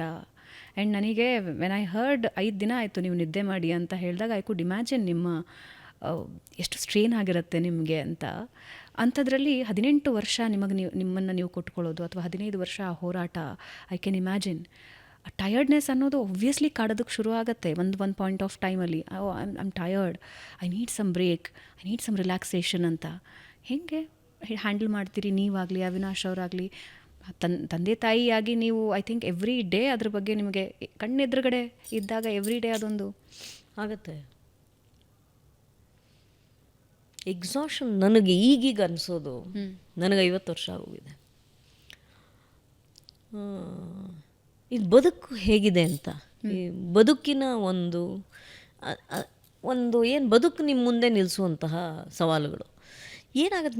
ನಿಮಗೆ ಚಿಕ್ಕ ವಯಸ್ಸಿದ್ದಾಗ ನಿಮ್ಮ ಅಪ್ಪ ಅಮ್ಮನಿಗೂ ಚಿಕ್ಕ ವಯಸ್ಸಿರುತ್ತೆ, ಹೌದಾ? ನಿಮಗೆ 20-22 ವರ್ಷ ಆಗಿದ್ದಾಗ ನಿಮ್ಮ ಅಪ್ಪ ಅಮ್ಮನಿಗೆ 42, 45, 50 ವರ್ಷ ಇರುತ್ತೆ. ನಿಮಗೆ ವಯಸ್ಸಾಗ್ತಾ ಆಗ್ತಾ ಅವ್ರಿಗೆ ವಯಸ್ಸಾಗುತ್ತೆ. ಅವ್ರಿಗೀಗ ಕೇರ್ ಬೇಕು ಅಲ್ವಾ? They need care. ಕಾಯಿಲೆ ಇದೆ ಇಲ್ಲ ಅಲ್ಲ, ಅವ್ರಿಗೆ ಅದು ಯಾವುದೋ ಒಂದು 10 ನಿಮಿಷ ಅವ್ರನ್ನ ಮಾತಾಡಿಸೋ ಅಗತ್ಯ ಇರುತ್ತೆ, ಅಥವಾ ಅದು ಯಾವುದೋ ಒಂದು ಬ್ಲಡ್ ಟೆಸ್ಟ್ ಮಾಡಿಸೋ ಅಗತ್ಯ ಇರುತ್ತೆ. ಸೊ ಅವ್ರಿಗೆ 70 ದಾಟ್ಬಿಟ್ಟಿರುತ್ತೆ. ಈಗ ನಮ್ಮಮ್ಮಂಗೆ 76, ನಮ್ಮ ತಂದೆ ಬದುಕಿದ್ರೆ 81. ಸೊ ನೀವು ಮಧ್ಯ ಇದ್ದೀರಾ, ಅವ್ರಿಗೆ ನಿಮ್ಮ ಅಗತ್ಯ ಇದೆ. ನಿಮಗೂ ಕೆಲವೊಂದೆಲ್ಲ ಕಾಣಿಸ್ಕೊಳ್ಳೋಕೆ ಶುರು ಆಗ್ಬಿಡುತ್ತೆ. ಈ ಕೋವಿಡ್ ಅಂತೂ ಏನು ಮಾಡ್ತೋ ಇಲ್ವೋ, ನನಗೆ ಡಯಾಬಿಟೀಸ್ ಬಂದ್ಬಿಡ್ತು ಅಲ್ವಾ? ಸೊ ಹಾಗೆ ನಿಮಗೂ ಇದೆಲ್ಲ ಬರೋಕ್ಕೆ ಶುರುವಾಗುತ್ತೆ. And menopause is an issue that is not addressed in this country. You should do a full podcast on menopause. I will sit with you. ಹೆಣ್ಮಕ್ಕಳ ಸಫರಿಂಗ್ನ ಅಥವಾ ಹೆಣ್ಮಕ್ಕಳು ಪಡೋ ಬಾಧೆನ ಅದಕ್ಕೆ ಯಾರೋ ಅದಕ್ಕೊಂದು ಇದು 5 ನಿಮಿಷ ಕೂತ್ಕೊಂಡು ಮಾತಾಡ್ಸಲ್ಲ. ಏನಾಗ್ತಾ ಇದೆ ನಿನ್ನ ಶರೀರದಲ್ಲಿ, it's a very difficult phase ಅನ್ನೋದು ನನಗೆ ಈಗ ಗೊತ್ತಾಗ್ತಾ ಇದೆ. ಸೊ ಬಿಟ್ವೀನ್ ಈಗದು ಅರ್ಲಿ ಮೆನೋಪಾಸ್, ಅದೇನು ಪೆರಿ ಮೆನೋಪಾಸ್ ಅಂತ ಬೇರೆ ಹೇಳ್ತಾರಲ್ಲ. ಸೊ ಈ ಅರ್ಲಿ 40ಸಲ್ಲೇ ಬಂದ್ಬಿಡುತ್ತದು, because of the stress and everything and lifestyle stress. So ನಿಮ್ಗೇನಾಗುತ್ತೆ, ನಿಮಗೆ ನಿಮ್ಮದೇ ಬಾಧೆಗಳು, ಏನೋ your menopause is hitting you. ಅವ್ರಿಗೆ ವಯಸ್ಸಾಗ್ಬಿಟ್ಟಿದೆ, ಅದ್ರ ಜೊತೆಗೆ ಇವನು. ಸೊ ಇದು ನೋಡಿ, ಇದು ಹೇಗೆ ಬದುಕು ಹೀಗೆ ಅಂತ ಗೊತ್ತಾಗಲ್ಲ. ಅಪ್ಪ ಅಮ್ಮನಿಗೆ ವಯಸ್ಸಾದಾಗ ನಮಗೆ ಚಿಕ್ಕ ವಯಸ್ಸಿದ್ರೆ ಅವ್ರನ್ನ ನೋಡ್ಕೊಂಡು ಹೌದು. ಎಷ್ಟೋ ಮನೆಗಳಲ್ಲಿ ಆಗತ್ತೆ ಗೊತ್ತಾ, ಅಪ್ಪ ಅಮ್ಮನ್ನ ಸರಿಯಾಗಿ ನೋಡ್ಕೋತಾ ಇಲ್ಲ ಅನ್ನೋದು. ನನಗನ್ಸುತ್ತೆ ಇದು it's very sad that it's a reality in this country, that when parents get old you are also old. So ಅದರ ಮಧ್ಯೆ ನನ್ನ ಮಗ. ಸೊ ಏನಾಗುತ್ತೆ, ಈ ಕಡೆ ಆ ಕಡೆ ಥರ ಸ್ಯಾಂಡ್ವಿಚ್ ಥರ. ಜೊತೆಗೆ ನಿಮ್ಮದು ಕೆಲವೊಂದು ಇಶ್ಯೂಸು. ಅದೇ ಈ ಹಾಟ್ ಫ್ಲ್ಯಾಶಸ್ ಎಲ್ಲ ಹೇಳ್ತಾರಲ್ಲ, ಅದೇ ಮಾತುಗಳಲ್ಲಿ ಹೆಂಗೆ ವಿವರಿಸ್ತೀರಾ ಅದನ್ನು? ಹಾಟ್ ಫ್ಲ್ಯಾಶಸ್ ಅನ್ನೋದು ಅನುಭವಿಸೋರು ಗೊತ್ತು. ಹೇಗೆ ಅದನ್ನು ಮಾತಲ್ಲಿ ವಿವರಿಸ್ತೀರಾ? ಡಿಸೆಂಬರ್ ಚಳಿಯಲ್ಲಿ ಅಂತ ಫ್ಯಾನ್ ಹಾಕೋಬೇಕು ಅಂತ ನಮಗನ್ಸುತ್ತೆ. ಅದನ್ನು ವಿವರಿಸೋದು ಹೇಗೆ ಅಲ್ವಾ? It's a very ignored. Reproductive health ಅನ್ನೋದೇ ಭಾರತದಲ್ಲಿ ಭಾಳ ಇಗ್ನೋರ್ಡ್. ಅದು ಮಾತಾಡಿದ್ರೆ ಬೇರೆನೇ ಸಬ್ಜೆಕ್ಟ್ ಅದು. ನಮ್ಮಲ್ಲೇನು ಸಂಸ್ಕಾರಗಳು ಅಂತ ಇದೆ ಅಂದರೆ, ನೀವು ಗರ್ಭ ಸಂಸ್ಕಾರ ಅಂತಲೇ ಇದೆ. ಗರ್ಭಧಾರಣೆಯಿಂದ ಹಿಡ್ಕೊಂಡು ನಿಮಗೆ ಮಗು ಹುಟ್ಟೋವರೆಗೂ ಅನೇಕ ಸಂಸ್ಕಾರಗಳಿದೆ. ಇದೆಲ್ಲ ಮರ್ತು ಹೋಗಿದೆ. ಎಸ್ಪೆಷಲಿ ಈ ಬಾಣಂತಿಯರಿಗೆ ಮಾಡೋ ಆರೈಕೆ ಇದೆಯಲ್ಲ, ಅದೆಲ್ಲ ಮರ್ತು ಹೋಗಿದೆ. ಮತ್ತು ನಾವೇನು ಎಲ್ಲಿ ಕೆರಿಯರ್ ಮಿಸ್ ಆಗಿಬಿಡುತ್ತೋ ಅಂತ I went back to shooting I think in 25 days.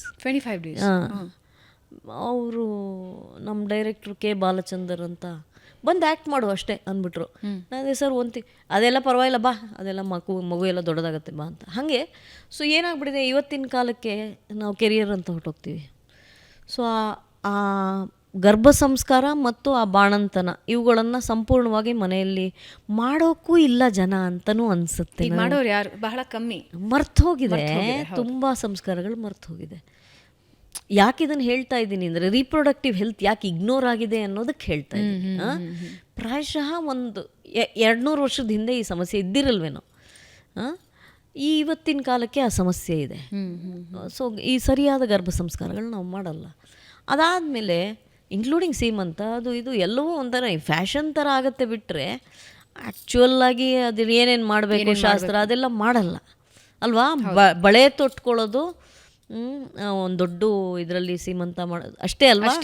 Makeup, photo shoot ಈ ಥರದ್ದೆಲ್ಲ ಮಾಡ್ತೀವಿ ವಿನಃ ಆ್ಯಕ್ಚುಲಾಗಿ ಬಿಕಾಸ್ ಮನೆಯಲ್ಲೇ ದೊಡ್ಡವ್ರಿಗೆ ಗೊತ್ತಿರಲ್ಲ ಪಾಪ, ಯಾರೂ ತಪ್ಪಲ್ಲ. ಏನು ಈ ಬಳೆಗೆ ಎಷ್ಟು ಹೇಳ್ತಾರೆ ಗೊತ್ತಾ? ಬಳೆ ಗಾಜಿನ ಬಳೆ is related to reproductive health. ಗೊತ್ತಿತ್ತಾ ನಿಮಗೆ? ಈ ರಿಸ್ಟ್ ಇದೆಯಲ್ಲ ನಮ್ಮದು, ಈ ರಿಸ್ಟ್ ಮೇಲೆ ಈ ಗಾಜು ಮಾಡೋ effect, this has N effect on your reproductive health, on your on your delivery it self. ಬಳೆ ಜೋಡಿಸೋದು ಸಿನಿಮಾ ನೋಡಿ ನಾವೆಲ್ಲ ಜೋಡಿಸ್ಕೋತೀವಿ ಅಲ್ವಾ. ಸಿನಿಮಾಲ ಆ ಸಾಂಗಲ್ಲಿ ಎಷ್ಟು ಚೆನ್ನಾಗಿ ಬಳೆ ಜೋಡಿಸೋದು ಬಳೆ ಶಾಸ್ತ್ರ ಮಾಡಿಸ್ಕೋತೀವಿ. ಬಟ್ ಯಾಕೆ ಚಿನ್ನ ಹಾಕೋಬೇಕು, ಯಾಕೆ ಗಾಜು ಹಾಕೋಬೇಕು, ಯಾವುದೋ ಅರ್ಥವಿಲ್ಲದೆ ಇಲ್ಲ. ಬಿಡಿ, ಅದು ಬೇರೆ ಸಬ್ಜೆಕ್ಟು. ಹೇಳ್ತಾ ಇದ್ದೀನಿ ಒಂದು ಪಾಡ್ಕಾಸ್ಟ್ ಅದಕ್ಕೆ. ಸೊ ಜಸ್ಟ್ ಸೊ ನೀವು ಇಷ್ಟೊಂದೆಲ್ಲ ಹಳೆ ನಿಮ್ಮದು ನಾಗರಿಕತೆ ಅಂತೀರಾ, ಏನು ಮಾಡ್ತಾ ಇದ್ದೀರಿ ಹಾಗಾದರೆ ಹೆಣ್ಮಕ್ಳನ್ನೆಲ್ಲ ಸಾಯಕ್ಕೆ ಬಿಟ್ಬಿಟ್ರಾ ಅಂತ ಕೇಳ್ಬೋದು ಯಾರಾದರೂ, ಇವತ್ತಿನ ಮಾಡರ್ನ್ ಸೈನ್ಸ್ ತಿಳಿದವರು ಅಲ್ವಾ. ಅದಕ್ಕೆ ಹೇಳ್ತಾ ಇದ್ದೀನಿ. ಹೀಗೆ ಈ ರೀಪ್ರೊಡಕ್ಟಿವ್ ಹೆಲ್ತ್ ಬಹಳ ಇಗ್ನೋರ್ ಆಗಿ ಆಗಿ ಆಗಿ ಅನೇಕ ಬಾಧೆಗಳು ಬರುತ್ತೆ ನಿಮಗೆ. ಅದು 50s ಗೊತ್ತಾಯ್ತು. ಈ ನಡುವೆ ಸೆಕ್ಷನ್ ಜಾಸ್ತಿ ಅಲ್ವಾ. ನನಗೂ ಸೆಕ್ಷನ್ನೇ ಮಾಡಿದ್ದು, because they said he'll die if is inside. ಇದು ಇಲ್ಲೊಂದು ಇಂಜೆಕ್ಷನ್ ಕೊಡ್ತಾರೆ ಗೊತ್ತಾ, ಸ್ಪೈನಲ್ಲಿ ಸೆಕ್ಷನ್ ಮಾಡಿದ್ರೆ ಅದು ಲೈಫ್ ಟೈಮ್ ಪೇನ್ ಅಲ್ಲ. ತುಂಬ ಜನಕ್ಕೆ. ನನಗೇನು ರಿಫ್ಲೆಕ್ಟ್ ಆಗಿಲ್ಲ. ಸೊ ಹೀಗೆ when you are in your middle age, your parents are old, so and your child needs help. So 24 hours ಸಾಕಾಗಲ್ಲ. ಹೆಂಗೆ ನಿಮ್ಮನ್ನು ರೆಡಿ ಮಾಡ್ಕೊಳ್ತೀರಿ ಎಲ್ಲದಕ್ಕೂ? ಅದ್ರ ಮಧ್ಯದಲ್ಲಿ ಪಾಲಿಟಿಕ್ಸ್, ಅದ್ರ ಮಧ್ಯದಲ್ಲಿ ನಟನೆ, ಹೆಂಗೆ ಮಾಡಬೇಕಾ? ಅವರ ಮೈಂಡ್ಸೆಟ್ ಹೆಂಗೆ ಜೀವನದ ಬಗ್ಗೆ? ಜೀವನೋತ್ಸಾಹ ಅಂತ ಅನಿಸುತ್ತೆ ಅಲ್ವಾ. ಮತ್ತು ಏನು, ಎಲ್ಲರೂ ಹುಡ್ತಾರೆ, ಎಲ್ಲರೂ ಸಾಯ್ತಾರೆ, ಏನೋ ಒಂದು ಹೆಜ್ಜೆ ಗುರುತುಗಳಿರ್ಬೇಕಲ್ಲ ನಮ್ಮದು ಅಲ್ವಾ. 4 ದಿನ ಅನ್ನೋದು ನೆನ್ಪಿಟ್ಕೋಬೇಕಲ್ಲ. ಈಗೆಲ್ಲ ಏನು 40 ದಿವಸದ ಮೇಲೆ ಯಾರೂ ನೆನ್ಪಿಟ್ಕೊಡಲ್ಲ. ಅದು 4 ದಿನ ಅನ್ನೋದು ನೆನಪಲ್ಲಿ ಇರಬೇಕಲ್ಲ. ಇವರೊಬ್ಬರು ಇದ್ದರೂ ಪರವಾಗಿಲ್ಲಪ್ಪ, ಈ ಸಮಾಜಕ್ಕೆ ಇವರಿಂದ ಏನೋ ಒಂಚೂರು ಆಗಿದೆ ಅನ್ನೋದು. ನಾನು ನಿಮಗೆ ಹೇಳಿದ್ನಲ್ಲ, ಚಿಕ್ಕ ವಯಸ್ಸಿನಿಂದ ಸಮಾಜದಲ್ಲಿ ನಾವು ನಮ್ಮ ಒಂದು ಪರಿಣಾಮಕಾರಿಯಾಗಿ ಏನೋ ಮಾಡಿಬಿಟ್ಟು ಹೋಗಿ ಸಮಾಜದಲ್ಲಿ ಅಷ್ಟೇ. ನಾನು ಫೇಮಸ್ ಆಗಬೇಕು, ನಾನು ಆ್ಯಕ್ಟ್ರೆಸ್ ಆಗಬೇಕು, ಅದೆಲ್ಲ ಇಲ್ಲ. ಸಮಾಜಕ್ಕೆ ನಮ್ಮಿಂದ ಏನೋ ಒಂದು ಆ ಥಾಟ್ ತಾನೇ ಯಾಕೆ ಬಂತು ಅಂತಲೂ ಗೊತ್ತಿಲ್ಲ. I think why it came, it just came. Lovely. Avinash ಅವರ ಮತ್ತು ನಿಮ್ಮ ಪರಿಚಯ ಇವಾಗ ನೀವು ಆಗಲೇ ಹೇಳಿದ್ರಿ, ನಾ ಮಾಡಿದ್ದ ಸಿನಿಮಾದಲ್ಲಿ ಅದು ಸಿನಿಮಾದ ನಿರ್ದೇಶಕಿಯಿಂದ ಹೆಂಗೆ ಕನೆಕ್ಟೆಡ್ ಅಂತ. ಇಲ್ಲ, ಆ್ಯಕ್ಚುಲಿ ಅವಿನಾಶ್ ನಾನು ಮೀಟ್ ಮಾಡಿದಾಗ ನನಗೆ ಅದೇ 8-9 ವರ್ಷನೇ. ಅವ್ರನ್ನ ಆಮೇಲೆ ನಾನು ಎಷ್ಟು ವರ್ಷ ಡಿಫ್ರೆನ್ಸ್ ಇದೆ? 15 ವರ್ಷ ಡಿಫ್ರೆನ್ಸ್. 15 ವರ್ಷ. ಅವ್ರನ್ನ ನಾನು ಆಮೇಲೆ ಮೀಟ್ ಮಾಡಿದ್ದು ಮಾಯಾಮೃಗ ಮಾಡುವಾಗ. ಅವಳಿಗೆ ಅವರು he was an established actor. Destiny ಅನ್ಸುತ್ತಾ ನಿಮಗೆ? ನಿಮ್ಮ 9 ವರ್ಷದಲ್ಲಿ ಭೇಟಿಯಾಗಿದ್ದು? I think so. ಇದು ಎಲ್ರಿಗೂ ಆಗುತ್ತೆ ಅನಿಸುತ್ತೆ. ಓಕೆ, ಅವ್ರವ್ರಿಗೆ ಅವ್ರವ್ರ ಅನುಭವ ಅಷ್ಟೇ. ಎಲ್ರಿಗೂ ಆಗತ್ತೆ. ಯಾರನ್ನು ಈಗ ನಾನು ನಿಮ್ಮನ್ನು ಮಾತಾಡಿಸ್ತೀನಿ ಅಂದರೆ ಸುಮ್ಮನೆ ಕಾರಣ ಇಲ್ಲದೆ ಅಲ್ಲ, ಯಾವುದೋ ಒಂದು ಋಣಾನುಬಂಧ ಇರುತ್ತೆ. ಯಾವ ಜನ್ಮದ ಮೈತ್ರಿ ಈ ಜನ್ಮದಲ್ಲಿ ಬಂದು ನಮ್ಮಿಬ್ಬರನ್ನು ಬಂಧಿಸಿಹುದೋ ಕಾಣೆನು. ಯಾವಾಗ ಅನ್ನಿಸ್ತು ನಿಮಗೆ ಇದು? ಅಲ್ವಾ, ಎಂಥ ಸುಂದರವಾದ ಸಾಲು ನೋಡಿ. ಈ ಋಣಾನುಬಂಧ ಅನ್ನೋದೇ ನಮ್ಗೆ ಆ ಪದಗಳೆಲ್ಲ ಮರ್ತೋಗಿದೆ. ಸೊ ಯಾವುದೋ ಋಣಾನುಬಂಧ ಇರುತ್ತೆ. ಸುಮ್ಮನೆ ಯಾರನ್ನು ಮೀಟ್ ಮಾಡಲ್ಲ ಜಗತ್ತಲ್ಲಿ. If I am spending 2 hours talking to you about my life, why would I do it? No, not without a reason. So ಹಾಗೆ ಯಾವ ಜನ್ಮದ ಮೈತ್ರಿಯೋ ಅಂತ ಅನ್ಸಿದ್ದೆ ಯಾವಾಗ ಅಂತ. ನಮಗೆ ಮೈತ್ರಿ ಅಂತಾನೆ ಆವತ್ತು ಅನ್ನಿಸ್ತು, ಇವತ್ತು ಅನ್ನಿಸ್ತು. ಓಕೆ, ಯಾವ ಜನ್ಮದ ಪ್ರಿಯತಮ ಅಂತ ಯಾವತ್ತು ಅನ್ನಿಸ್ಲಿಲ್ಲ. ಇವರೇ ದುಷ್ಯಂತ, ನಾನೇ ಶಕುಂತಲೆ ಅಂತ ನನಗೆ ಯಾವತ್ತು ಅನ್ಸಿ. Both of us that way are very very unromantic people. Very very practical and very unromantic, boringly unromantic. ಅವ್ರಿಗಂತೂ ಹುಟ್ಟಿದ ಭಾನು ನೆನಪಿರಲ್ಲ. ಯಾವಾಗಲೂ invariably January 28th is my birthday. Around 30th 31st ನೀನು ಹುಡ್ದಬ್ಬ ಇದ್ದಿರ್ಬೇಕಲ್ಲ ಅಂತ. ಹೋಗ್ಲಿ ಬಿಡು, ಮರ್ತೋಯ್ತಾ, ಹೋಗ್ಲಿ ಬಿಡು ಅಂತ ಅನೇಕರು ವಿಶ್ ಮಾಡ್ತಾ ಇರುವಾಗ ಕೋಪ ಬರಲ್ವಾ? ಎಷ್ಟು ವರ್ಷ ಕೋಪ ಮಾಡ್ಕೋತೀರಾ? ಅದು ಎಲ್ಲ ಅಭ್ಯಾಸ ಆಗೋದು ಒಂದು ಪಾಯಿಂಟ್ ಆದಮೇಲೆ. ಇದಿಷ್ಟೇ ಅಂತ ಎಲ್ಲರೂ ವಿಶ್ ಮಾಡ್ತಾ ಇರುವಾಗಲೂ ಅವ್ರಿಗೆ ಹೊಳೆಯಲ್ಲ. ಯಾಕೋ ವಿಶ್ ಮಾಡ್ತಾ ಇದ್ದಾರಲ್ಲ, ಏನೋ ಇರಬೇಕು ನೋಡಿ ಅಂತ. 2-3 ದಿವಸ ಆದಮೇಲೆ ಯಾವಾಗಲಾದರೂ ಕೇಳ್ತಾರೆ, ಹೌದಲ್ವಾ, ಅಯ್ಯೋ ಮರ್ತೋಯ್ತು ನೋಡು ಅಂತ. ಹೋಗಿ ಅಷ್ಟೇ. ಅದೆಲ್ಲ ಸೊ ಆ ಎಕ್ಸ್ಪೆಕ್ಟೇಷನ್ನು, ಆ ರೊಮ್ಯಾನ್ಸ್ ಎಲ್ಲ ಸಾಮಾನ್ಯವಾಗಿ ಮದುವೆ ಕೆಲವು ವರ್ಷಗಳು ಎಲ್ರಿಗೂ ಇರುತ್ತೆ. ಟೀದಿಂಗ್ ಪ್ರಾಬ್ಲಮ್ಸ್ ಅಂತಾರೆ. ಹೇಗೆ ಮಕ್ಳಿಗೆ ಹಲ್ಲು ಬರುವಾಗ ಭಾಳ ಕಷ್ಟ ಆಗುತ್ತೋ, ಅದೇ ರೀತಿ ಮದುವೆ ಮೊದಲ ಸಾಲುಗಳು ಬಹಳ ಕಷ್ಟನೇ. ಯಾಕೆಂದರೆ ಹೊಂದ್ಕೊಳ್ಳೋದು ಎರಡು ಬೇರೆ ಬೇರೆ ವ್ಯಕ್ತಿತ್ವಗಳು, ಬೇರೆ ಬೇರೆ ವ್ಯಕ್ತಿಗಳು, ಬೇರೆ ಬೇರೆ ಸಮಾಜದಿಂದ ಬಂದಿರ್ತೀವಿ, ಬೇರೆ ಬೇರೆ ವಾತಾವರಣದಿಂದ ಬಂದಿರ್ತೀವಿ. ನಮ್ಮಲ್ಲಿ ನಮ್ಮ ವಿಷಯಕ್ಕೆ ಬಂದಾಗ ಬೇರೆ ಬೇರೆ ಕಾಲಘಟ್ಟದಿಂದ ಬಂದಿರ್ತೀವಿ, come from different generations. So ಅದೆಲ್ಲ ಇರುತ್ತೆ, ಆ ಸಮಸ್ಯೆಗಳೆಲ್ಲ ಬಹಳ ಇರುತ್ತೆ. ಮತ್ತು ಇದು ಬೇಕಿತ್ತಾ ಅಂತಲೂ ಅನ್ನಿಸ್ಬೋದೇನೋ, ತಪ್ಪಿಲ್ಲ. ಸೊ ಬಟ್ ಅದನ್ನೆಲ್ಲ ಮೀರಿದ್ದು ಯಾವುದೋ ಒಂದು ಸ್ನೇಹ ಇರುತ್ತಲ್ಲ.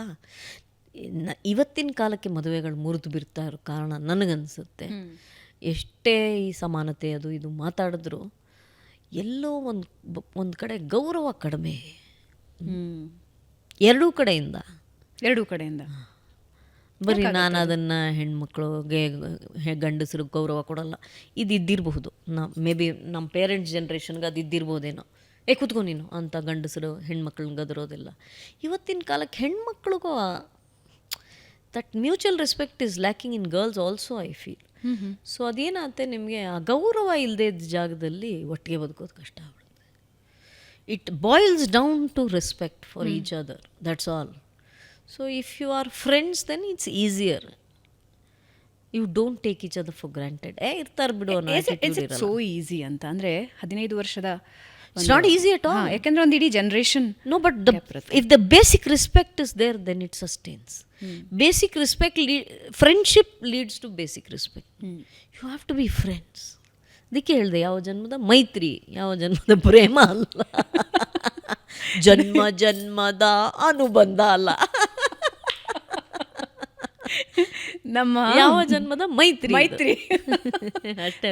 It's a funny question. ಆದರೆ ಹೀಗೆ ನೀವು ಬರ್ತೀರಾ ಅಂದಾಗ ಹೀಗೆ ಒಂದು ಪ್ರಶ್ನೆಗಳ ಮಧ್ಯೆ ಇದೊಂದು ಪ್ರಶ್ನೆ ಉದ್ಭವ ಆಯಿತು.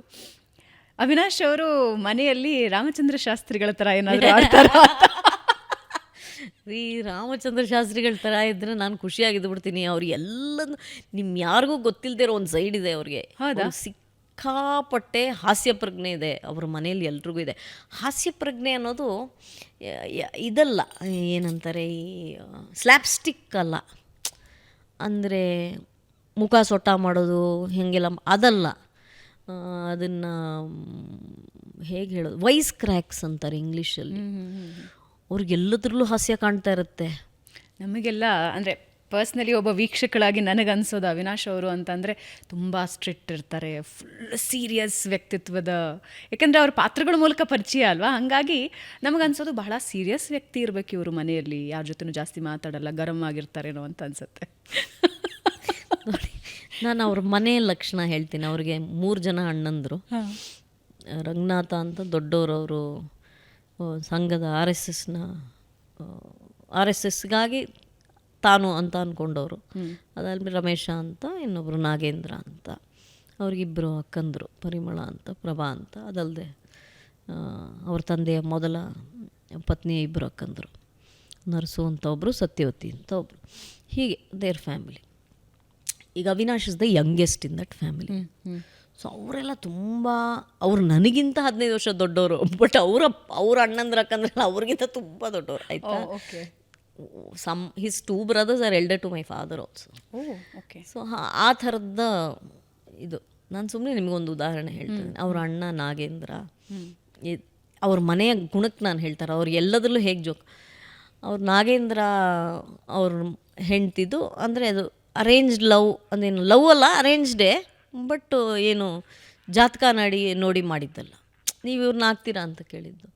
ಸೊ ಗೀತಾ ಅವ್ರ ಹೆಸರು, ನಾಗೇಂದ್ರ ಅವ್ರ ಮಿಸ್ಸಸ್ಸು. ಗೀತಾ ನಾಗೇಂದ್ರಕ್ಕೆ ಹೇಳಿದ್ರಂತೆ, ನಾಗೇಂದ್ರ ನೀನು ನನಗೆ ಫ್ರೆಂಡು, ನಾಗೇಂದ್ರ ನೀವು ನಾವು ಅಂದರೆ ನನಗೆ ಹಿಂಸೆ ಆಗುತ್ತೆ, ನೀನು ನನಗೆ ಫ್ರೆಂಡು, ನಾನು ಏಕವಚನದಲ್ಲಿ, ಬಿಕಾಸ್ ನಾನು ಹೇಳ್ತಾ ಇರೋದು 40 ವರ್ಷದ ಹಿಂದೆ, ಇಟ್ಸ್ ನಾಟ್ ಈಸಿ ಅಲ್ವಾ, 40 ಅಂತ ಅಂದಿದ್ದಕ್ಕೆ ನಾಗೇಂದ್ರ ಹೇಳಿದ್ರಂತೆ, ನಿಮಗೆ ಹೇಗೆ ತೋಚತ್ತೋ ಹಾಕ್ತೀರಿ.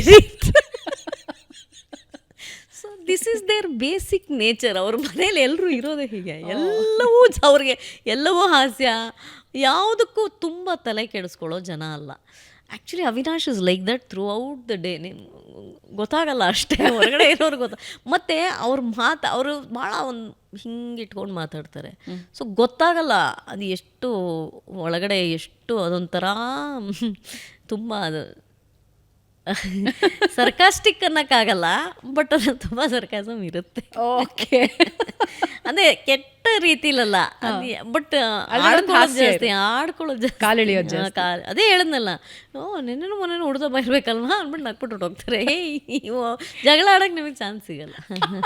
ಹೇಗೆ ಜಗಳ ಆಡ್ತೀರಿ ಅವ್ರು ಅದನ್ನು ಆ ಥರ ಹೇಳಿದ್ರೆ?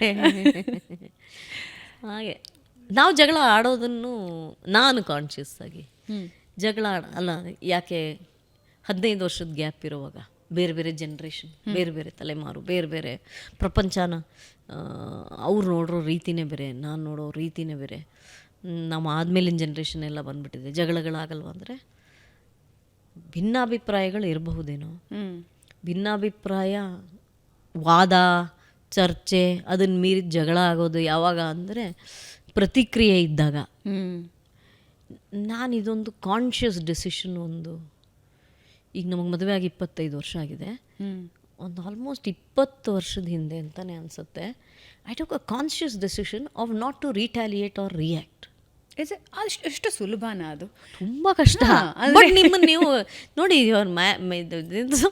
ಒಳ್ಳೆಯ ಮದುವೆ ಅದೆಂಥದ್ದು ಸೂತ್ರಗಳು, 12 ಸೂತ್ರಗಳು ಅಂತ ಯಾವುದೋ ಒಂದು ಸಿನಿಮಾ ಬಂದಿತ್ತು ಅನಂತನಾಗ್ ಅವ್ರ ಪಿಕ್ಚರು, ಅದೆಂಥದ್ದು ಇದು ದಾಂಪತ್ಯದ ಮರ್ತೋಗಿದೆ, ಸುಖ ಸಂಸಾರಕ್ಕೆ 12 ಸೂತ್ರ. ಆ ಥರ ಇದೊಂದು ನಾನು ಕಂಡುಕೊಂಡ ಸೂತ್ರ ಇದು. ಆ ಕ್ಷಣಕ್ಕೆ ರಿಯಾಕ್ಟ್ ಮಾಡಬಾರ್ದು ಅಷ್ಟೇ, ಕಿರ್ಚಾಡಲಿ ಇದು ಕಿರ್ಚಾಡಲಿ. ಅವಿನಾಶ್ ಇದೆಲ್ಲ ಹಾರುತ್ತೆ ನಮ್ಮ ಮನೇಲಿ, ಬೆಳ್ಳಿ ತಟ್ಟೆ ಎಲ್ಲ ಹಾಗೆ ಅಲ್ಲಿಗೆಲ್ಲ ಹೋಗುತ್ತೆ, ರೂಫ್ಗೆಲ್ಲ ಹೋಗುತ್ತೆ. ಹೌದು, ಊಟದ ಸಮೇತ ಎಲ್ಲ ಹೋಗಿದೆ. ಈಗಲೂ ಅಷ್ಟೇ, ಸಿಟ್ಟು ಬಂದರೆ ಹಿಂಗೆ ಫೋನ್ ತೊಗೋತಾರೆ. ನಾನು ಅಯ್ಯೋ 1.5 ಲಕ್ಷದ ಫೋನು ಅಂತ ನಾನು ಹಿಂಗೆ ತೊಗೋತಾರೆ, ಹಿಂಗೆ ಟಿ ವಿ ಮೇಲೆ ಬಿಸಾಡ್ತಾರೆ. ಟಿ ವಿನೂ ಕ್ರ್ಯಾಕ್ ಆಗ್ಬೋದು, ಫೋನು ಹೊಡೆದೋಗ್ಬಿಡ್ಬೋದು. ಆ ಥರದ ಸಿಟ್ಟುಗಳೆಲ್ಲ ಬರುತ್ತೆ. ನೀವು ಆವಾಗ ಅಂತ ಹೋಗೋದಲ್ಲ, ಸುಮ್ಮನೆ ಇದ್ಬಿಡ್ಬೇಕು. ಆಯಿತು, ಎಷ್ಟೊತ್ತಿರಕ್ಕೆ ಸಾಧ್ಯ ಸಿಟ್ಟು ಅನ್ನೋದು ಮನುಷ್ಯನಿಗೆ? 5 ನಿಮಿಷ 10 ನಿಮಿಷ ಅದೆಲ್ಲ ಕೂಲ್ ಡೌನ್ ಆದಮೇಲೆ ಮಾತಾಡ್ಸಿದ್ರಾಯ್ತು. ನಮ್ಗೆ ಒಂದಷ್ಟು ತಾಳ್ಮೆ ಇರಬೇಕು ಅಷ್ಟು ಹೊತ್ತು, ಬಿಕಾಸ್ ನಮಗೂ ಬರ್ತಾ ಇರ್ತಲ್ಲ, ವಾಪಸ್ ಕೊಡಬೇಕು ಅಂತ ನಮಗೂ ಅನ್ನಿಸ್ತಾ ಇರುತ್ತೆ. ಮನುಷ್ಯರಾಗಿ ಸಹಜ ಅಲ್ವಾ, ನಾವೇನು ದೇವರಲ್ವಲ್ಲ. So this I consciously taught myself never to retaliate. To this day I don't retaliate. I never talk back, I never argue at that moment. ಅವ್ರ ಸಿಟ್ಟಲ್ಲಿದ್ದಾಗ ನಾನು ಆರ್ಗ್ಯುಮೆಂಟಿಗೆ ಇಳಿಯಲ್ಲ. ಸ್ವಲ್ಪ ಹೊತ್ತು ಆದಮೇಲೆ ನಂದು ಬೇರೆಯೇ ಪ್ರವಚನ ಸ್ಟಾರ್ಟ್ ಆಗುತ್ತೆ. ಅವಾಗ ಸೋಮ್ಕೋದಿರ್ತಾರೆ. ಯಾಕೆಲ್ಲ ಆ ಸಿಟ್ಟೆಲ್ಲ ಮೇಲಕ್ಕೆ ಹೋಗಿ ಪೀಕಿಗೆ ಹೋಗಿ ಅದೆಲ್ಲ ಟಯರ್ಡಾಗಿ ಹಿಂಗಾಗ್ಬಿಟ್ಟಾಗ ನನ್ನ ಪ್ರವಚನ ಸ್ಟಾರ್ಟ್. ನೀನು ಹಂಗಂದಿಯಲ್ಲ, ಅದಕ್ಕಿದು ಅರ್ಥ, ಇದಕ್ಕದು, ಅದಕ್ಕಿದು ಅಂತ. ಹಾಗೆ actually Avinash also in spite of that 15 years gap, ಆವಾಗ ನಾವು 25 ವರ್ಷದ ಹಿಂದೆ ಗಂಡನ್ನ ನೀನು ತಾನು ಅಂತೆಲ್ಲ ಯಾರೂ ಮಾತಾಡಿಸ್ತಾ ಇರಲಿಲ್ಲ. ನಮ್ಮ ಅಮ್ಮಂಗೆ ಸಿಟ್ಟೇ ಬರೋದು. But Avinash said we have to be friends. So ನೀನು the minute you start saying ನೀವು ನನಗೆ ಆ ಫ್ರೆಂಡ್ಶಿಪ್ ಅಂತ ಅನಿಸಲ್ಲ ಅಂತ ಅಂದರು. So these are the things that made it easier ಅಲ್ವಾ, when they think you are unequal. ಈಗ ಹೋಗೋ ಬಾರೋ ಅಂತಲೇ ಹೇಳ್ತಾರೆ ಹೆಣ್ಮಕ್ಳು, ಪರವಾಗಿ ಆ ಕಾಲಕ್ಕೆ ತಕ್ಕಂಗಿದೆಲ್ಲ ಅಲ್ವಾ. ಗಂಡನ ಹೆಸರು ಹೇಳಬಾರ್ದು ಅಂತಲೂ ಒಂದು ಕಾಲ ಇತ್ತಲ್ವಾ, ನಮಗೆ ಮುಂಚಿನ ಜನ್ರೇಷನ್ ಅವರು ಹೆಸರೇ ಹೆಸರು ರೀ ಅನ್ನೋದು ಬಿಟ್ಟರೆ ಬೇರೆ ಏನೂ ಇರಲಿಲ್ಲ ಅನ್ಸತ್ತೆ. ಇರಲಿ, ಅದೆಲ್ಲ ಕಾಲದಿಂದ ಕಾಲಕ್ಕೆಲ್ಲ ಬದಲಾಗುತ್ತೆ. ಹಾಗಾದರೆ ಕೋಪ ಜಾಸ್ತಿ ಅವಿನಾಶ್ ಅವರಿಗೆ? ಎರಡೂ ಜಾಸ್ತಿ, ಹಾಸ್ಯನೂ ಜಾಸ್ತಿ, ಕೋಪನೂ ಜಾಸ್ತಿ. ಓಕೆ, ನಿಮಗೆ ಯಾವಾಗಲೂ ಕೋಪ ಬರಲ್ವಾ? ಬರುತ್ತೆ, ಏನು ಮಾಡೋದು. ಬಟ್ ಈ ಬ್ಯಾಲೆನ್ಸ್ ಸೂತ್ರನ ಬಹುಶಃ ಕಂಡುಕೊಂಡ್ರೆ ಈಗ ಇತ್ತೀಚೆಗೆ ಏನು ನಡೀತಾ ಇದೆ, ಡಿವೋರ್ಸ್ ಅಂತ, ಅದಕ್ಕೆ ಒಂದು ಒಳ್ಳೆ ಸೂತ್ರ ಸಿಗುತ್ತೆ ಅನ್ಸುತ್ತೆ ಈಗಿನ ಯಂಗ್ ಜನ್ರೇಷನಿಗೆ. ಇಷ್ಟೇ ಅಮ್ಮ, ಆ ಸಮಯಕ್ಕೆ ನಿಮಗೆ ನಿಜವಾಗ್ಲೂ ಆಸಕ್ತಿ ಇದ್ದರೆ ಆ ಮದುವೆಯಲ್ಲಿ, ದ್ಯಾಟ್ಸ್ ವೆರಿ ಇಂಪಾರ್ಟೆಂಟ್. ಏನಾಗ್ತಾ ಇದೆ, ಮದುವೆ ಅನ್ನೋದು ಒಂದು ಸ್ಪೆಕ್ಟಕಲ್ ಆಗೋಗಿದೆ ಅಲ್ವಾ. ಪ್ರೀ ವೆಡ್ಡಿಂಗ್ ಶೂಟ್, ಆಮೇಲೆ ಒಂದು ವಾರ ಮದುವೆ. ಯಾಕೆಂದರೆ ಬಾಲಿವುಡ್ಡಲ್ಲಿ ಯಾರೋ ದೀಪಿಕಾ ಪಡ್ಕೊಂಡು ಯಾವುದೋ ಇದಕ್ಕೆ ಹೋಗಿ ಅಂಥದ್ದು ಇಟಲಿಯಲ್ಲಿ ಹೋಗಿ ಫರಾಗೋಮೋ ವಿಲೇಜಲ್ಲಿ ಮದುವೆ ಆದರು. ಇನ್ಯಾರೋ ರಶ್ಮಿಕಾ ಮಂದಣ್ಣ ಯಾವುದೋ ಉದಯ್ಪುರ್ ಪ್ಯಾಲೇಸಲ್ಲಾದರು. ಹೀಗೆ ಇದನ್ನು ನೋಡಿ ಹೆಣ್ಮಕ್ಳಿಗೆ ಮದುವೆ ಬಗ್ಗೆ ಆಸೆ, ಹೆಣ್ಮಕ್ಳು ಅಂದರೆ ನಾನು ಗಂಡು ಮಕ್ಕಳನ್ನೂ ಸೇರಿಸಿನೇ ಹೇಳ್ತಾ ಇದ್ದೀನಿ. ಸೊ ನಮ್ಮಲ್ಲಿ ಇಲ್ಲದೇ ಇರೋ ಪದ್ಧತಿಗಳೆಲ್ಲ ಬಂದಿದೆ. ಅಂದರೆ ಎಷ್ಟೆಷ್ಟು ಹಣ ಇದೆಯೋ ಅದಕ್ಕೆ ತಕ್ಕಂಗೆ, ಎಷ್ಟೆಷ್ಟು ಹಣ ಇದೆಯೋ ಅದಕ್ಕೆ ತಕ್ಕಂಗೆ ಅಂದರೆ ಅದನ್ನು ಮೀರಿದ್ದಂಗೆ. ಹೌದು. 100 ರೂಪಾಯಿ ಇದ್ದರೆ 500 ರೂಪಾಯಿ ಮದುವೆ, 500 ರೂಪಾಯಿ ಇದ್ದರೆ 5,000 ರೂಪಾಯಿ ಮದುವೆ, ಹಾಗೆ ಆಯಿತಾ. ಶ್ರೀಮಂತರೇ ಹಾಗೆ ಮಾಡ್ತಾರೆ ಅಂತಲ್ಲ, ಮಿಡ್ಲ್ ಕ್ಲಾಸು ಇದನ್ನು ಶುರು ಮಾಡ್ಕೊಂಡಿದ್ದಾರೆ. ಏನು, ಮೆಹಂದಿ ಅಂತ ಒಂದು ದಿವಸ. ನಮ್ಮಲ್ಲದೆಲ್ಲ ಇರಲಿಲ್ಲಪ್ಪ. ರಾತ್ರಿ ಹಾಚ್ಕೋತಾ ಇದ್ವಿ, ಮಲ್ಕೋತಾ ಇದ್ವಿ, ಬೆಳಗ್ಗೆ ಎದ್ದರೆ ಮದುವೆ ಅಲ್ವಾ. ಅರಿಶಿನ ಶಾಸ್ತ್ರನೂ ಅಷ್ಟೇ, ಸಣ್ಣದಾಗಿ ಮನೇಲಿ ಮಾಡ್ಕೊಂಡ್ಬಿಡ್ತಿದ್ರು. ಸೊ ಮೆಹಂದಿ ಅಂತ ಒಂದು ದಿವಸ. ಇನ್ನೊಂದು ನನಗೆ ಇಷ್ಟನೇ ಆಗದೆ ಇರೋ ಒಂದು ಸಂಸ್ಕೃತಿ ಬಂದಿದೆ, ಅದೇನು, ಸಂಗೀತ. ನೋಡಿ, ಸಂಗೀತ ಹಾಡೋದು, ಕುಣಿಯೋದು, ಇದು ಎಲ್ಲ ಟ್ರೆಡಿಷನ್ನಲ್ಲೂ ಬಂದಿರೋದು. ಮತ್ತು ಅದೇ ಸಮಯ ಅಲ್ವಾ ಈ ಸೋಪಾನ ಗೀತೆ ಅಂತೆಲ್ಲ ಹೇಳ್ತಾರಲ್ಲ, ಇದೆಲ್ಲ ಚೇಷ್ಟೆ ಮಾಡೋದು, ಹಾಡೋದು, ಈ ಕುಟುಂಬದವರು ಆ ಕುಟುಂಬನ ರೇಗಿಸೋದು, ಇದೆಲ್ಲ ಎಲ್ಲ ಟ್ರೆಡಿಷನಲ್ಲೂ ಇದೆ, ಎಲ್ಲ ಹಳ್ಳಿಗಳಲ್ಲೂ ಇದೆ. ಆದರೆ ಈ ಸಂಗೀತ ಅನ್ನೋ ಹೆಸರಲ್ಲಿ ಈ ನಡುವೆ ಆಲ್ಕೋಹಾಲ್ ಸರ್ವ್ ಮಾಡ್ತಾರೆ, ಗೊತ್ತಾ. That is not part of our culture. Right? ಕೆಲವು ಕಮ್ಯುನಿಟೀಸಲ್ಲಿ ಇರಬಹುದು, ನಾನಿಲ್ಲ ಅಂತ ಹೇಳೋ. ಕರ್ನಾಟಕದಲ್ಲೂ there are some communities which do it, that's okay, that's their tradition. But ಬಹುಪಾಲು ಸೊ ಅದಕ್ಕೊಂದು 5 ಸ್ಟಾರ್ ಹೋಟೆಲ್ ಬುಕ್ ಮಾಡಿ, ನನಗೆ ಅದ್ರ ಬಗ್ಗೆ ಆಕ್ಷೇಪ ಇದೆ. ಈಗೇನು ಅವ್ರವ್ರ ಇಷ್ಟ. ಇವತ್ತು ಆಕ್ಷೇಪ ಮಾಡಿದ್ರೆ ಎಲ್ಲರೂ ಟ್ರೋಲ್ ಮಾಡ್ತಾರೆ, ನಿನಗೇನಮ್ಮ, ನಮ್ಮ ಇಷ್ಟ, ನಮ್ಮ ದುಡ್ಡು ಇರಲಿ. ಸೊ ಈ ಥರದ್ದು ಯಾಕೆ ಹೇಳ್ತಾ ಇದ್ದೀನಿ ಅಂದರೆ, ಯಾರನ್ನೂ ನೋಡಿ ನಾವೆಲ್ಲ ಬರೆ ಹಾಕೋತಾ ಇದ್ದೀವಿ. ಒಂದು ವಾರ ಮದುವೆ ಹಿಂದೆ ನಮ್ಮಲ್ಲಿ ನಡೀತಾ ಇರಲಿಲ್ವಾ ಅಂದರೆ ಹಳ್ಳಿಗಳಲ್ಲಿ ನಡೆಯೋದಂತೆ, ಆದರೆ ಈ ಸ್ಟೈಲಲ್ಲಿ ನಡೀತಾ ಇರಲಿಲ್ಲ. ಮೆಹಂದಿ, ಸಂಗೀತ ಅಂತೆಲ್ಲ ನಡೀತಾ ಇರಲಿಲ್ಲ. ಇರಲಿ, ಮತ್ತು ಅವಾಗ ಟೈಮು ಇತ್ತು ಜನಗಳಿಗೆ. ಈಗ ಒಂದು ವಾರ ಮದುವೆ ಆಗ್ತೀವಿ. ಸೊ ಈ ಎಲ್ಲ ಗ್ಲ್ಯಾಮರ್ ಮಧ್ಯೆ ಬದುಕನ್ನು ಹೇಗೆ ಕಟ್ಕೋತೀವಿ ಅನ್ನೋ ಆಲೋಚನೆಯನ್ನು ಹುಡುಗ ಹುಡುಗಿ ಮಾಡಿರ್ತಾರಾ, ಕೂತು ಮಾತಾಡಿರ್ತಾರಾ? ಅಪ್ಪ ಅಮ್ಮ ಅನ್ನೋದು ಅಲ್ಲಗಳೆಯಲಾಗದ ಒಂದು ರಿಯಾಲಿಟಿ. ಈಗ ನಾವು ನಮ್ಮ ಅಪಾರ್ಟ್ಮೆಂಟಲ್ಲಿ ನಾವು ಇದ್ಬಿಡೋಣ, ಅವ್ರ ಪಡೆಗೆ ಅವ್ರು ಇರಲಿ ಅಂತ ಅನ್ನಿಸ್ಬೋದು. ಯಾವಾಗಲೂ ಹಾಗಿರಲ್ವಲ್ಲ. ಅವ್ರಿಗೆ ವಯಸ್ಸಾಗುತ್ತೆ, ಅವ್ರಿಗೆ ನಮ್ಮ ಅಗತ್ಯ ಬೀಳಬಹುದು. ಆವಾಗ ನಾವೇನು ಮಾಡ್ತೀವಿ? ಮಕ್ಕಳಾದಾಗ ನಾವು ಈ ರೀತಿ ಕೂತು ಚರ್ಚೆ ಆಗುತ್ತಾ? Do we discuss a future? Many marriages I feel they have not discussed. ಕೋರ್ಟ್ಶಿಪ್ಪೇ ಇರುತ್ತೆ, 2 ವರ್ಷ 3 ವರ್ಷ ಗೊತ್ತಿರೋರನ್ನೇ ಮದುವೆ ಆಗ್ತಾರೆ. ಬಟ್ಟು ಭವಿಷ್ಯದ ಬಗ್ಗೆ ಕೂತು ಸೀರಿಯಸ್ಸಾಗಿ ಮಾತಾಡಿರಲ್ಲ. ಕೆಲವೊಂದು ಅಸಂಪ್ಷನ್ನೂ ಇರುತ್ತೆ. ನಾನು ಇದನ್ನು ಮಾಡಿದ್ರೆ ಇವನು ಬೇಡ ಅನ್ನಲ್ಲ ಅನ್ನೋ ಅಸಂಪ್ಷನ್ನು, ಅಥವಾ ಇವಳು ಇದನ್ನು ಮಾಡಿದ್ರೆ ಇವಳು ನನಗೆ ಬೇಡ ಅನ್ನಲ್ಲ ಅನ್ನೋ ಅಸಂಪ್ಷನ್. ಹೀಗೆ ಕೆಲವೊಂದು ಮಾತಾಡಿರ್ತಾರೆ, ಯಾವುದನ್ನು ಅನೇಕ ವಿಚಾರಗಳು ಮಾತಾಡಿರಲ್ಲ. ಇದೆಲ್ಲ ಆದಾಗ ಭಿನ್ನಾಭಿಪ್ರಾಯಗಳು ಶುರುವಾಗುತ್ತೆ. ಬಟ್ ಈ ಮದುವೆನ ಉಳಿಸ್ಕೊಳ್ಬೇಕು ಅಂತ ನಿರ್ಧಾರ ಮಾಡಿಬಿಟ್ರೆ ಉಳಿಸ್ಕೋಬೋದು. ಈ ಮದುವೆ ಬೇಡ ಅನ್ನಿಸ್ಬಿಟ್ರೆ ಯಾರ ಕೈಲೂ ಅದನ್ನು ಉಳಿಸೋಕ್ಕಾಗಲ್ಲ. ಬದುಕು ಜತಕ ಬಂಡಿ. ಇಷ್ಟು ಎಪಿಸೋಡ್ಗಳು, ಅಂದರೆ ಪ್ರತಿದಿನ ಎಪಿಸೋಡ್ ಬರುತ್ತೆ ಅಂದರೆ ಟಿ ವಿ ಆನ್ ಮಾಡ್ಕೊಂಡು 10 ನಿಮಿಷ ಮುಂಚೆ ಕೂತ್ಕೊಂಡ್ಬಿಡ್ತಾಯಿದ್ರು ಎಲ್ಲರೂ. ಆ ಸಂದರ್ಭದಲ್ಲಿ ಹಲವಾರು ಜನರ ಜೀವನಗಳನ್ನ ನೀವು ನೋಡಿದ್ದೀರಿ. ಅವರ ಕಷ್ಟ ಮತ್ತು ಕಷ್ಟ ಅಂದ್ಕೊಳ್ಳೋದನ್ನು ನೋಡಿದ್ದೀರಿ, ಕಷ್ಟ ಅಲ್ಲದ್ದು ಅವರಿಗೆ ಕಷ್ಟ ಆಗೋದನ್ನು ನೋಡಿದ್ದೀರಿ. ಗಂಡ ಹೆಂಡತಿರ ನಡುವಿನ ಸಣ್ಣ ಸಮಸ್ಯೆನೂ ಯಾವ ರೀತಿ ಸಮಸ್ಯೆ ಕ್ರಿಯೇಟ್ ಮಾಡಿದೆ ಅನ್ನೋದನ್ನು ನೋಡಿದ್ದೀರಿ. ಓವರಾಲ್ ನೋಡಿದಾಗ ಗಂಡ ಹೆಂಡತಿಯ ಸಂಬಂಧ ಇತ್ತೀಚಿನ ವರ್ಷಗಳಲ್ಲಿ ಬದಲಾದ ರೂಪ ಹೇಗೆ ಅನಿಸುತ್ತೆ ನಿಮಗೆ? ಎಕ್ಸ್ಟ್ರಾ ಮ್ಯಾರಿಟಲ್ ಅಫೇರ್ಸ್ ಬಗ್ಗೆನೂ ಮಾತಾಡಬಹುದು ನಾವು. ದುಡ್ಡಿಗೋಸ್ಕರ ಜಗಳ ಆಡ್ಕೊಳ್ಳೋದು, ಆಸ್ತಿಗೋಸ್ಕರ ಜಗಳ ಆಡ್ಕೊಳ್ಳೋದು, ಸಂಬಂಧಗಳಿಗೋಸ್ಕರ ಜಗಳ ಆಡ್ಕೊಳ್ಳೋದು ಎಲ್ಲನೂ ನೋಡಿದ್ದೀರಿ ಅಂತ ಅನಿಸುತ್ತೆ. ಆಕರ್ಷಣೆ ಅನ್ನೋದು ಮನುಷ್ಯ ಸಹಜ ಅಂತ ನನಗನ್ಸುತ್ತೆ. ಆ ಆಕರ್ಷಣೆಯನ್ನು ನಿಗ್ರಹ ಮಾಡೋದು ಹೇಗೆ ಅಲ್ವಾ? ಮದುವೆ ಆದಮೇಲೆ ನೀವು ಎಕ್ಸ್ಟ್ರಾ ಮ್ಯಾರಿಟಲ್ ಅಂದಿದ್ದಕ್ಕೆ ಹೇಳ್ತಾ ಇದ್ದೀನಿ. ಮದುವೆ ಆದಮೇಲೆ ಇಂಥವನೊಟ್ಟಿಗೆ ನಾನು ಜೀವನ ಮಾಡ್ತೀನಿ ಅಂತ ನಾನು ಹೊರಟ ಮೇಲೆ ಇನ್ನೊಬ್ಬರ ಬಗ್ಗೆ ಆಕರ್ಷಣೆ ಆಗಬಹುದೇನೋ ಸಹಜವಾಗಿ. ತನ್ನ ಗಂಡನಲ್ಲೋ ಹೆಂಡತಿಯಲ್ಲೋ ಇಲ್ಲದೇ ಇರುವಂತಹ ಯಾವುದೋ ಒಂದು ಗುಣ ಇನ್ಯಾರಲ್ಲೋ ಇಷ್ಟ ಆಗಬಹುದೇನೋ.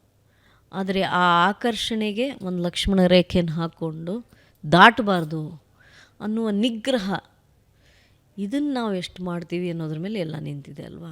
ಒಂದು ಉದಾಹರಣೆ, ಸಣ್ಣ ಉದಾಹರಣೆ ಕೊಡ್ತೀನಿ. ಯಾರೋ ನನ್ನ ಹತ್ರ, ಯಾರೋ ಕೆಲಸ ಮಾಡ್ತಾ ಇರೋರು ಒಬ್ಬರು ಬಂದು ನನ್ನ ಹತ್ರ ಒಂದು ಸಲಹೆ ಕೇಳಿದ್ರು. ಅದು ಅರ್ಧಕ್ಕೆ ನಿಲ್ತು. ಅವ್ರು ಪೂರ್ತಿ ಹೇಳಲಿಲ್ಲ, ಬಟ್ ಅರ್ಧಕ್ಕೆ ನಿಂತು ಹೋಯ್ತು. ಹೋದ್ರವ್ರು.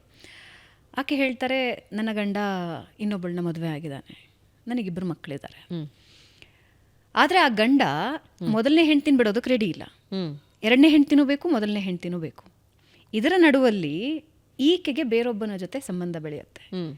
ಈಕೆನೂ ಆತನನ್ನೂ ಬಿಡೋಕ್ಕೆ ರೆಡಿ ಇಲ್ಲ, ಗಂಡನನ್ನೂ ಬಿಡೋದಕ್ಕೆ ರೆಡಿ ಇಲ್ಲ.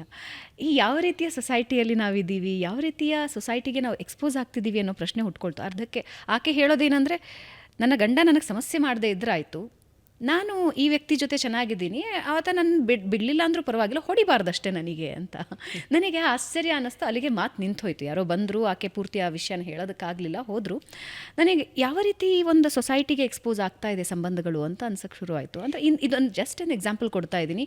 ಇಂಥ ಹಲವು ಎಕ್ಸಾಂಪಲ್ಗಳನ್ನು ನಾವು ನೋಡಬಹುದು ಇವತ್ತು. ಅಲ್ಲ, ಇದು ಈ ಕಾಲದ ಸಮಸ್ಯೆ ಅಂತ ನಾವು ಅಂದ್ಕೊಳ್ಳೋದ್ರಲ್ಲೇ ಸಮಸ್ಯೆ ಎಲ್ಲ ಕಾಲದಲ್ಲೂ ಇದ್ದಿದೆ. ಎಲ್ಲ ಕಾಲದಲ್ಲೂ ಇತ್ತು, ಬಟ್ ಇತ್ತೀಚಿನ ದಿನದಲ್ಲಿ ಎಕ್ಸ್ಪೋಜರ್ ಹೆಚ್ಚಾಗ್ತಾ ಆಗ್ತಾ ಆ ಸಮಸ್ಯೆಗಳು ಹೆಚ್ಚಾಗ್ತಿದೆ ಅನಿಸುತ್ತೆ. ಇತ್ತೀಚಿನ ದಿನಗಳಲ್ಲಿ ಹೊರಗಡೆ ಬರ್ತಾ ಇದೆ ಅಷ್ಟೇ. ಓಕೆ ಅದಕ್ಕೆ ಹೇಳಿದೆ, ಈ ಆತ್ಮನಿಗ್ರಹ ಅನ್ನೋದು ಮನುಷ್ಯನಿಗೆ ಬಹಳ ಕಷ್ಟದ್ದು ಮತ್ತು ಬೇಕಿರೋದು. ಈ ಅರಿಷಡ್ ವರ್ಗಗಳನ್ನ ಗೆಲ್ಲೋದೇ ಬದುಕು ಅಂತಾರೆ, ಗೊತ್ತಾ? ಏನು ಅರಿಷಡ್ ವರ್ಗ? ಕಾಮ, ಕ್ರೋಧ, ಮೋಹ, ಮದ, ಮಾತ್ಸರ್ಯ ಅಲ್ವಾ? ಈ ಅರಿಷಡ್ ವರ್ಗಗಳನ್ನ ಗೆದ್ದರೆ ನೀವು ಬೇರೆ ಒಂದು ಮಟ್ಟಕ್ಕೆ ಬದುಕು, ನಮ್ಮ ಕಾನ್ಷಿಯಸ್ನೆಸ್ ಎಲ್ಲ ಹೊರಟೋಗುತ್ತೆ ಅನ್ನೋದು. ಸೊ ಈ ಆತ್ಮನಿಗ್ರಹ ಅನ್ನೋದು ಒಂದು ಸಮಾಜದ ಮೌಲ್ಯವಾಗಿತ್ತು. ಈಗ ನೋಡಿ, ಧರ್ಮ ಅನ್ನೋದು ಬದಲಾಗಲ್ಲ. ಧಾರಯತಿ ಇತಿ ಧರ್ಮ. ಸೊ ನಿಮಗೆ ಧರ್ಮ ಅನ್ನೋದು ಶಾಶ್ವತ. ಮೌಲ್ಯಗಳು ಕಾಲದಿಂದ ಕಾಲಕ್ಕೆ ಬದಲಾಗ್ತಿವೆ, ಅಥವಾ ಆಚರಣೆಯಲ್ಲಿ ವ್ಯತ್ಯಾಸಗಳನ್ನ ನಾವು ನೋಡ್ತಾ ಇದ್ದೀವಿ. ಒಂದು ಉದಾಹರಣೆ, ನೀವು ಹೇಳಿದ್ದಕ್ಕೆ ನಾನು ಪ್ರತ್ಯುತ್ತರವಾಗಿ ಒಂದು ಉದಾಹರಣೆ ಕೊಡ್ತೀನಿ. ತಮಿಳುನಾಡಿನಲ್ಲಿ ಒಬ್ಬ ಕಲಾವಿದ ಇದಕ್ಕೆ ಬಂದಿದ್ದಾರೆ, ರಾಜಕೀಯಕ್ಕೆ, ಮುಖ್ಯಮಂತ್ರಿ ಆಗ್ತೀನಿ ಅಂತ. ಅಲ್ಲ, ಅದೊಂದು ಇದೆಯಲ್ಲ ಟ್ರೆಡಿಷನ್ನು ನಮ್ಮಲ್ಲಿ. ಅವ್ರು ಎಂತಹ ಮೇಲ್ಪಂಕ್ತಿನ ರಾಜ್ಕುಮಾರ್ ಅವ್ರು ಹಾಕ್ಕೊಟ್ಟಿದ್ದಾರೆ ಅಂದರೆ, just by virtue of stardom ಯಾರೋ CM ಆಗೋದು, ಆ ಥರದ ತಪ್ಪು ಕಲ್ಪನೆಗಳನ್ನ ಇಟ್ಕೋಬೇಡಿ, ಅದು ಬೇರೆಯ ಒಂದು ಪಯಣ ಅನ್ನೋದನ್ನ ಅವ್ರು ಎಷ್ಟು ಒಳ್ಳೆಯ ಮೇಲ್ಪಂಕ್ತಿ ಹಾಕ್ಕೊಟ್ಟು ಹೋಗಿದ್ದಾರೆ. ಜನರಿಗೂ ಅಷ್ಟೇ, ಕಲಾವಿದರಿಗೂ ಅಷ್ಟೇ. ನೀವು ರಾಜಕೀಯ ಅಂದರೆ ನೀವು ಅಲ್ಲಿ ಹೋಗಿ ದುಡಿಬೇಕು, ಸುಮ್ಮನೆ ಇವತ್ತು ಅಂದ್ಕೊಂಡು ನಾಳೆ ಆಗೋಕ್ಕಾಗಲ್ಲ ಅಂತ. ಅದಕ್ಕೆ ತಮಿಳ್ನಾಡು ಬೇರೆ ಇರುತ್ತೆ. ಅವರಲ್ಲಿ ಇದು ಜಾಸ್ತಿ, ಅಂದರೆ ಜಯಲಲಿತಾ. ಸೊ ಅವ್ರಿಗೆ ಒಂದು ಆ ಸಿನಿಮಾನ ಸೀರಿಯಸ್ ಆಗಿ ತೊಗೊಂಡ್ಬಿಡ್ತಾರೆ ಅವರು. ಹಾಗಾಗಿ ಅವರು ಮುಖ್ಯಮಂತ್ರಿ ಆಗ್ತೀನಿ ಅಂತ ಬಂದಿದ್ದಾರೆ. ಈಗ ಅವರು ಇದೆಲ್ಲದರ ಮಧ್ಯೆ ಅವ್ರ ಹೆಂಡತಿ ಒಂದು ಪೆಟಿಷನ್ ಹಾಕಿದ್ದಾರೆ ಚೆಂಗಲ್ಪೇಟ್ ಕೋರ್ಟಲ್ಲಿ. ಏನಂತ, ನನ್ನ ಗಂಡ ನನ್ನ ಸರಿಯಾಗಿ ನೋಡ್ಕೋತಾ ಇಲ್ಲ, ನನ್ನ ಮಕ್ಕಳಿಗೆ ಅವ್ರಿಗೆ ನೋಡ್ಕೋತಾ ಇಲ್ಲ, ನಾನು ಭಾರತೀಯ ನಾಗರಿಕಳಲ್ಲ, ಹಾಗಾಗಿ ನನಗೆ ಮನೆ ಕೂಡ ಇಲ್ಲ, ಗಂಡನ ಮನೆ ನನ್ನ ಮನೆ ಅಂತ ಅಂದ್ಕೊಳ್ಳೋಕ್ಕೂ ಆಗಲ್ಲ, ಯಾಕೆಂದರೆ ಅಲ್ಲಿ ನನಗೆ ನೆಲೆ ಇಲ್ಲ, ಇರಕ್ಕೆ ಬಿಡ್ತಿಲ್ಲ. ಇದೆಲ್ಲದಕ್ಕೂ ಕಾರಣ ಮತ್ತೋರ್ವ ಕಲಾವಿದೆ, ಅಗತ್ಯ ಬಿದ್ದರೆ ಆಕೆ ಹೆಸರನ್ನ ಹೇಳ್ತೀನಿ ಅಂತ ಅವರು ಪೆಟಿಷನ್ ಹಾಕಿದ್ದಾರೆ ಕೋರ್ಟ್. ಸಾಮಾನ್ಯವಾಗಿ ಏನಾಗುತ್ತೆ ಈ ಥರದ್ದು, ಸಾಮಾನ್ಯವಾಗಿ ಏನಾಗ್ತಿತ್ತು ನಮ್ಮ ಸಮಾಜದಲ್ಲಿ ಈ ಥರದ್ದಾದಾಗ, ಅದರಲ್ಲೂ ನಮ್ಮ ಬಗ್ಗೆ ನಮ್ಮ ಅಂತರಂಗದ ವಿಚಾರ ಹೊರಗಡೆ ಗೊತ್ತಾಗದೇ ಇರಲಿ ಅಂತಲೇ ಯಾವಾಗಲೂ ಇರುತ್ತೆ. ಬಿಕಾಸ್ ಹೆಚ್ಚು ಹೆಚ್ಚು ವಿಮರ್ಶೆಗೆ ಒಳಗಾಗುತ್ತೆ. ನೀವು ಒಂದು ನಾಯಕತ್ವದ ಜಾಗದಲ್ಲಿದ್ದಾಗ ಸಮಾಜದಲ್ಲಿ ಯಾವುದೇ ರೀತಿ ನೀವು ಚಿತ್ರನಾಯಕಿಯಾಗಿ ರಾಜಕೀಯದಲ್ಲಿ ನಾಯಕರಾಗಿರಿ, ನಿಮ್ಮ ಬದುಕನ್ನು ಅನುಸರಿಸೋರು ಭಾಳ ಜನ ಇರ್ತಾರೆ. ಈಗ ಯಾವುದೋ ಮಾಲವಿಕಾ ಉಟ್ಟರು ಸೀರೆ ಚೆನ್ನಾಗಿದೆ ಅಂತ ಈ ಥರ ಸೀರೆ ತೊಗೋಬೋದು, ಅಥವಾ ಮಾಲವಿಕಾ ಮಾಡೋ ಯಾವುದೋ ಒಂದು ಕೆಲಸ ಇಷ್ಟ ಆಗಿ ಅದೇ ಥರದ್ದು ನಾನು ಮಾಡ್ತೀನಿ ಅಂತ ಅನ್ನಿಸ್ಬೋದು. ಹಾಗೆ ನೀವು ಒಂದು ನಿದರ್ಶನದ ಜಾಗದಲ್ಲಿದ್ದಾಗ ನೀವು ಸಹಜವಾಗಿ ಏನು ಮಾಡ್ತೀರಿ, ನನ್ನ ವೈಯಕ್ತಿಕ ಬದುಕು ಹೆಚ್ಚು ಎಕ್ಸ್ಪೋಸ್ ಆಗದೆ ಇರಲಿ ಅಂತಲೇ ನಿಮ್ಗೆ ಅನಿಸುತ್ತಲ್ವಾ. ಇದು ಸಾಮಾನ್ಯವಾಗಿರುವಂಥ ಒಂದು ಧೋರಣೆ.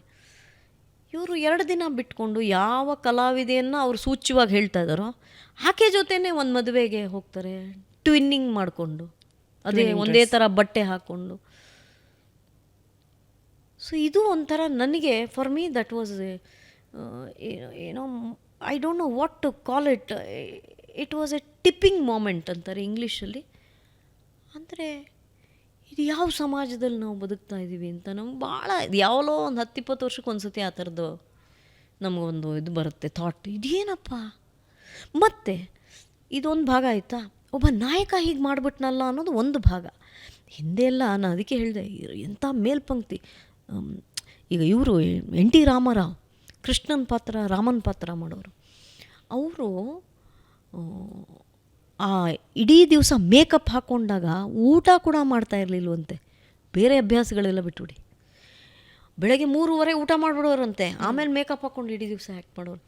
ಅಂದರೆ ಸಮಾಜ ನಮ್ಮನ್ನು ಅನುಕರಣೆ ಮಾಡುತ್ತೆ, ಅನುಸರಿಸುತ್ತೆ ಅನ್ನೋ ಕಾರಣಕ್ಕೆ ತಾನು ಯಾವ ರೀತಿ ಬದುಕಬೇಕು, ಸಾರ್ವಜನಿಕವಾಗಿ ಸಿಗರೇಟ್ ಸೇದೋದು, ಸಾರ್ವಜನಿಕವಾಗಿ ಬೇರೆ ಥರದ್ದು, ಇದನ್ನೆಲ್ಲ ಹೇಗೆ ಅವರೆಲ್ಲ ನಿಗ್ರಹ ಮಾಡ್ಕೋತಾ ಇದ್ರು ಹಿಂದಿನ ಕಲಾವಿದರು. ಬಿಕಾಸ್ ಆ ಸಮಾಜದ ಪ್ರತಿ ಅವರ ಬದ್ಧತೆ. ಸೊ ಅದು ಈ ಕಲಾವಿದರಿಗೆ ಆ ಬದ್ಧತೆ ಇಲ್ಲ ಅನ್ನೋದು ಒಂದು ಭಾಗ. ಅವರು ಡೈವರ್ಸೇ ಆಗಿಬಿಟ್ಟಿದ್ರೆ ಯಾರೂ ಪ್ರಶ್ನೆ ಮಾಡ್ತಾ ಇರಲಿಲ್ಲ. ಆಕೆ ತನ್ನ ಕಷ್ಟಗಳನ್ನು ಹೀಗೆ ಬಹಿರಂಗವಾಗಿ ಹೇಳ್ಕೊಂಡ ಮೇಲೆ ಇವರು ಇದನ್ನು ಮಾಡಿದಾಗ ಏನಪ್ಪ ಇದು ಅಂತ ಅನಿಸುತ್ತೆ. ಆದರೆ ಅವರ ಫ್ಯಾನ್ಸ್ ಆರು ವಾಟ್ ಎವರ್ ಫಾಲೋವರ್ಸ್ ಇವರೆಲ್ಲ ನಮ್ಮ ಅಣ್ಣ ಮಾಡಿದ್ದು ಸರಿ ಅಂತ ವಾದ ಮಾಡೋ ಒಂದು ಗುಂಪಿದೆ. ನಿಮಗೆ ಭಯ ಶುರುವಾಗೋದು ಆ ಗುಂಪಿನ ಬಗ್ಗೆ. ಇವರೇನೋ ಮಾಡ್ಕೊಂಡು ಹೋಗ್ತಾರ್ರಿ, ದೊಡ್ಡ ಕಲಾವಿದರು, ಸೂಪರ್ ಸ್ಟಾರ್ಗಳು ಏನೋ ಮಾಡ್ಕೊಂಡು ಹೋಗ್ತಾರೆ. ಅವ್ರ ಹತ್ರ ಧಾರಾಳವಾಗಿ ಹಣ ಇರುತ್ತೆ, ಅವ್ರ ಹೆಂಡ್ತಿನೇ ಯಾರೋ ಇಬ್ಬರು ಕೂರಿಸ್ಬೋದು, ಅದನ್ನು ಸರಿ ಮಾಡಿಸ್ಬೋದು, ಅವರು ಬಗೆಹರಿದು ಬಿಡ್ಬೋದು. ಬಟ್ ನಾನು ಹೇಳೋದು, ಇದನ್ನು ಅನುಸರಿಸ್ತೀವಿ ಅನ್ನೋ ಮುಂದಿನ ಪೀಳಿಗೆ ಕತೆ ಹೇಳಿ. ಸೊ ಈ ಥರದ ಮೌಲ್ಯ ಪತನ ಆದಾಗ ಏನಾಗಬಹುದು ಸಮಾಜ ಅನ್ನೋ ಭಯ ಆಗುತ್ತೆ. ಅದರಲ್ಲೂ ನಮ್ಮ ಸಮಾಜ ಬೇರೆ ರೀತಿ ಆಲೋಚನೆ ಮಾಡೋ ಸಮಾಜ. ನಾನು ಅದಕ್ಕೆ ಹೇಳಿದೆ, ಮದುವೆ ಆಗುವಾಗ ಬಹಳ ನೀವು ತುಂಬ ಆಲೋಚನೆ ಮಾಡಿ ಮದುವೆ ಮಾಡ್ಕೊಳ್ಳೋ ಕಾಲ ಬಂದಿದೆ. ಬದುಕು ಜಟಕಾ ಬಂಡಿ ಮಾಡುವಾಗ ನಾನು ಕಂಡುಕೊಂಡಿದ್ದ ಮತ್ತೊಂದು ಸತ್ಯ ಏನು ಅಂದರೆ, ಹಿಂದೆ ಎಲ್ಲ ಈಗ ನಮ್ಮ ತಾಯಿಗೆ ಒಡ ಹುಟ್ಟಿದವರು ಎಷ್ಟು ಜನ, 10 ಜನ ಅವ್ರ ಮನೇಲಿ ಮಕ್ಕಳು. Okay, she had 6 sisters and 3 brothers. So that's a big family. So 7 ಜನ ಹೆಣ್ಮಕ್ಳಿದ್ದಾಗ ಯಾವುದೇ ಒಬ್ಬ ಹೆಣ್ಮಗಳು ವಾಪಸ್ ಹೋಗೋಕ್ಕೆ ಜಾಗ ಇರಲಿಲ್ಲ. ಹೌದಾ? ಈಗ 2ನೇ ಒಳಗೋ 3ನೇ ಒಳಗೋ 4ನೇ ಒಳಗೋ 5 ನಮ್ಮ ತಾಯಿ 5ನೇವ್ರಿಗೆ ಸಮಸ್ಯೆ ಅಂದ್ಕೊಳ್ಳಿ, ವಾಪಸ್ ಒಂದು ಇನ್ನಿಬ್ರು ಇದ್ದಾರೆ ಹೋಗು ಅಂತ ಆಚೆ ಕಳಿಸ್ಬಿಡೋರು. ಕರೆಕ್ಟಾ? ಅಪ್ಪ ಅಮ್ಮನಿಗೆ ಬೇರೆ ಮಕ್ಕಳನ್ನ ಸಾಗಿಸೋ ಕೆಲಸ ಇತ್ತು, ಅವ್ರನ್ನ ಸಾಗಾಕೋ ಕೆಲಸ ಇತ್ತು. ಇವತ್ತು ಮಕ್ಕಳು ಇವತ್ತು ಅಂತ ನಾನು ಹೇಳೋದು, ವಿ ಸ್ಟಾರ್ಟೆಡ್ ಡೂಯಿಂಗ್ ಬದುಕು ಜಟಕಾ ಬಂಡಿ ಅಬೌಟ್ 15-20 years ago ಅಲ್ವಾ. ಅವತ್ತಿನ ಕಾಲಕ್ಕೆ about 18 years ago 18 years ago ಅಷ್ಟಷ್ಟು ಜನ ಮಕ್ಕಳೇ ಇರ್ತಾ ಇರಲಿಲ್ಲ ಮನೇಲಿ, 3-4 ಜನ. ತುಂಬ ಈ ಮ್ಯಾರಿಟಲ್ ಡಿಸ್ಪ್ಯೂಟಲ್ಲಿ ಫಸ್ಟು ಹೆಣ್ಮಕ್ಳು ಅಪ್ಪ ಮನೆ ಏನು ಬೇಡ, ಅವಳೇನು ಅವ್ನ ಮನೇಲಿ ಇರೋದು ಬೇಡ, ನಾನು ಸಾಕೋತೀನಿ, ನಾನು 2 ಹೊತ್ತು ಊಟ ಹಾಕಲ್ವಾ ಅಂತ ಅಪ್ಪ ಮನೆ ಇನಿಷಿಯೇಟಿವ್ ತೊಗೊಂಬಿಡೋರು. ಯಾಕೆ ಹೇಳ್ತಾ ಇದ್ದೀನಿ, ಈ ಹೆಣ್ಮಕ್ಳು ಭಯ ಇಲ್ಲ ನೋಡಿ, ಅಯ್ಯೋ ನಾನಾದ್ಮೇಲೆ ಇಬ್ಬರಿದ್ದಾರೆ, ನಾನು ವಾಪಸ್ ಹೋಗ್ಬಿಟ್ರೆ ಅವ್ರ ಕತೆ ಏನು ಅಂತ ಆಲೋಚನೆ. ಅಂದರೆ ನಾನು ಹೇಳ್ತಾ ಇರೋದು ಓನ್ಲಿ ಅಡ್ಜಸ್ಟ್ ಮಾಡ್ಕೊಳ್ಳೋ ಪಾಯಿಂಟ್ ಆಫ್ ವ್ಯೂ ಇಂದ. ಸಮಸ್ಯೆಗಳಿದ್ದರೆ ಬಗೆಹರಿಸ್ಕೊಳ್ಳೋಣ ಅನ್ನೋ ದೃಷ್ಟಿಯಲ್ಲಿ. ಈಗ complete breakdown of marriage ಆಗಿಬಿಟ್ರೆ ಆ ಮದುವೆಯಲ್ಲಿ ಇರಬಾರ್ದು. ಅದು ಯಾರಿಗೂ ಒಳ್ಳೆಯದಲ್ಲ. ನಮ್ಮ ದೈಹಿಕ ಮಾನಸಿಕ ಆರೋಗ್ಯಕ್ಕೆ ಅದು it's not a good thing. Total breakdown ಆಗಿಬಿಡುತ್ತೆ. ಅಂದರೆ ಕಂಪ್ಲೀಟ್ ನಾಲಾಯಕ್ ಗಂಡ, ಚೆನ್ನಿಗ್ರಾಯನ್ ಥರ ಗಂಡ ಅಂದರೆ ಐ ಥಿಂಕ್ ನಂಜಮ್ಮಂಗೂ ಡೈವರ್ಸ್ ಕೊಡ್ಬೋದು. ಬಟ್ ಅವಳು ಹೇಗಿದ್ಲು, ಸಿ ದಟ್ಸ್ ಅ ಬ್ಯೂಟಿ ಇರಲಿ.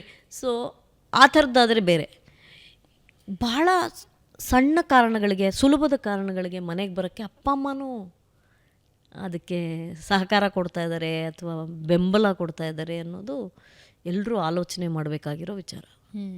Parents have to think, see you got married, ನಿನಗೆ ಇಷ್ಟು ಖರ್ಚು ಮಾಡಿ ಮದುವೆ ಮಾಡಿದ್ದೀವಿ, ನಿನ್ನ ಇಷ್ಟದ ಪ್ರಕಾರನೇ ಮದುವೆ ಮಾಡಿದ್ದೀವಿ. ಈಗ ಎಷ್ಟೋ ಕಡೆ ನಾವು ಇದೆಲ್ಲ ನೋಡ್ತೀವಲ್ಲ, ರೀಲ್ಸು ಗಿಲ್ಸು ಅದರಲ್ಲೆಲ್ಲ ಕೊನೆ ಗಳಿಗೆಯಲ್ಲಿ ಬೇಡ ಅಂತಲೇ ಹೊಟ್ಟೋಗ್ತಾರಲ್ಲ ಹೆಣ್ಮಕ್ಳು ಅಲ್ವಾ, ನನಗೆ ಬೇಡ ಇವನು ಅಂತ. ಸೊ ನಿಮ್ಗೆ ಆ ಕ್ಷಣದವರೆಗೂ ಟೈಮ್ ಇದೆ. ನಾನು ಅನೇಕ ಜನ ಹೆಣ್ಮಕ್ಳಿಗೆ ಇನ್ವಿಟೇಷನ್ ತೊಗೊಂಬರೋ ಹೆಣ್ಮಕ್ಳಿಗೆ ಹೇಳ್ತೀನಿ, ಅಪ್ಪ ಅಮ್ಮ ನೋಡಿ ಅರೇಂಜ್ಡ್ ಮ್ಯಾರೇಜ್ ಆ ಥರದ್ದಿದ್ದರೆ ಕೊನೆ ಗಳಿಗೆವರೆಗೂ ಟೈಮ್ ಇದೆ, till you commit, because after that it becomes difficult to break a marriage. So ನಿಮ್ಗೆ ಆ ಟೈಮ್ವರೆಗೂ ಸಮಯ ಇದೆ. ಇಷ್ಟ ಇಲ್ವಾ ಹೇಳಿಬಿಡಿ. ಯಾವುದೋ ಒಂದು 4 ಸೀರೆ ಸಿಗುತ್ತೆ, ಅದ್ಯಾವುದು ಅಧ್ಯಕ್ಷ ಅನಿಸುತ್ತೆ ಅದರಲ್ಲಿ, ಮೇಡಮ್ 2 ದಿನ ಸ್ಕೂಲಿಗೆ ರಜೆ ಸಿಗುತ್ತೆ ಅಂತ ಅವಳು ಮದುವೆ ಆಗ ಕೊಟ್ಟಿದ್ದಾಳೆ, ನಿಲ್ಲಿಸಿ ಅಂತ ಬರ್ತಾರೆ ಅವರು ಶರಣ್ ನನ್ನ ಹತ್ರ. ಸೊ ಆ ಥರದ್ದು ಆಗಬಾರ್ದು ನೋಡಿ. ಯಾವುದೋ ಒಂದು ಆಕರ್ಷಣೆಗೆ ಮದುವೆ ಆಗ್ಬಿಡೋದು. ನನ್ನ ಫ್ರೆಂಡ್ ಆಗ್ಬಿಟ್ಲು ನಾನು ಆಗ್ತೀನಿ, ನನ್ನ ಫ್ರೆಂಡಿಗೆ ಫರಗಾಮೋ ವಿಲೇಜಲ್ಲಿ ಮದುವೆ ಆಯಿತು, ನಾನು ಉದಯಪುರ ಪ್ಯಾಲೇಸಲ್ಲಿ ಆಗ್ತೀನಿ. ಅದು ಯಾವುದೋ ಪಲ್ಲಕ್ಕಿಲೆಲ್ಲ ಹೊತ್ಕೊಂಡು ಬರ್ತಾರಲ್ಲ ಹೆಣ್ಮಕ್ಳನ್ನ, ನಮ್ಮ ಮನೆಯಲ್ಲ ಯಾರೂ ಅದೆಲ್ಲ ಮಾಡಲಿಲ್ಲ ಇಲ್ಲಿ.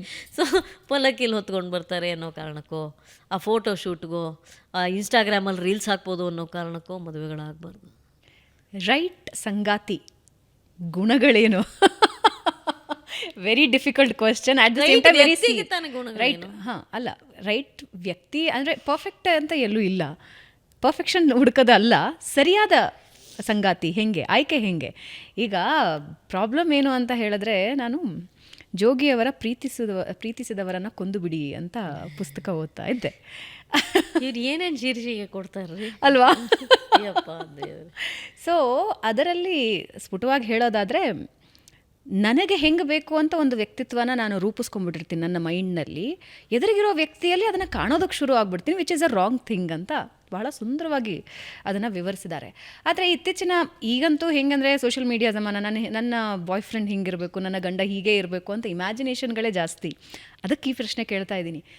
ಕರೆಕ್ಟಾದ ಸಂಗಾತಿ, ಸರಿಯಾದ ಸಂಗಾತಿ ಆಯ್ಕೆ ವ್ಯಕ್ತಿತ್ವದಲ್ಲಿ ವ್ಯತ್ಯಾಸ ಇರುತ್ತೆ. ನನ್ನ ಆಯ್ಕೆ ಬೇರೆ ಇರುತ್ತೆ, ನಿಮ್ಮ ಆಯ್ಕೆ ಬೇರೆ ಇರುತ್ತೆ.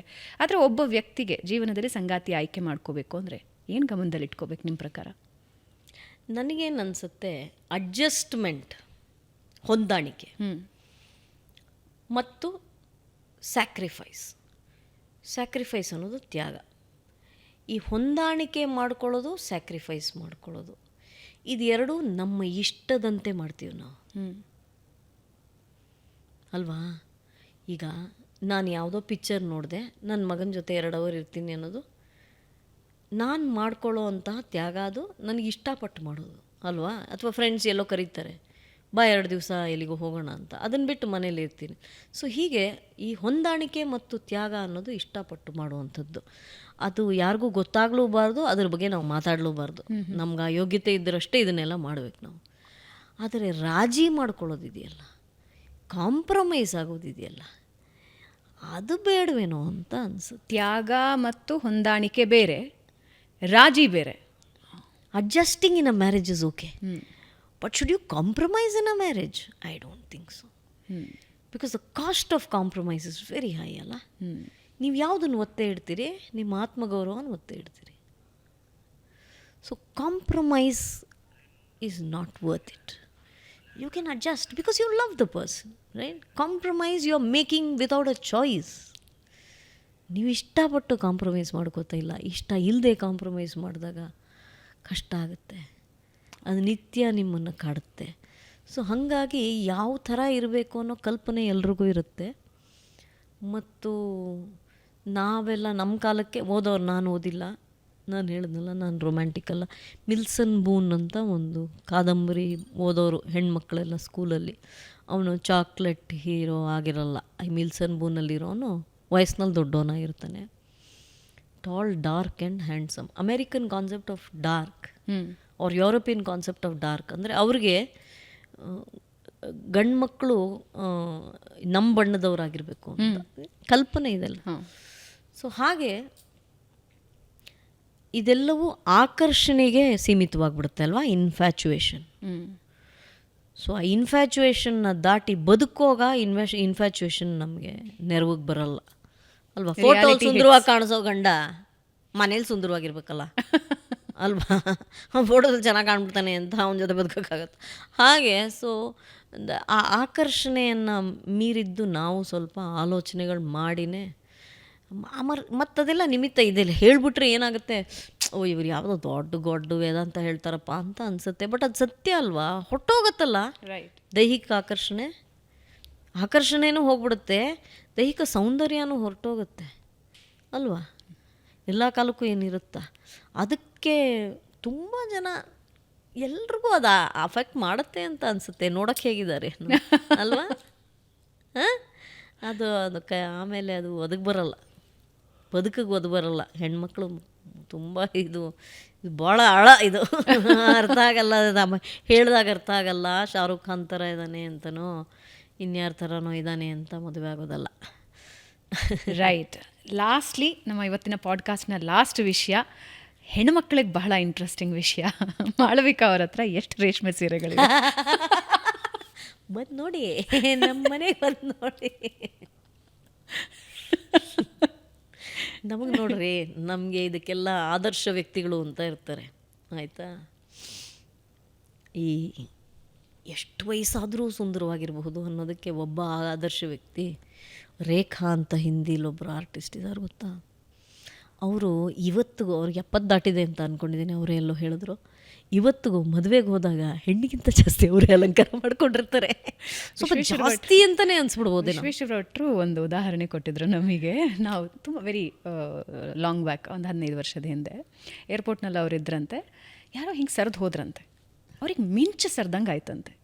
ಹಿಂಗೆ ತಿರುಗಿ ನೋಡಿದ್ರೆ ರೇಖಾ ಅವರು ಮಿಂಚು ಸರ್ದಂಗೆ ಐ ಥಿಂಕ್ ಆ ಉದಾಹರಣೆ ಸುಮ್ಮನೆ ನೆನಪು ಮಾಡ್ಕೊಂಡು ರೇಖಾ ಅವ್ರ ಅಂದ ತಕ್ಷಣ. ಸೊ ಅವರು her silks, have you seen her silks?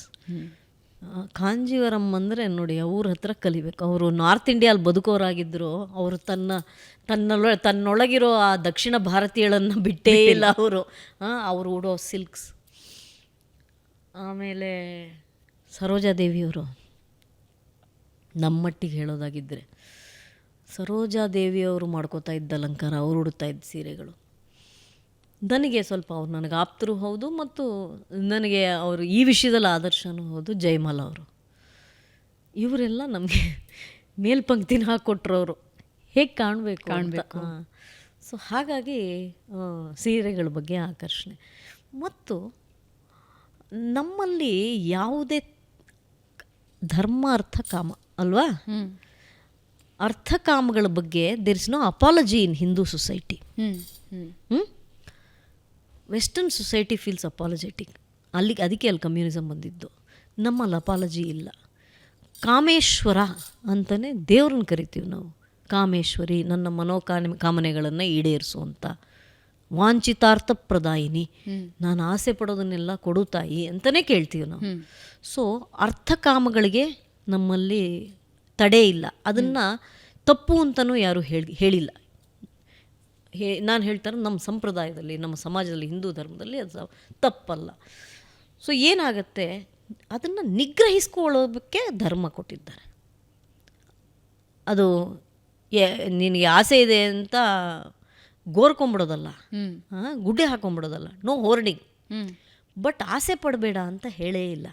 ನೀವು ಆಸೆ ಪಟ್ಟು ನೀವು 50 ಸೀರೆ, ನಿಮಗೆ ಮೈಸೂರು ಸಿಲ್ಕ್ ಇಷ್ಟ, 50-100 ಸಿಲ್ಕ್ ಸೀರೆ 50 ಬಂದುಬಿಡುತ್ತೆ ಕಬರ್ಡಲ್ಲಿ ಅಂದರೆ, ಅದಾದಮೇಲೆ ಅದ್ರ ಮೇಲೆ ಆಸೆ ಹೊರಟೋಗುತ್ತೆ. ಕರೆಕ್ಟ್. ಸೊ ಆ ಆಸೆ ಬಿಡೋಕ್ಕೆ, ಆಸೆ ಪೂರೈಕೆ ಆಗಬೇಕು ಅನ್ನೋದು ನಮ್ಮ belief system. So there is nothing that prevents you from looking beautiful, from wearing nice. ನಮ್ಮ ದೇವತೆಗಳಿಗೆಲ್ಲ ನಾವು ಎಷ್ಟು ಚೆನ್ನಾಗಿ ಸೀರೆ ಉಡಿಸ್ತೀವಿ. 9 ಗಜದ ರೇಷ್ಮೆ ಸೀರೆ ಉಡಿಸಲ್ವಾ? ಎಲ್ಲ ನೀವು ಯಾರು ಬೇಕಾದ್ರೂ, ರಾಜರಾಜೇಶ್ವರಿ ಯಾರನ್ನು ಬೇಕಾದ್ರೂ ನೋಡಿ, ದೇ ಸೋ ಬ್ಯೂಟಿಫುಲಿ ಡ್ರೆಸ್ಡ್. ಹಣೆಗೆ ಕುಂಕುಮ ಹಚ್ಕೊಳ್ಳೋದಾಗಲಿ, ಅರಿಶಿನ ಹಚ್ಕೊಳ್ಳೋದಾಗಲಿ, ಕಾಡಿಗೆ ಹಾಕ್ಕೊಳ್ಳೋದು, ಇದು ಯಾವುದ್ರ ಬಗ್ಗೆನೂ ಅಪಾಲಜಿ ಇಲ್ಲ. ಸೊ ಹಾಗಾಗಿ ನಾವು ಆ ಸಂಪ್ರದಾಯವನ್ನು ಸಂಪೂರ್ಣ ನಮ್ಗೆ ಅದನ್ನು ಅಳವಡಿಸ್ಕೊಂಡು ಅದರ ಎಲ್ಲ ಅಡ್ವಾಂಟೇಜ್ನೂ ತಗೊಂಡು ಈ ನಡುವೆ ಒಂದು ಅನ್ಫಾರ್ಚುನೇಟ್ ಒಂದು ಬಂದುಬಿಟ್ಟಿದೆ ರೀ. ಏನು ಗೊತ್ತಾ, ಈ ಸೋಷಿಯಲ್ ಮೀಡಿಯಾ ಬಂದಾಗಲಿಂದ ಒಂದು ಸೀರೆಯನ್ನು 2ನೇ ಸತಿ ಉಡೋಕ್ಕಾಗ್ತಿಲ್ಲ. Correct. Which is very sad. I like to repeat saris because ನಾವು ಎಷ್ಟು ಪ್ರೀತಿ ಅದನ್ನು ತೊಗೋತೀವಿ. ಅಯ್ಯೋ ಅದ್ರಲ್ಲಿ ಉಟ್ಕೊಂಡಿದ್ರು ಅಂತ ಕೆಳಗಡೆ ಬರೆದು ಬಿಡ್ತಾರೆ. ಇವ್ರ ಹತ್ರ ಬೇರೆ ಸೀರೆ ಇಲ್ವಾ, ಯಾವಾಗಲೂ ಇದನ್ನೇ ಉಟ್ಕೊಂಡ್ಬಿಡ್ತಾರೆ ಅಂತ ಎಲ್ಲ ಬರೀತಾರೆ. ಇರಲಿ. So I am just saying. So ಹಾಗೆ ಎಲ್ಲಂದ್ರೂ ನನಗೆ I enjoy wearing a lot of silks. And ಇವರೆಲ್ಲ ನಮಗೆ ಆದರ್ಶ. ಅವರು ಸರೋಜಮ್ಮನ ಥರ ಒಡವೆ ಎಲ್ಲ ನಾವು ಹಾಕ್ಕೊಳಕ್ಕಾಗಲ್ಲ, ನಾವು ಅಷ್ಟೆಲ್ಲ ಚಿನ್ನ ಎಲ್ಲ ನಾವು ಅವ್ರ ಥರ ಸೂಪರ್ ಸ್ಟಾರು ಅಲ್ಲ. ಅವ್ರ ಹತ್ರ ಇದ್ದ ಚಿನ್ನ ಎಲ್ಲ ನಾವು ಅವ್ರ ಡಾಬೆಲ್ಲ ನೋಡ್ಬಿಡ್ಬೇಕು ನೀವು, ಅವ್ರ ವಜ್ರದ ನೆಕ್ಲೆಸ್ ಎಲ್ಲ ಸಾಧ್ಯವೇ ಇಲ್ಲ. ಸರೋಜಮ್ಮ ಎಲ್ಲ ಬೇರೆ, ಅವ್ರ ಲೀಗೇ ಬೇರೆ. ಏನು ನಾವು ನಮ್ಮ ಮಟ್ಟಿಗೆ. ಈ ನಡುವೆ ಒಂದು ಅನುಕೂಲ ಏನಾಗಿದೆ ಹೇಳಿ, ಈ ಬೆಳ್ಳಿಯಲ್ಲಿ ಚಿನ್ನದ ಥರ ಒಡವೆಗಳನ್ನ ಮಾಡ್ತಾ ಇದ್ದಾರೆ. ನಾಟ್ ದಿಸ್ ಫೇಕ್ ಅಲ್ಲ, ಬೆಳ್ಳಿಯಲ್ಲಿ ಚಿನ್ನದ ಥರದ ಒಡವೆಗಳನ್ನ ಮಾಡ್ತಾ ಇದ್ದಾರೆ. ಹಾಗಾಗಿ ಸ್ವಲ್ಪ ನಮಗೆ ಎಟ್ಕೋದವ ಆಗಿದೆ ಅದು. ಸೊ ಕೆಲವೊಂದು ನಮ್ಮ ಆಸೆಗಳನ್ನ ಪೂರೈಸೋಕ್ಕೆ, ಅದರಲ್ಲೂ ವಿಶೇಷವಾಗಿ ಮೊನ್ನೆ ಒಂದು ಮಾಡಿಸ್ದೆ ನಾನು. ಅದು ಹೇಗಿದೆ ಅಂದರೆ, ಅದು ನನಗೆ ಚಿನ್ನದಲ್ಲಿ ಬೇಡ ಕೊಟ್ಟರು ಬೇಡ ಹೇಳ್ತಾ ಇದ್ದೀನಿ. ಅದು ಅವರು ನಗರತ್ತಾರ್ ಅಂತ ತಮಿಳ್ನಾಡಲ್ಲಿ ಒಂದು ಟ್ರೇಡಿಂಗ್ ಕಮ್ಯುನಿಟಿ, ಚೆಟ್ಟಿಯಾರ್ ಅಂತ ಕರೀತಾರೆ ಅವ್ರನ್ನ. ಅವರು ಬರ್ಮಾ ಈ ಕಡೆ ಎಲ್ಲ ಕಾಲದಲ್ಲೂ ಅವರು ವ್ಯಾಪಾರಕ್ಕೆ ಅಂತ ಹೋದವರು. ಅವರು ಬಹಳ ಶ್ರೀಮಂತ ಇದು ಜನಾಂಗ. ಅದು ಅವ್ರದ್ದೊಂದು ತಾಳಿ ಇದೆ, ಭಾಳ ವಿಶೇಷವಾಗಿದೆ. ಇವತ್ತು ಹಾಕೊಂಬರ್ಬೋದಾಗಿತ್ತು ನಾವು, ಹೊಳಿಲಿಲ್ಲ ನನಗೆ. ಅದು ಭಾಳ ವಿಶೇಷವಾಗಿದೆ, ಅದನ್ನು ಮಾಡಿಸ್ದೆ. ಹೀಗೆ ಈ ಥರದ್ದೆಲ್ಲ ಇಂಡಲ್ಜ್. ನನಗೇನು ಅದ್ರ ಬಗ್ಗೆ ಗಿಲ್ಟಿಲ್ಲ. ನಾನು ಆ ಥರದ ಮತ್ತು ನಮ್ಮ ಏನಂತಾರೆ, ನಮ್ಮ ಸ್ತ್ರೀತ್ವದ ಗುಣಗಳಲ್ಲಿ ಇದೆಲ್ಲವೂ ಅಡಗಿದೆ ಅಂತ. ಒಂದೊಳ್ಳೆಯ ಸೀರೆ, ಒಂದು ಬಳೆ ಹಾಕ್ಕೊಳ್ಳೋದು, ವಾಲೆ ಹಾಕ್ಕೊಳ್ಳೋದು, ವಿ ಆರ್ ನಾಟ್ ಅಪಾಲಜೆಟಿಕ್ ಅಬೌಟ್. ಇದೇನು ಅಂತ ಕೇಳ್ಬೋದು ನೀವು. ಇದೇನು ದಾರ, ಹಳದಿ ದಾರ. ನಮ್ಮಲ್ಲಿ ಅಯ್ಯರ್ಸಲ್ಲಿ ಕೆಲವು ಅಯ್ಯಂಗಾರರು ಮಾಡ್ತಾರೆ, 3 ದೋಸೆ ಹಬ್ಬ ಅಂತ ಮಾಡ್ತಾರೆ ಅಯ್ಯಂಗಾರರು. ಅಯ್ಯರ್ಸಲ್ಲಿ ಅದನ್ನು ಕಾರಡಯಾನ್ ನೋಂಬು ಅಂತ ಕರೀತಾರೆ. ಈ ನೋಂಬು ಅಂದರೆ ವ್ರತ. ಕಾರಡಯಾನ್ ಯಾರು ಅಂದರೆ ಯಮ. ಇದೇನು ವ್ರತ ಅಂದರೆ ಭೀಮ್ನಮ್ಮ ಹೊಸೆಗೆ ಈಕ್ವಲೆಂಟು ಅನ್ಕೋಬೋದು. ಏನು ವ್ರತ ಅಂದರೆ, ಸಾವಿತ್ರಿ ಸತ್ಯವಾನ್ನ ಯಮನಿಂದ ಬಿಡಿಸ್ಕೊಂಡು ಬರ್ತಾಳೆ ಗೊತ್ತಾ. ಆ ದಿನವನ್ನು ಸ್ಮರಣಾರ್ಥವಾಗಿ ಮಾಡ್ತಾರೆ. ಅದು ಇದ್ದಾರ ನೋಡಿ. There is you are celebrating your marriage ಅಲ್ವಾ. ಈ ಯಾವುದನ್ನು ನಿಮ್ಮ ಇದು ಅಂತಿರೋ, ನಮ್ಮಲ್ಲಿ ಈ ಮುತ್ತೈದೆ ಅಂತಾರ, you celebrate it. It's so beautiful to celebrate these things ಅಲ್ವಾ. ನಮ್ಮನ್ನು ನಾವು ಹೆಣ್ಮಕ್ಳನ್ನು ಸೆಲೆಬ್ರೇಟ್ ಮಾಡಬೇಕು. Women should be celebrated. They are meant to be celebrated because they are so special. Each woman is so special. Women should be celebrated. ಅದ್ಭುತವಾದ ಸಾಲು. Thank you so much. ಬಹುಶಃ 1-1.5 ಗಂಟೆ ಮೇಲಾಗಿದೆ ನಾವು ಮಾತಾಡೋದಕ್ಕೆ ಶುರುವಾಗಿ. ಆದರೆ ಮಾಳವಿಕಾ ಅವ್ರ ಜೊತೆ ಕೂತ್ಕೊಂಡ್ರೆ ಸಮಯದ ಪರಿವೆ ಯಾರಿಗೂ ಇರೋದಿಲ್ಲ. ಆ್ಯಂಡ್ ಅದು ಹಾಗೆ ಮುಂದುವರಿಬೇಕು ಅಂತ ಅನಿಸುತ್ತೆ. ಬಟ್ ಡೆಫಿನೆಟ್ಲಿ ಮುಂದಿನ ದಿನಗಳಲ್ಲಿ ನಾನು ಪೆರಿಮೆನೋಪಾಸ್ ಮತ್ತು ಮೆನೋಪಾಸ್ನ ಎಫೆಕ್ಟಿನ ಬಗ್ಗೆ ಒಂದ್ಸಲ ನಾನು ನೀವು ಕೂತು ಮಾತಾಡೋಣ. ಯಾಕಂದರೆ ಇದರ ಬಗ್ಗೆ ಬೆಳಕು ಚೆಲ್ಲಬೇಕಾಗಿರೋದು ಬಹಳ ಅವಶ್ಯಕತೆ ಇದೆ. ಆ್ಯಂಡ್ ಮನೆಯವರಿಗೂ ಇದ್ರ ಬಗ್ಗೆ ಗೊತ್ತಾಗಬೇಕು. ಮನೆಯವರೇ ಇಗ್ನೋರ್ ಮಾಡ್ತಾರೆ ಅನ್ನೋದೇ ನನ್ನ ಅಳಲು. ಮನೆಯವರೇ ಇಗ್ನೋರ್ ಮಾಡ್ತಾರೆ, ಗಂಡಂಗೆ ಗೊತ್ತಾಗಲ್ಲ. ಇವಳು ಯಾಕೆ ಇಷ್ಟೊಂದು ಕಿರ್ಚಾಡ್ತಾಳೆ, ಯಾಕೆ ಕೂಗಾಡ್ತಾಳೆ ರೀ, ನಿಮ್ಗೆ ಹಾಗೆಲ್ಲ ಅನ್ಸುತ್ತೆ ರೀ ಅವಾಗ. ಇಲ್ಲ, ಅದ್ರ ಬಗ್ಗೆ ಡೆಫಿನೆಟ್ಲಿ ಒಂದು ಪಾಡ್ಕಾಸ್ಟ್ ಮಾಡೋಣ. ಹಾಗೆ ನಿಮ್ಮ ಸೀರೆಗಳ ಜ್ಞಾನದ ಬಗ್ಗೆ ಪಾಡ್ಕಾಸ್ಟಿಗೆ ಮುಂಚೆ ನಮ್ಮ ಮನೆಗೆ ಬಂದ ಫಸ್ಟ್ ನನ್ನ ಸೀರೆಗಳೆಲ್ಲ ನೋಡಿ, ನನಗೆ ಬರೀ ಸೀರೆ ನೋಡೋದಲ್ಲ, ಸೀರೆಗಳ ಬಗ್ಗೆ ನಿಮಗಿರೋ ಜ್ಞಾನ, ಇಡೀ ದೇಶದ ಸೀರೆ ಸಂಸ್ಕೃತಿಯನ್ನು ನಾವು ಪಾಡ್ಕಾಸ್ಟಿಗೆ ಮುಂಚೆ ಮಾತಾಡಿದ್ರು. I was mesmerised. You know something, before we end, Padmanabha Swami temple ಬಹಳ ಫೇಮಸ್ ತಮಿಳ್ನಾಡು. ಹೌದು, ಕೇರಳದಲ್ಲಿ ಅನಂತ ಪದ್ಮನಾಭ ಸ್ವಾಮಿ, ತಿರುವನಂತಪುರಂ. ಪದ್ಮನಾಭ ಸ್ವಾಮಿ ಟೆಂಪಲಲ್ಲಿ ಒಂದು ಬಹಳ ದೊಡ್ಡ ಒಂದು ನಿಧಿ ಇದೆ ಅನ್ನೋದು ಎಷ್ಟೋ ಕಾಲದಿಂದ ಇರೋವಂಥದ್ದು. ಮತ್ತು ಸುಪ್ರೀಂ ಕೋರ್ಟ್ ಆರ್ಡರ್ ಆಯಿತು, ಆ ನಿಧಿ ಎಷ್ಟು F ವಾಲ್ಟ್ಸ್ ಇದ್ವು ಅಂತ, ದೊಡ್ಡ ದೊಡ್ಡ ಇದು ಟ್ರಂಕ್ಗಳು, ಪೆಟ್ಟಿಗೆಗಳು, ಏನೋ ಒಂದು. ಅದರಲ್ಲಿ ಏನೇನೋ ಸಿಗತ್ತೆ, ದೇವರ ಚಿನ್ನದ ವಿಗ್ರಹಗಳು ಎಲ್ಲ ಸಿಗುತ್ತೆ, ವಜ್ರ ವೈಡೂರ್ಯ ಎಲ್ಲ ಸಿಗುತ್ತೆ. ಅದರ ಜೊತೆಗೆ ಸಾವಿರಾರು ಕಾಯಿನ್ಸ್ ಸಿಕ್ತು ಅಂತೆ. ಆ ಕಾಯಿನ್ಸ್ ಮೇಲೆ ರೋಮನ್ ದೊರೆಗಳಿಂದ ಹಿಡ್ಕೊಂಡು ನೆಪೋಲಿಯನ್ವರೆಗೂ ಇದ್ರಂತೆ. ಇಷ್ಟೊಂದು ನಾಣ್ಯಗಳು ರೋಮನ್ ಕಾಲದ ಹೇಗೆ ಬಂತು ಅಂತ. ರೋಮ್ ಅನ್ನೋದು ನಿಮಗೆ, ರೋಮ್ ಸಾಮ್ರಾಜ್ಯ ಅನ್ನೋದು 2nd century before common era ಅಲ್ವಾ, ಕ್ರಿಸ್ತ ಪೂರ್ವ. ಅವತ್ತಿನ ಕಾಲದ ನಾಣ್ಯಗಳು ಯಾಕೆ ಬಂದವು ಅಂದರೆ, ಆ ನಾಣ್ಯಗಳು ವ್ಯಾಪಾರದ ನಾಣ್ಯಗಳು. ನಾವೇನು ಕೊಡ್ತಾ ಇದ್ವಿ ಮಲಬಾರಿಂದ ಅಂದರೆ ಒಂದು ಈ ಬೇರೆ ಬೇರೆ ಮಸಾಲೆ ಪದಾರ್ಥಗಳು, ಮೆಣಸು, ಏಲಕ್ಕಿ, ಇದೆಲ್ಲ. ಅದರ ಜೊತೆಗೆ ಸಿಲ್ಕ್. ರೋಮನ್ ಹೆಣ್ಮಕ್ಳಿಗೆ ನಮ್ಮ ಸಿಲ್ಕ್ ಬೇಕಿತ್ತಂತೆ. ಅದಕ್ಕವರು ಅಲ್ಲಿ ಒಂದು ಚರ್ಚೆನೇ ನಡೆದೋಗುತ್ತೆ. ಹೀಗೆ ತೊಗೊಂಡು ಹೋಗಿ ನಮ್ಮ ನಿಧಿನೆಲ್ಲ ಅಲ್ಲಿ ಸುರಿತಾ ಇದ್ದೀವಲ್ಲ ಭಾರತದಲ್ಲಿ, ಇದು ಬೇಕಾ ಅಂತ. ಇಲ್ಲ, ನಮ್ಗೆ ರೇಷ್ಮೆ ಬೇಕು ಅಂತ ಹೆಣ್ಮಕ್ಳು ಹೇಳ್ತಾರಂತೆ. ರೇಷ್ಮೆ ಬಟ್ಟೆ ಅಂದಾಗ ನೆನಪಾಯಿತು. ಅಂದರೆ ಇದರ ಆಕರ್ಷಣೆ ಬರೀ ನಮ್ಗಲ್ರಿ, ಯಾವುದೋ ರೋಮನ್ ಕಾಲದಲ್ಲಿ 2,500 ವರ್ಷದಿಂದ ಆ ದೇಶದ ಹೆಣ್ಮಕ್ಳಿಗೆ ಆಕರ್ಷಣೆ ಇತ್ತು ಅಂದರೆ ನಮಗಿರ್ಬಾರ್ದ? ನಮ್ಮದೇ ಇದು. ಎಸ್, ಮುಂದೆ ಒಂದು ಡೆಫಿನೆಟ್ಲಿ ಇದ್ರ ಮೇಲೆ ಒಂದು ಎಪಿಸೋಡ್ ಮಾಡೋಣ. ಥ್ಯಾಂಕ್ ಯು ಸೋ ಮಚ್ ನಮ್ಮ ಪಾಡ್ಕಾಸ್ಟ್ನಲ್ಲಿ ಬಂದಿದ್ದಕ್ಕೆ. ಜೀವನ ಮತ್ತು ಸುತ್ತಲಿನ ಎಲ್ಲ ವಿಷಯದ ಬಗ್ಗೆ ನಮ್ಮ ವೀಕ್ಷಕರಿಗೆ ತಿಳಿಸಿದ್ರಿ. ಐ ಥಿಂಕ್ ನಿಮ್ಮ ಮಾತುಗಳಿಂದ ಬಹಳಷ್ಟು ಜನ ಹೆಣ್ಮಕ್ಳು ಇನ್ಸ್ಪೈರ್ ಆಗ್ತಾರೆ. Thank you very much. Thanks. So ವೀಕ್ಷಕರೇ, ಇದರೊಂದಿಗೆ ಇವತ್ತಿನ ಬೆಂಗಳೂರು ಬಜ್ ಪಾಡ್ಕಾಸ್ಟ್ ಮುಕ್ತಾಯ ಮಾಡ್ತಾ ಇದ್ದೀವಿ. ಮುಂದಿನ ವಾರ ಮತ್ತೊಬ್ಬ ವಿಶೇಷ ಅತಿಥಿ ನಿಮ್ಮ ಮುಂದೆ ಇರ್ತಾರೆ. ನಮಸ್ಕಾರ.